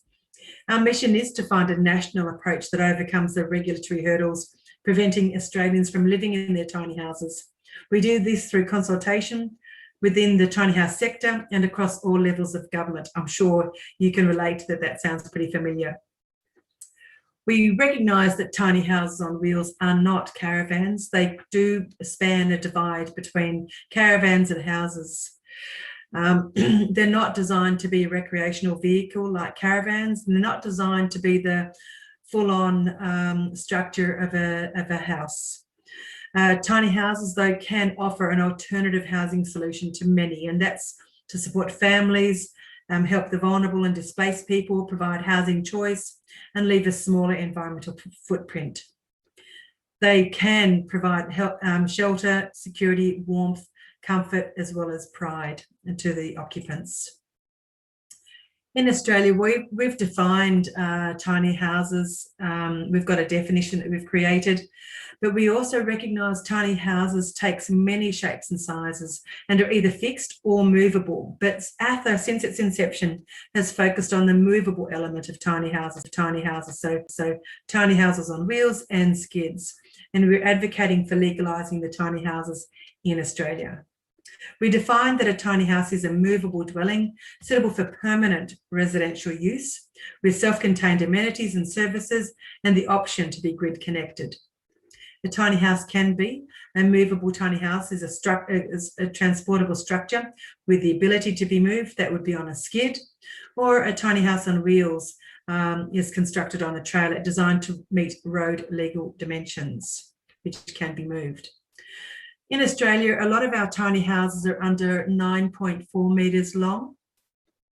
We generally have a lot with the lofts, and a lot of ours are typically contemporary designed to suit the diverse Australian climates from, north to south and to east to west across our broad landscape. We've got, where do we sit currently with our Australian regulations? Well, we're governed by local laws, planning, building and road transport. In the local laws, they oversee, they involve the regulations at the local council as well as the shire level, and they vary across Australia, and it largely limits any person to permanently live in a caravan. Now, we've just been speaking that, tiny house on wheels and skids are not a caravan, but there is no individual tiny house on wheels local law at this point in time. In one of our states, New South Wales, that allows only a relative or a member of the household to live in the caravan on that private land where there is no payment. And in Western Australia, which covers 1/3 of all of Australia, you can only stay in a caravan for 3 days out of 28 when you're on private land. And within shires and councils in other states, some councils and shires do allow permanent living in a caravan as long as there's no nuisance and no payment. Now, nuisance is a legal definition. I'm not going to go into that, but they've got to show cause what nuisance is being created. And others are restricting living in a caravan for no more than 30, 60 or 90 days. We've created an alternative local law that we're advocating to local councils across Australia. We want it to be recognised as one specific to tiny house on wheels as well as skids. A person must obtain a permit to occupy land and live in a tiny house on wheels on their own land or with the landowner's consent for a period greater than 6 consecutive months. And the requirements to obtain a permit does not apply to a person who's living in a caravan or a tiny house village that's registered with the local council, or where a use is specifically authorised in the relevant planning scheme. And in determining whether to grant a permit to occupy land and live in the tiny house on wheels, council must take into account the arrangements proposed to ensure that adequate amenity is provided for the occupants, the disposal of all waste is to the satisfaction of the council, that occupancy will not create undue nuisance to neighbours, that occupancy and use will not create a lasting adverse impact on the land. And we want to be seeing permits being issued for at least 5 years, but with the opportunity for renewal by the council. This is inside one of my tiny houses. So I construct tiny house on wheels made up of structurally insulated panels. I do that because they're highly insulated and perform well for the climates that I build in, and also they're extremely light under construction once they've been constructed. Within the planning regulations in Australia, they are generally developed at the state level, and that prescribes land use as well as subdivision and permanent structures. And local councils in some states can adjust the planning scheme to reflect their needs. But due to the nature of FOWs and THOS being movable structures, they don't fit neatly into the current planning controls across most states at the moment. So back in 2020, what we did was we developed a planning policy template to introduce the method for including tiny houses into the local planning scheme. And a copy of the planning policy template was sent to all state planning ministers and local government associations across the country seeking their support. However, that was early 2020, and then obviously then COVID hit. So we weren't able to be in a position to follow up enormously with the reception of the local planning policy template, but we will continue to do that work later on this year. This is one of our AFA committee members, owned by one of the AFA committee members. He lives in one of the tiny houses with his wife, and the other one is for his 2 teenage daughters. And he's doing this by choice. He's not required to live in it because of a financial decision. He's doing it purely by choice and from an environmental footprint perspective. 6 states and 2 territories, but each of the states are allowed to have some minor variations. But it does cover fixed structures, so structures that are fixed to the land. And therefore that generally does not include tiny house on wheels and tiny houses on skids without them being secured to the land. So you can get building permits for FOW and THOS as long as they are built to the National Construction Code, but there are some limitations in regards to ceiling heights as well as stair access as well. But at the moment, they're not covered under the National Construction Code. In 2020 and 21, we had a builder reference group, and that was developed, and our charter was to develop a tiny house construction guide for Thalathos, and we released that guide for trial by tiny house builders as well as DIY so that we could gauge their feedback. We're also exploring our regulatory pathways for advocacy. We're looking at whether they should be embedded within the National Construction Code, have our own Australian standard developed for it, or what we're doing at the moment is we're involved with the development of a global standard with ASTM that's being driven by the US Tiny House Alliance. Really pleased to be involved in that process. And under a transport situation, you will probably have similarities with many areas of the US. We have a maximum load capacity of a non-engineered trailer up to 4.5 tonnes, up to 2.5 metres wide, and up to 12.5 metres long, including the drawbar, and 4.3 metres high from the ground to the apex of the roof. 1,000 THOS can be built beyond these dimensions though, but the trailer needs to be engineer designed and needs to get a road transport permit, such as, oversized vehicle. I hope I've given you a taste for what is happening in Australia. We are absolutely focused on our advocacy campaign and work this year to legalise and raise the awareness of tiny house on wheels and skids, and also the introduction of a new housing typology. At the moment, there is no definition of what a tiny house is, a tiny house on wheels or skids is, in any of the regulations or the acts around Australia. So that is one of our challenges as well, and that's what we look to hope to achieve over the coming years as well.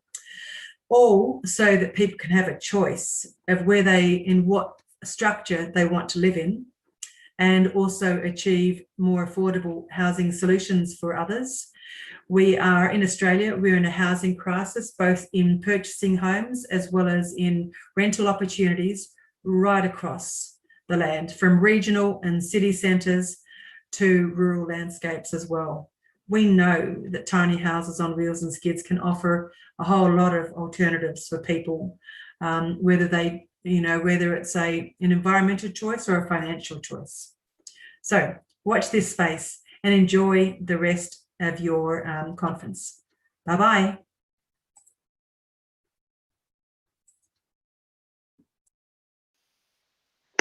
Thank you, Janine. Okay, well, thank you, Janine.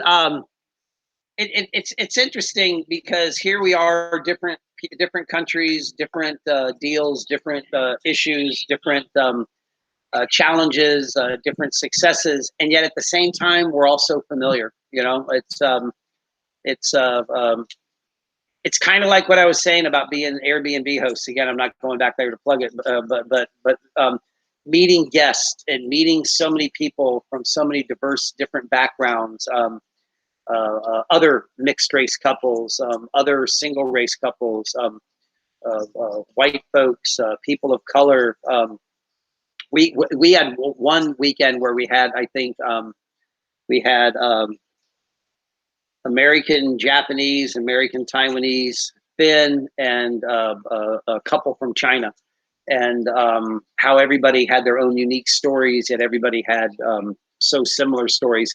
And when you hear Janine talk about tiny houses in Australia, it's a different story, but how we all share a commonality of those stories.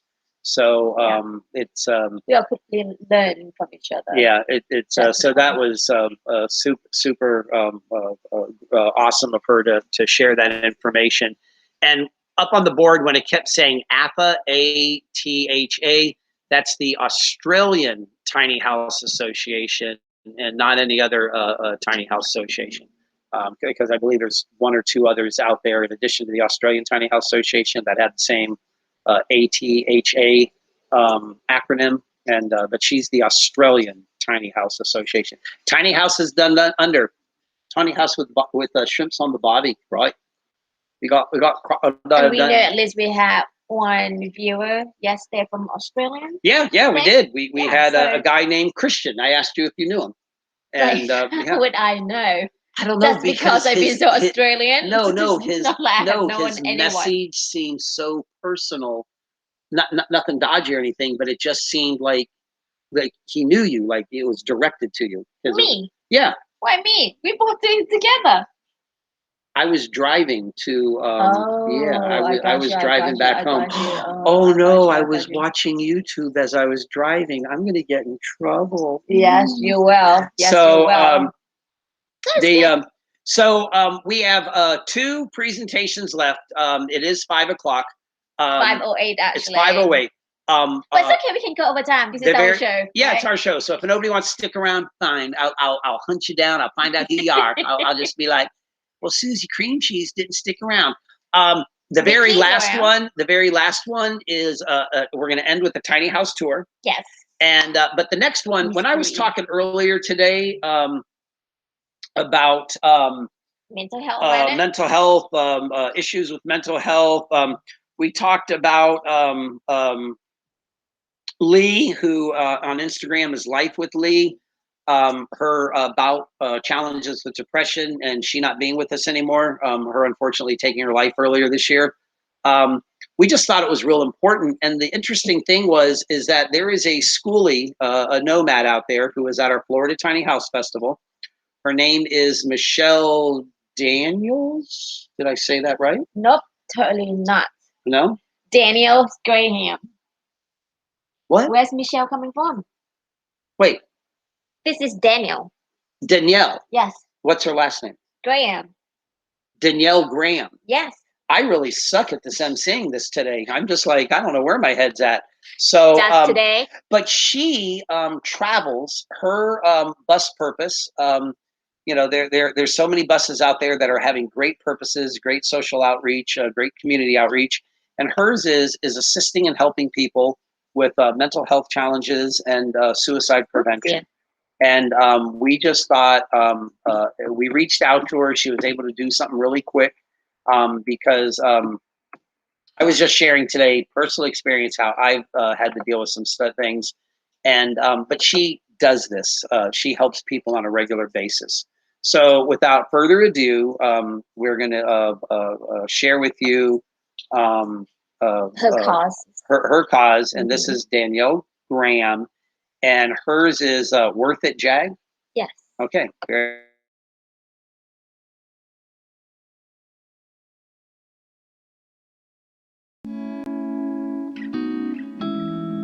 We lost my brother in 2014. It was a tremendous loss. It wasn't only my brother. In 1999, I lost my father. I was 15 years old to an aneurysm. And then I lost all hope, so I went in the closet, broke open a razor, and decided to take my own life. My brother was there to save me. He was an EMT trained at the time, so he knew all the right questions to ask me to get me the help that I needed. It had been a few years, everything was okay. I got the right counseling services that I needed, and everything was looking brighter. But then in 2014, he took his life by suicide. So I've dedicated the rest of my life to helping others with warning signs, what kind of questions to ask so that they can reach out to individuals and know if a loved one or a family member is in trouble. Worth It is a nonprofit organization. We raise suicide awareness both locally in Florida and across the United States. Some individuals are not sure where to turn when they feel suicidal or suicidal ideation. So we provide resources for those individuals, as well as counseling services, inpatient services, and addiction counseling. We were founded in 2016. Our mission for Worth It is wellness is worth it. We positively impact perceptions of self-worth to diminish suicide. So what we're trying to do is let individuals know that they are worth it and that there is hope. There's a lot of help that they can get. So we are positively impacting what they think about themselves and what's available to them in order for them to not take their own life.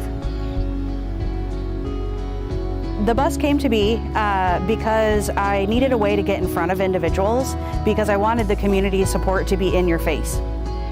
hey, that looks kind of strange, a different colored bus, it's not a regular school bus, what is that? And that kind of gives way to the conversation. So when they ask about the bus, they just immediately start talking. Yes, I've been affected by suicide, or I know somebody, how am I able to help them? And we can just go into the conversation.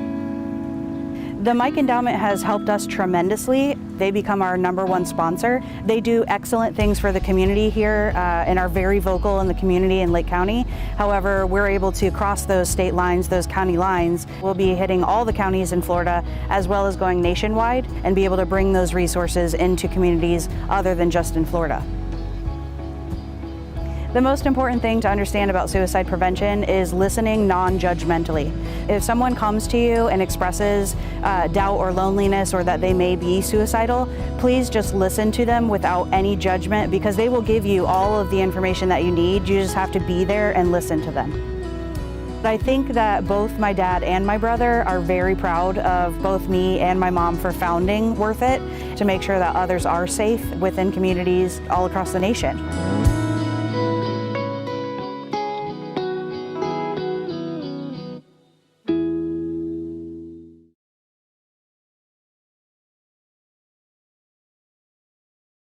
So thank you very much, Danielle. We really appreciate that. Honestly, folks, we can all be of help to other people.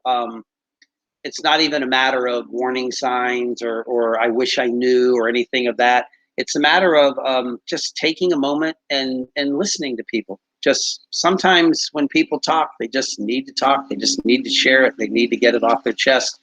And too many times, it's so easy to get caught up in our own stuff. You know, we all got so much stuff that we're dealing with. I mean, none of us are free of no burdens or no challenges or no hassles or no inconvenience. We all got stuff to deal with. Being able to have an opportunity to be there for somebody who might need to talk, or that might need to share, or might just need to get something off their chest. You taking a moment to listen, not talk, but listen, could be the matter of something monumental in their life. Either you not listening and something monumentally negative occurs to them in their life, or you taking the time to listen and something monumentally positive occurs in their life. And gosh, I would hate to think how I would feel if I had the opportunity to talk to somebody or listen to somebody and I fluffed them off, and then I found out later down the line that they had some monumentally negative thing happen in their lives. And that would be but I would definitely need to talk to somebody then, because the guilt trip on that would be pretty amazing. So if you have a chance, listen to folks, whether they're texting you, talking to you, emailing you, even when they're making posts online. I know it's really easy to go, another meme or another, person waxing philosophically. But it could be that they just need to. It's an expression. Okay. Yeah, don't worry about it. It's okay. It's okay. I'll listen to you later. Okay. Maybe you should listen to me now while I'm talking. But But anyway, I'll get off that soapbox. But seriously, if you have a chance, be an ear, not a mouth, to somebody who might want to talk about something. So, what are you doing? Ears. Try to show my ears. Oh be my an gosh, ears. I'm being serious, and I thought you were playing with your earrings or something. I'm like, what is going on? But you're playing with your ears. Okay. No, I am not. All righty. Just try to bring So, attention to his what ear. we're going to do now is we're going to play a video. It's the very first tiny house tour we did today with Susie Beckwith with Go Live Tiny. And the reason we're going to replay it is we had so many technical difficulties and so many challenges this morning, and interruptions, and the internet wasn't working, we think, because of the storm. So what we're going to do is we're going to replay that. Just to be fair. Just to be fair to Susie. And we've already received some requests, private requests, asking, hey, can you replay that video from this morning? I really, it was hard to follow. So we're going to play that again. And then Finn and I are just going to wrap things up here. We're going to share with you about all the festivals that we have coming up, different things that are coming up on the horizon, a lot of cool stuff that's happening.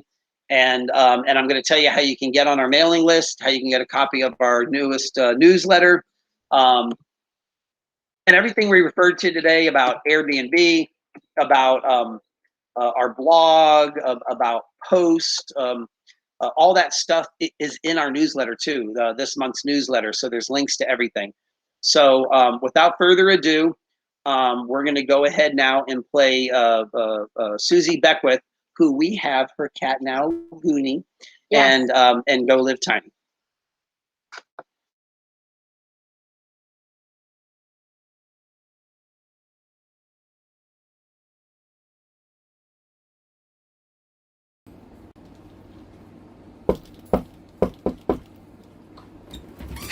Hi, come on in.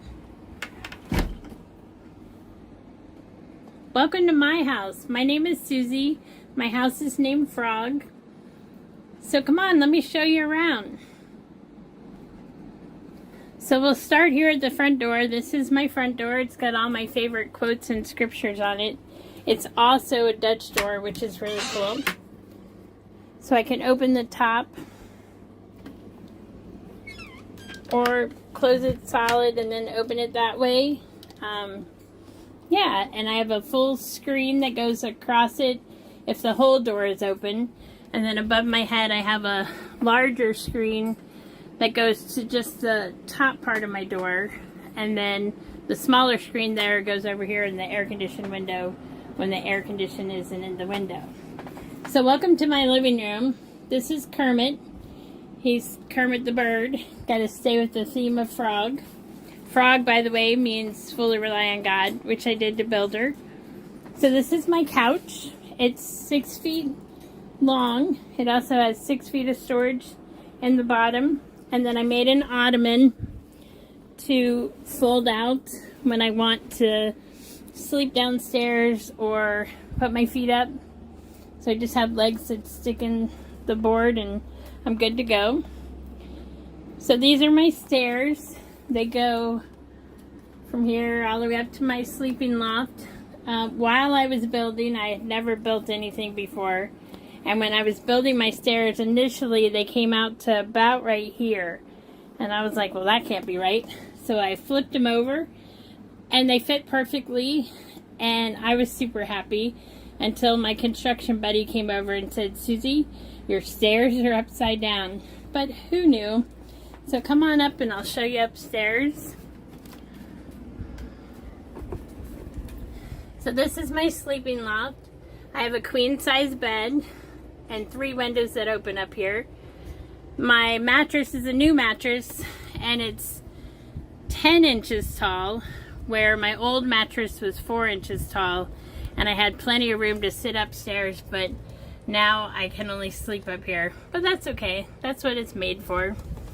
And then I have a ceiling fan, which I have to be careful not to whack my head. And then over here I have my storage loft, which is 4 feet of storage. Truly, I don't access this loft very often. It's all the stuff that I think I can't get rid of. So pretty much it stays put. One of these days, I'll probably get rid of it. But until then, it's a great place for all my stuff. So my floors were also put in incorrectly. I had buddies over to help me do it, and we had laid out the floor, and I was like, oh, that's perfect. And so I went to pick up dinner, and when I came back, my friends were so excited that they had done my floor. And I was like, please tell me you didn't nail it in yet. And he said, no, we already did. And so my floor is in upside down. So I have the ridges up where the ridges were supposed to be on the other side. But as my friend said, well, you'll have the one-of-a-kind floor. So, yeah, that's my floor. So, welcome to my kitchen. I have a double sink that I bought at an RV graveyard for $5. I did my plumbing, so it would be a little bit different. I'm, unique. I don't want anything that looks like anybody else's. And then I have a glitter countertop. This is 3 layers of resin and glitter. green, purple, and copper color because I thought that would look cool. So yeah, my counter, and then I have a Berkey because everybody needs a Berkey. And then this is my pantry. I screwed all the lids to the ceiling, and then you just unscrew them when you want something, and then just screw them back up. So it's great. You can see what's in the jars, and except for the time that I made cookies with salt instead of sugar, otherwise I've never had an issue. Because they're screwed to the ceiling, they don't bounce while I'm going down the road, so that's a good thing. And then I have my utensils and my knives and scissors up there. And over here I have, behind my self-portrait, is appliances and paper plates and, or not paper plates, sorry, plates and bowls. Down here is my pantry, and then down here is my smart oven. They're going to make a TV show to see if I'm smarter than my oven. And my refrigerator. So I had originally painted my refrigerator to be this really cool purple color, and it was hideous. So I went and bought vinyl, and that's what this is vinyl. And then of course all my stickers and whatnot on there. And somebody asked me, do I have a big collection of anything? And I said frogs, because everywhere I go, people bring me frogs. But I also have a very large collection of Crocs. I have 17 pairs, 1 pair of clown shoes, 1 pair of sneakers, and I just won a pair of boots the other day, so I'll have those too. But yeah, my Crocs pretty much overtake everything. So welcome to my bathroom. I have a pocket door that won't open for some reason. Really? So this is my pocket door.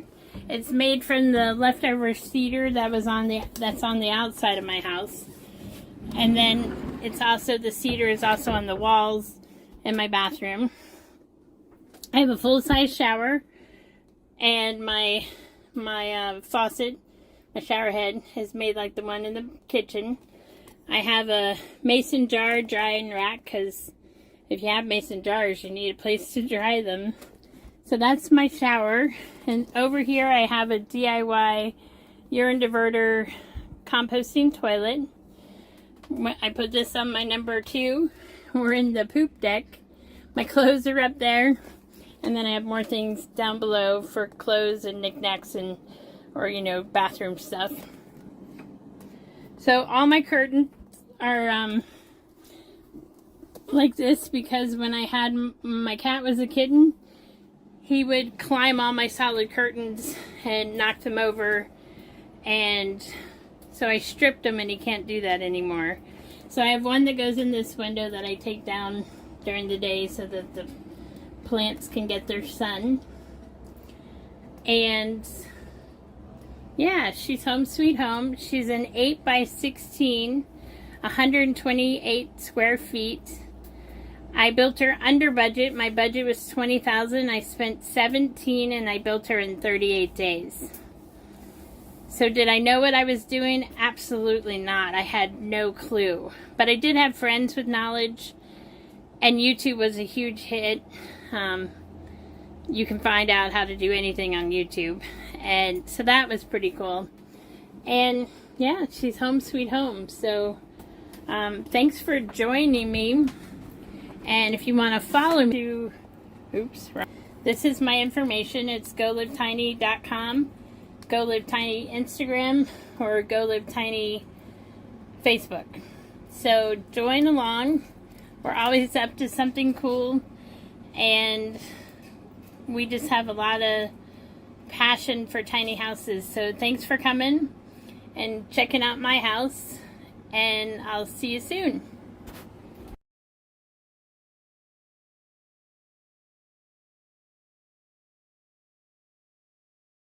Guys, thank you, Susie. All right, thank you, Susie. So her collection of that was the last of our 2-day free online tiny house festival. this year. We did this last year during COVID, during the lockdown pandemic. We did it as a free event because there was lots of online tiny house events going on last year, which was really nice that a lot of people were able to do it and create them and stuff. We did ours last year because of we made it a free one because as everybody knows, Finn's my big thing in the tiny house world is charity work, philanthropy work, helping people, and we find that it to be therapeutic and helpful to ourselves, being out of ourselves and helping other people. And last year's event was a real big hit. It was a real big success because everybody was at home. Nobody had anything to do. So we just decided, hey, as long as we're up for it, let's just keep doing this. So we did it this year. Yes. I think we'll do it again next year. It depends on you though, because Finn does all the technical stuff. I will admit, I get to just show up. Finn just gives me jobs to do in the background, like reaching out to people, seeing if they want to do this. But Finn does all the technical work. She does all the editing. All of these, you see me moving my face close to the screen and trying to do stuff because Finn does all this. She works, and I'm not stroking her or blowing wind up her skirt. She's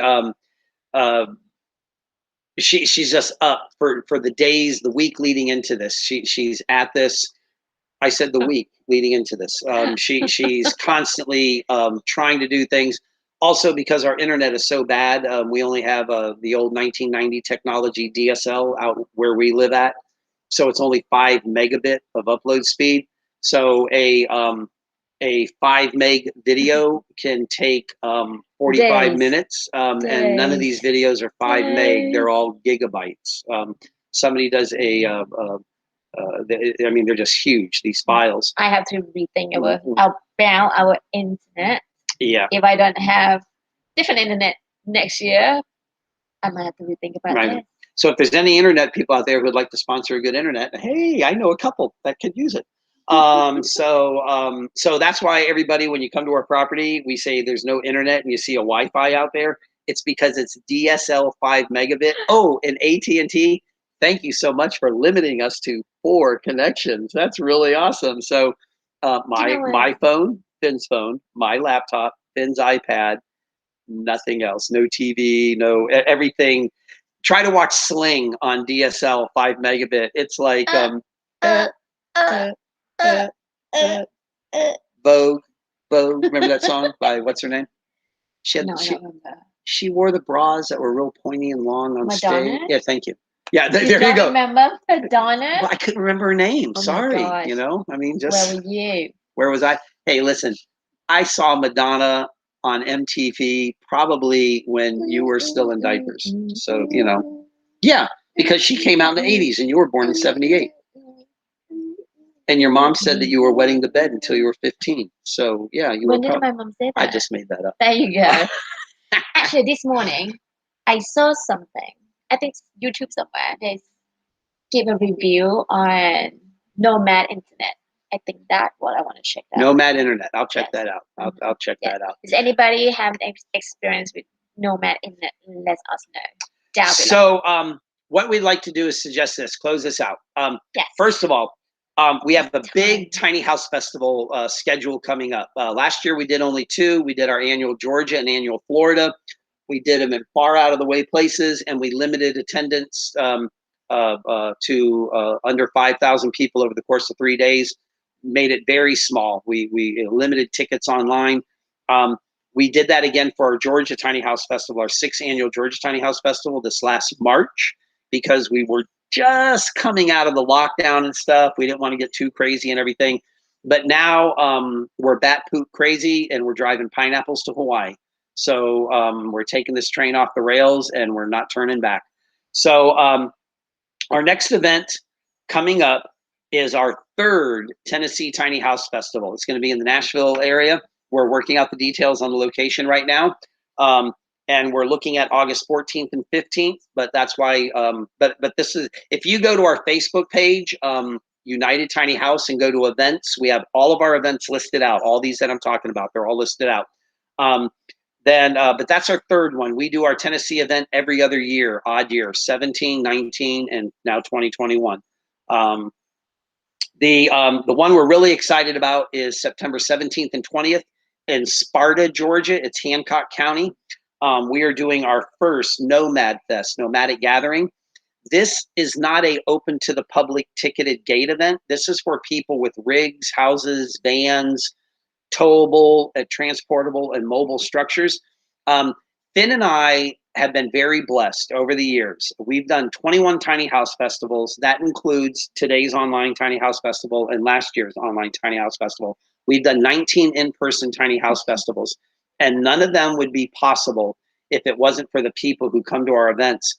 And the really interesting thing, we have had so many people attend our events over and over and over. We see lots of the same people all the time. In fact, somebody just recently sent us a message about why do you not have any repeat people at your event? And I thought it was funny because the people have only come to like 3 of our 19 events.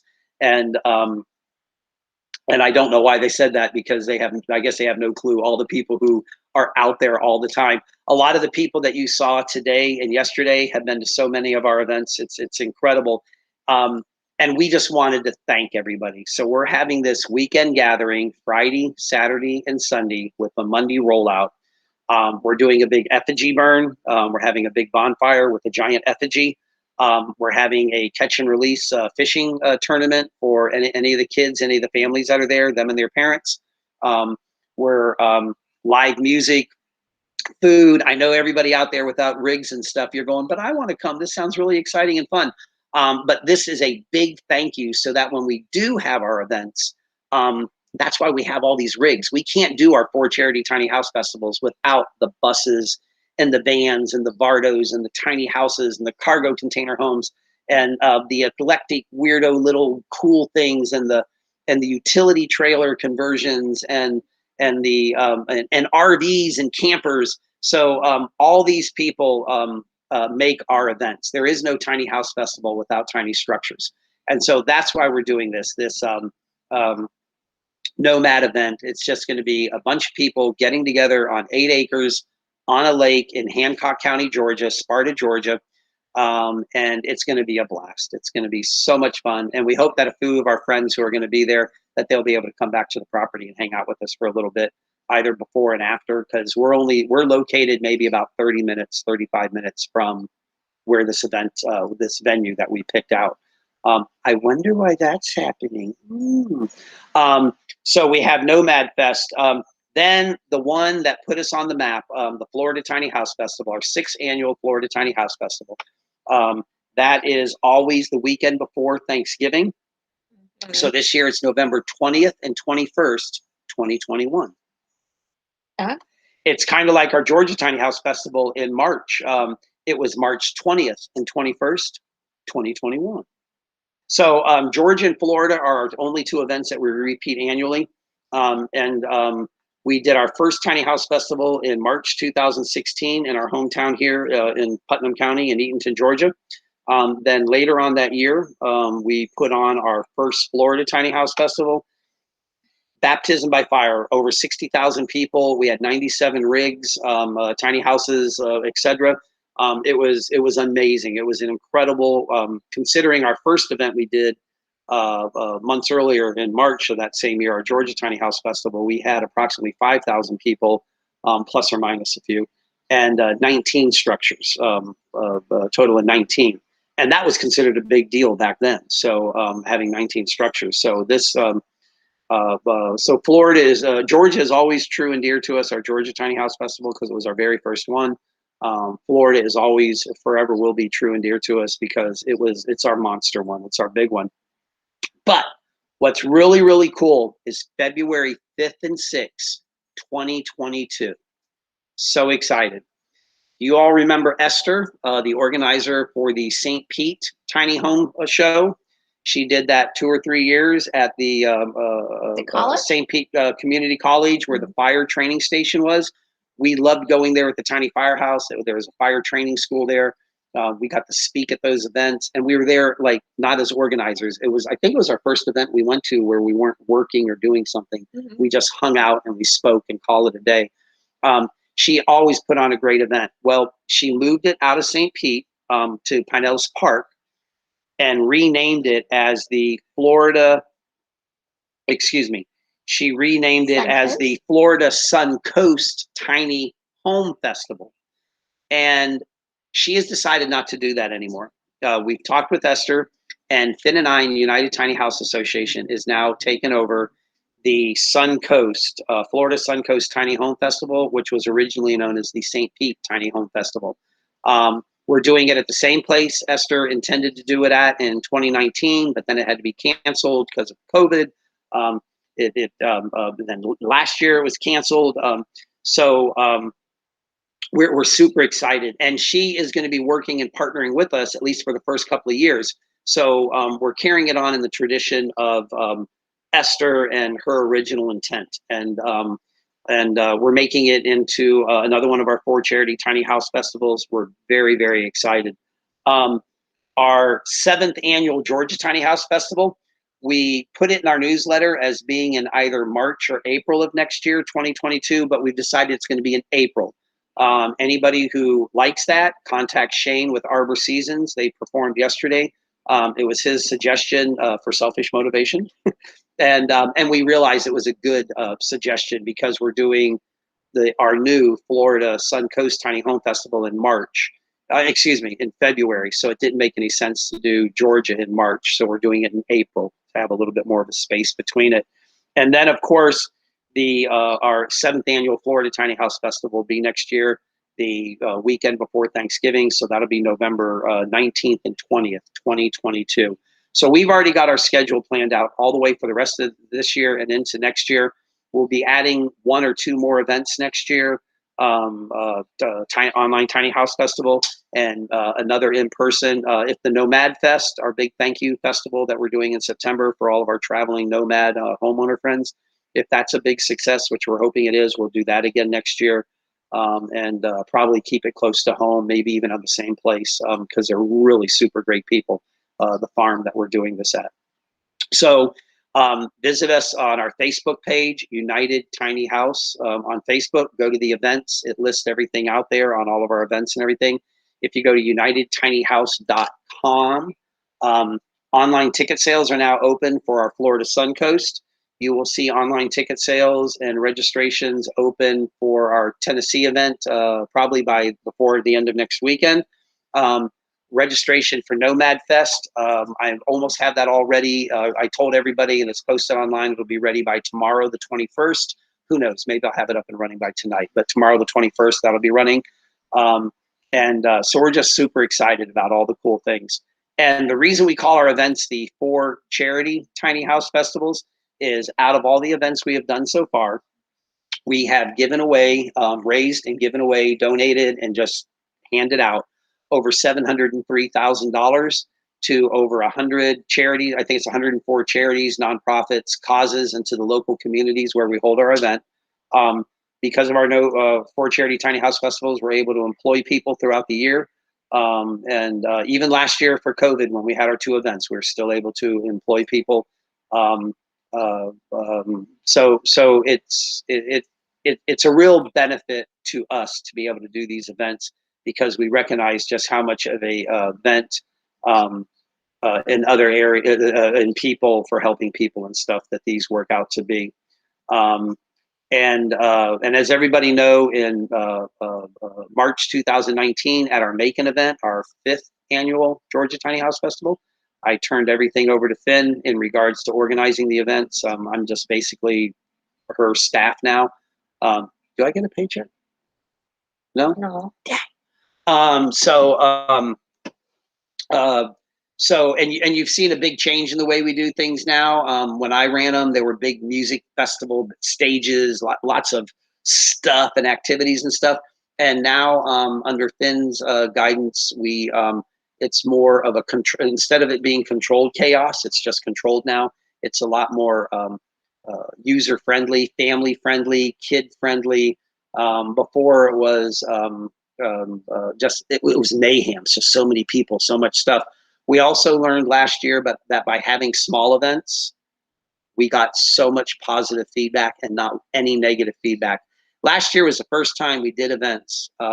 We did our Florida and Georgia 6 annuals.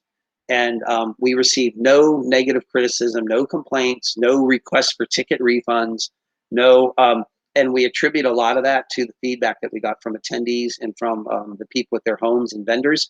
For some reason, 5,000 people over 3 days was more conducive than 60,000 people in 3 days. People kind of enjoyed the ability to spend more time talking, and et cetera. So we're looking at keeping some of our events small still, just because of that.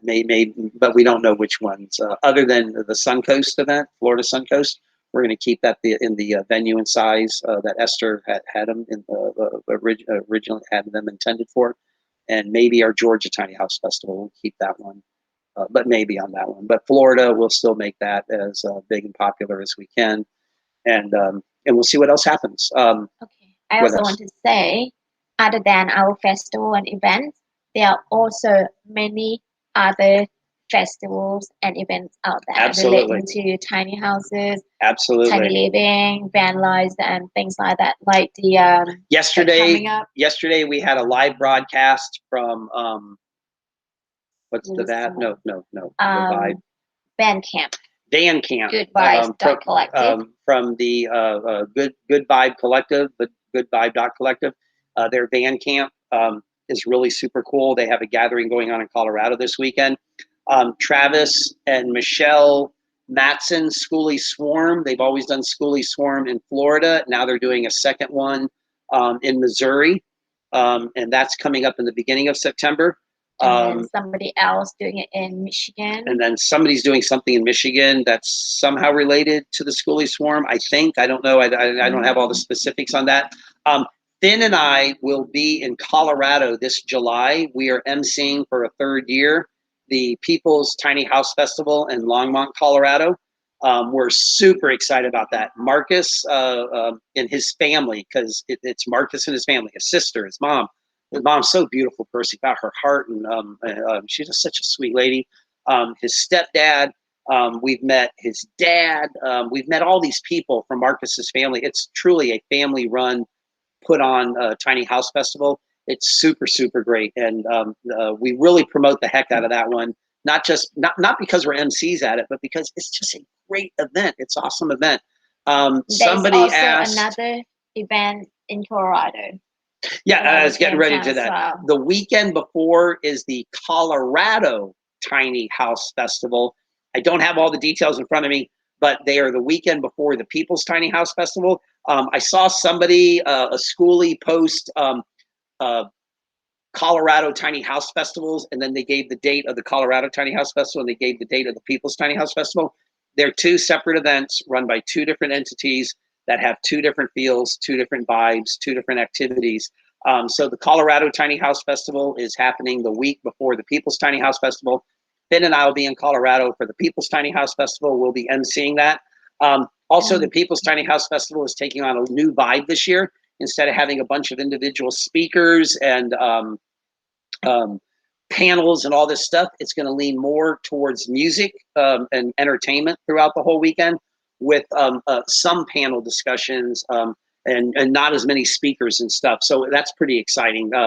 We're seeing a trend in that. Marcus and I talk a lot. We swap stories and swap ideas and bounce feedback off of each other. And something that he and I see, and something he and Finn and I and he have been doing with our events, is cutting back on speakers and going more with panels. You'll notice that his event and our event no longer have keynotes. We now have just everybody's equal on stage type mentality. So it's pretty cool. Renee event. There's the Tiny Fest. Their Tiny Fest. I think they just had their California event. No, I think so. They just had that California. Oh, I know what it is. In September is they've expanded to Texas. That's what it is. Tiny Fest is doing. I think it's the weekend before ours. Our Nomad Fest. So our Nomad Fest is in Georgia, is September 17th and 20th. So I think I think Tiny Fest Texas is the weekend before that. But if you go out and find Tiny Fest, you'll be able to find things. Somebody asked if we, there it is, Deborah Chandler. Do you guys know of any festivals in New England this year? Vermont isn't doing theirs, I have learned. I was going to say there was the Vermont Tiny House Festival, but it's my understanding that might not be happening, but that's just my understanding. I don't have that directly from them, but I'm under the impression it may not be happening. Miranda Aisling with Miranda's Hearth. We partnered with her a few years ago for, I think, her third or fourth. We called it the Big Mass Tiny House Festival. So we partnered up and did that. When you hear us about our Tiny House Festival in Massachusetts, that was, we got invited to partner with her and help out with that. I know she didn't do it last year, but I think we're one of the few people who was able to get into a festival last year. And also, but she may be doing hers, but I don't have any information on it. You might want to look into that, Deborah, in Massachusetts. and I was just about to say, if you want to know more information about tiny events, tiny house events, or any other thing relating to tiny house, tiny living, you can also check out Tiny House Dates. Right. So Finn and I, if you all remember Jeff, who ran Tiny House Dates for a long time, and he stopped doing that in 2019. Jeff reached out to us this year, and we have taken it. He asked us if we would take that all over. So Tiny House Dates on Instagram, Twitter, Facebook page, and we renamed our Tiny House Dates, Tiny House Festival Meetups and Activities group. We renamed that to Tiny House Dates also. And so on Tiny House Dates on Twitter, Instagram, Facebook group and Facebook page, we post any and all tiny house related activities. And the website tinyhousedates.com is now ours. That's been turned over to us. If you go out there, it's outdated, it's old. Our web developer person, Boo, Ben's college friend who lives over in England. We talked about that earlier when we were talking about our Airbnb experience in New York, how awesome it was. We're going to be redoing that whole website as a single stop portal just for tiny house events. So there is, so we have that information. Also, if you're aware of any events out there, especially if they have a Facebook page, but if you are aware of any events out there, Band, Schoolie, Nomad, there's the Hippie Fest coming up, which is very nomadic, and anything, tiny house festivals, etc. Feel free, drop them to us, and we'll definitely put them on our pages and get all the information out there. Finn and I recognize we don't know every single festival out there, so if you're not on any of our pages, it's just because we've unintentionally overlooked it, or it was never on our radar. So yeah, we just try to promote everyone's, as much as we can, because we think that we are also in the same community. We can help support each other. Except for that one event outside of LA last year or the year before. I won't promote them because they stole all of our photos and our registration form, and they wouldn't stop using it after we asked them to stop using it. Okay. So we won't promote them. Don't worry about that. Evil John. So I think we are coming to an So end. that is it. Visit us if you need any information from us. The best way, go to unitedtinyhouse.com and go to the contact page, and you can just submit things there. Also, United Tiny House on Instagram and United Tiny House page and group on Facebook. You can message us through there.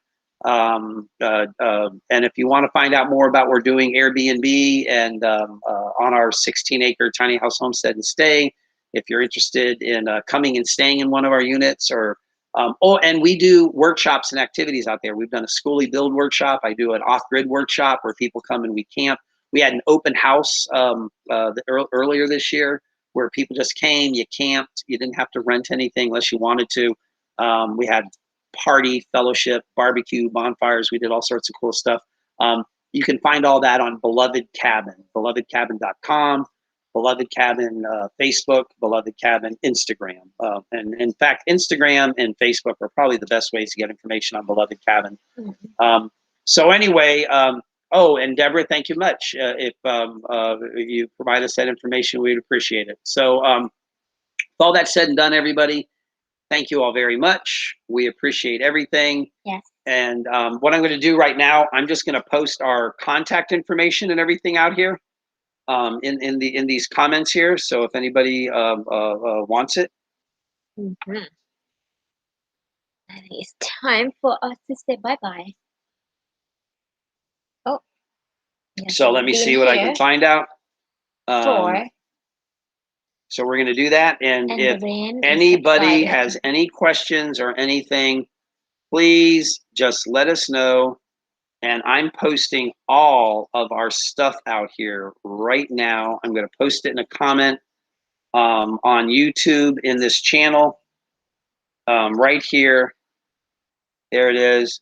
So if anybody needs or want anything, reach out to us. We're more than happy to help out. And for some reason, this won't let me post it. I don't know why. I don't know if it's too big or maybe maybe they won't let us do stuff Figure it out.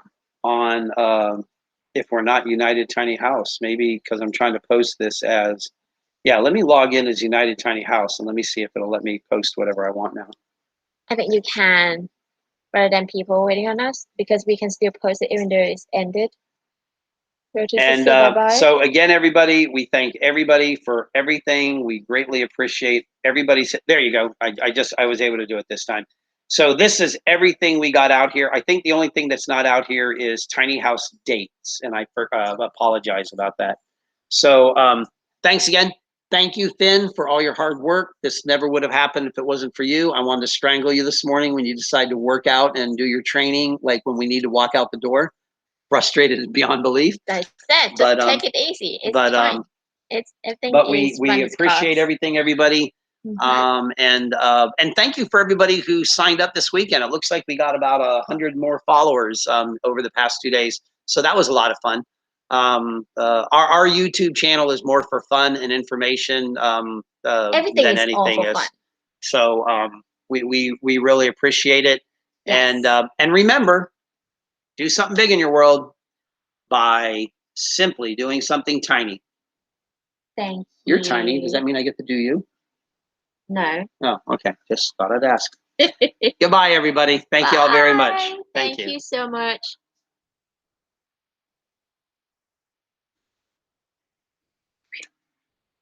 I got a question. Why did that say 19 minutes up there? I don't know. It's run at cost and then fine. Because it's still the same video except chunk like last year. Okay. Heck. Okie doke. That was it. We did it. Finally, I've been All right. sitting forever. All right. So start up. And the rain is subsided, so it's perfect timing. that's good. I'm going to go let them know that we're done. So they can go about. Oh, John's back.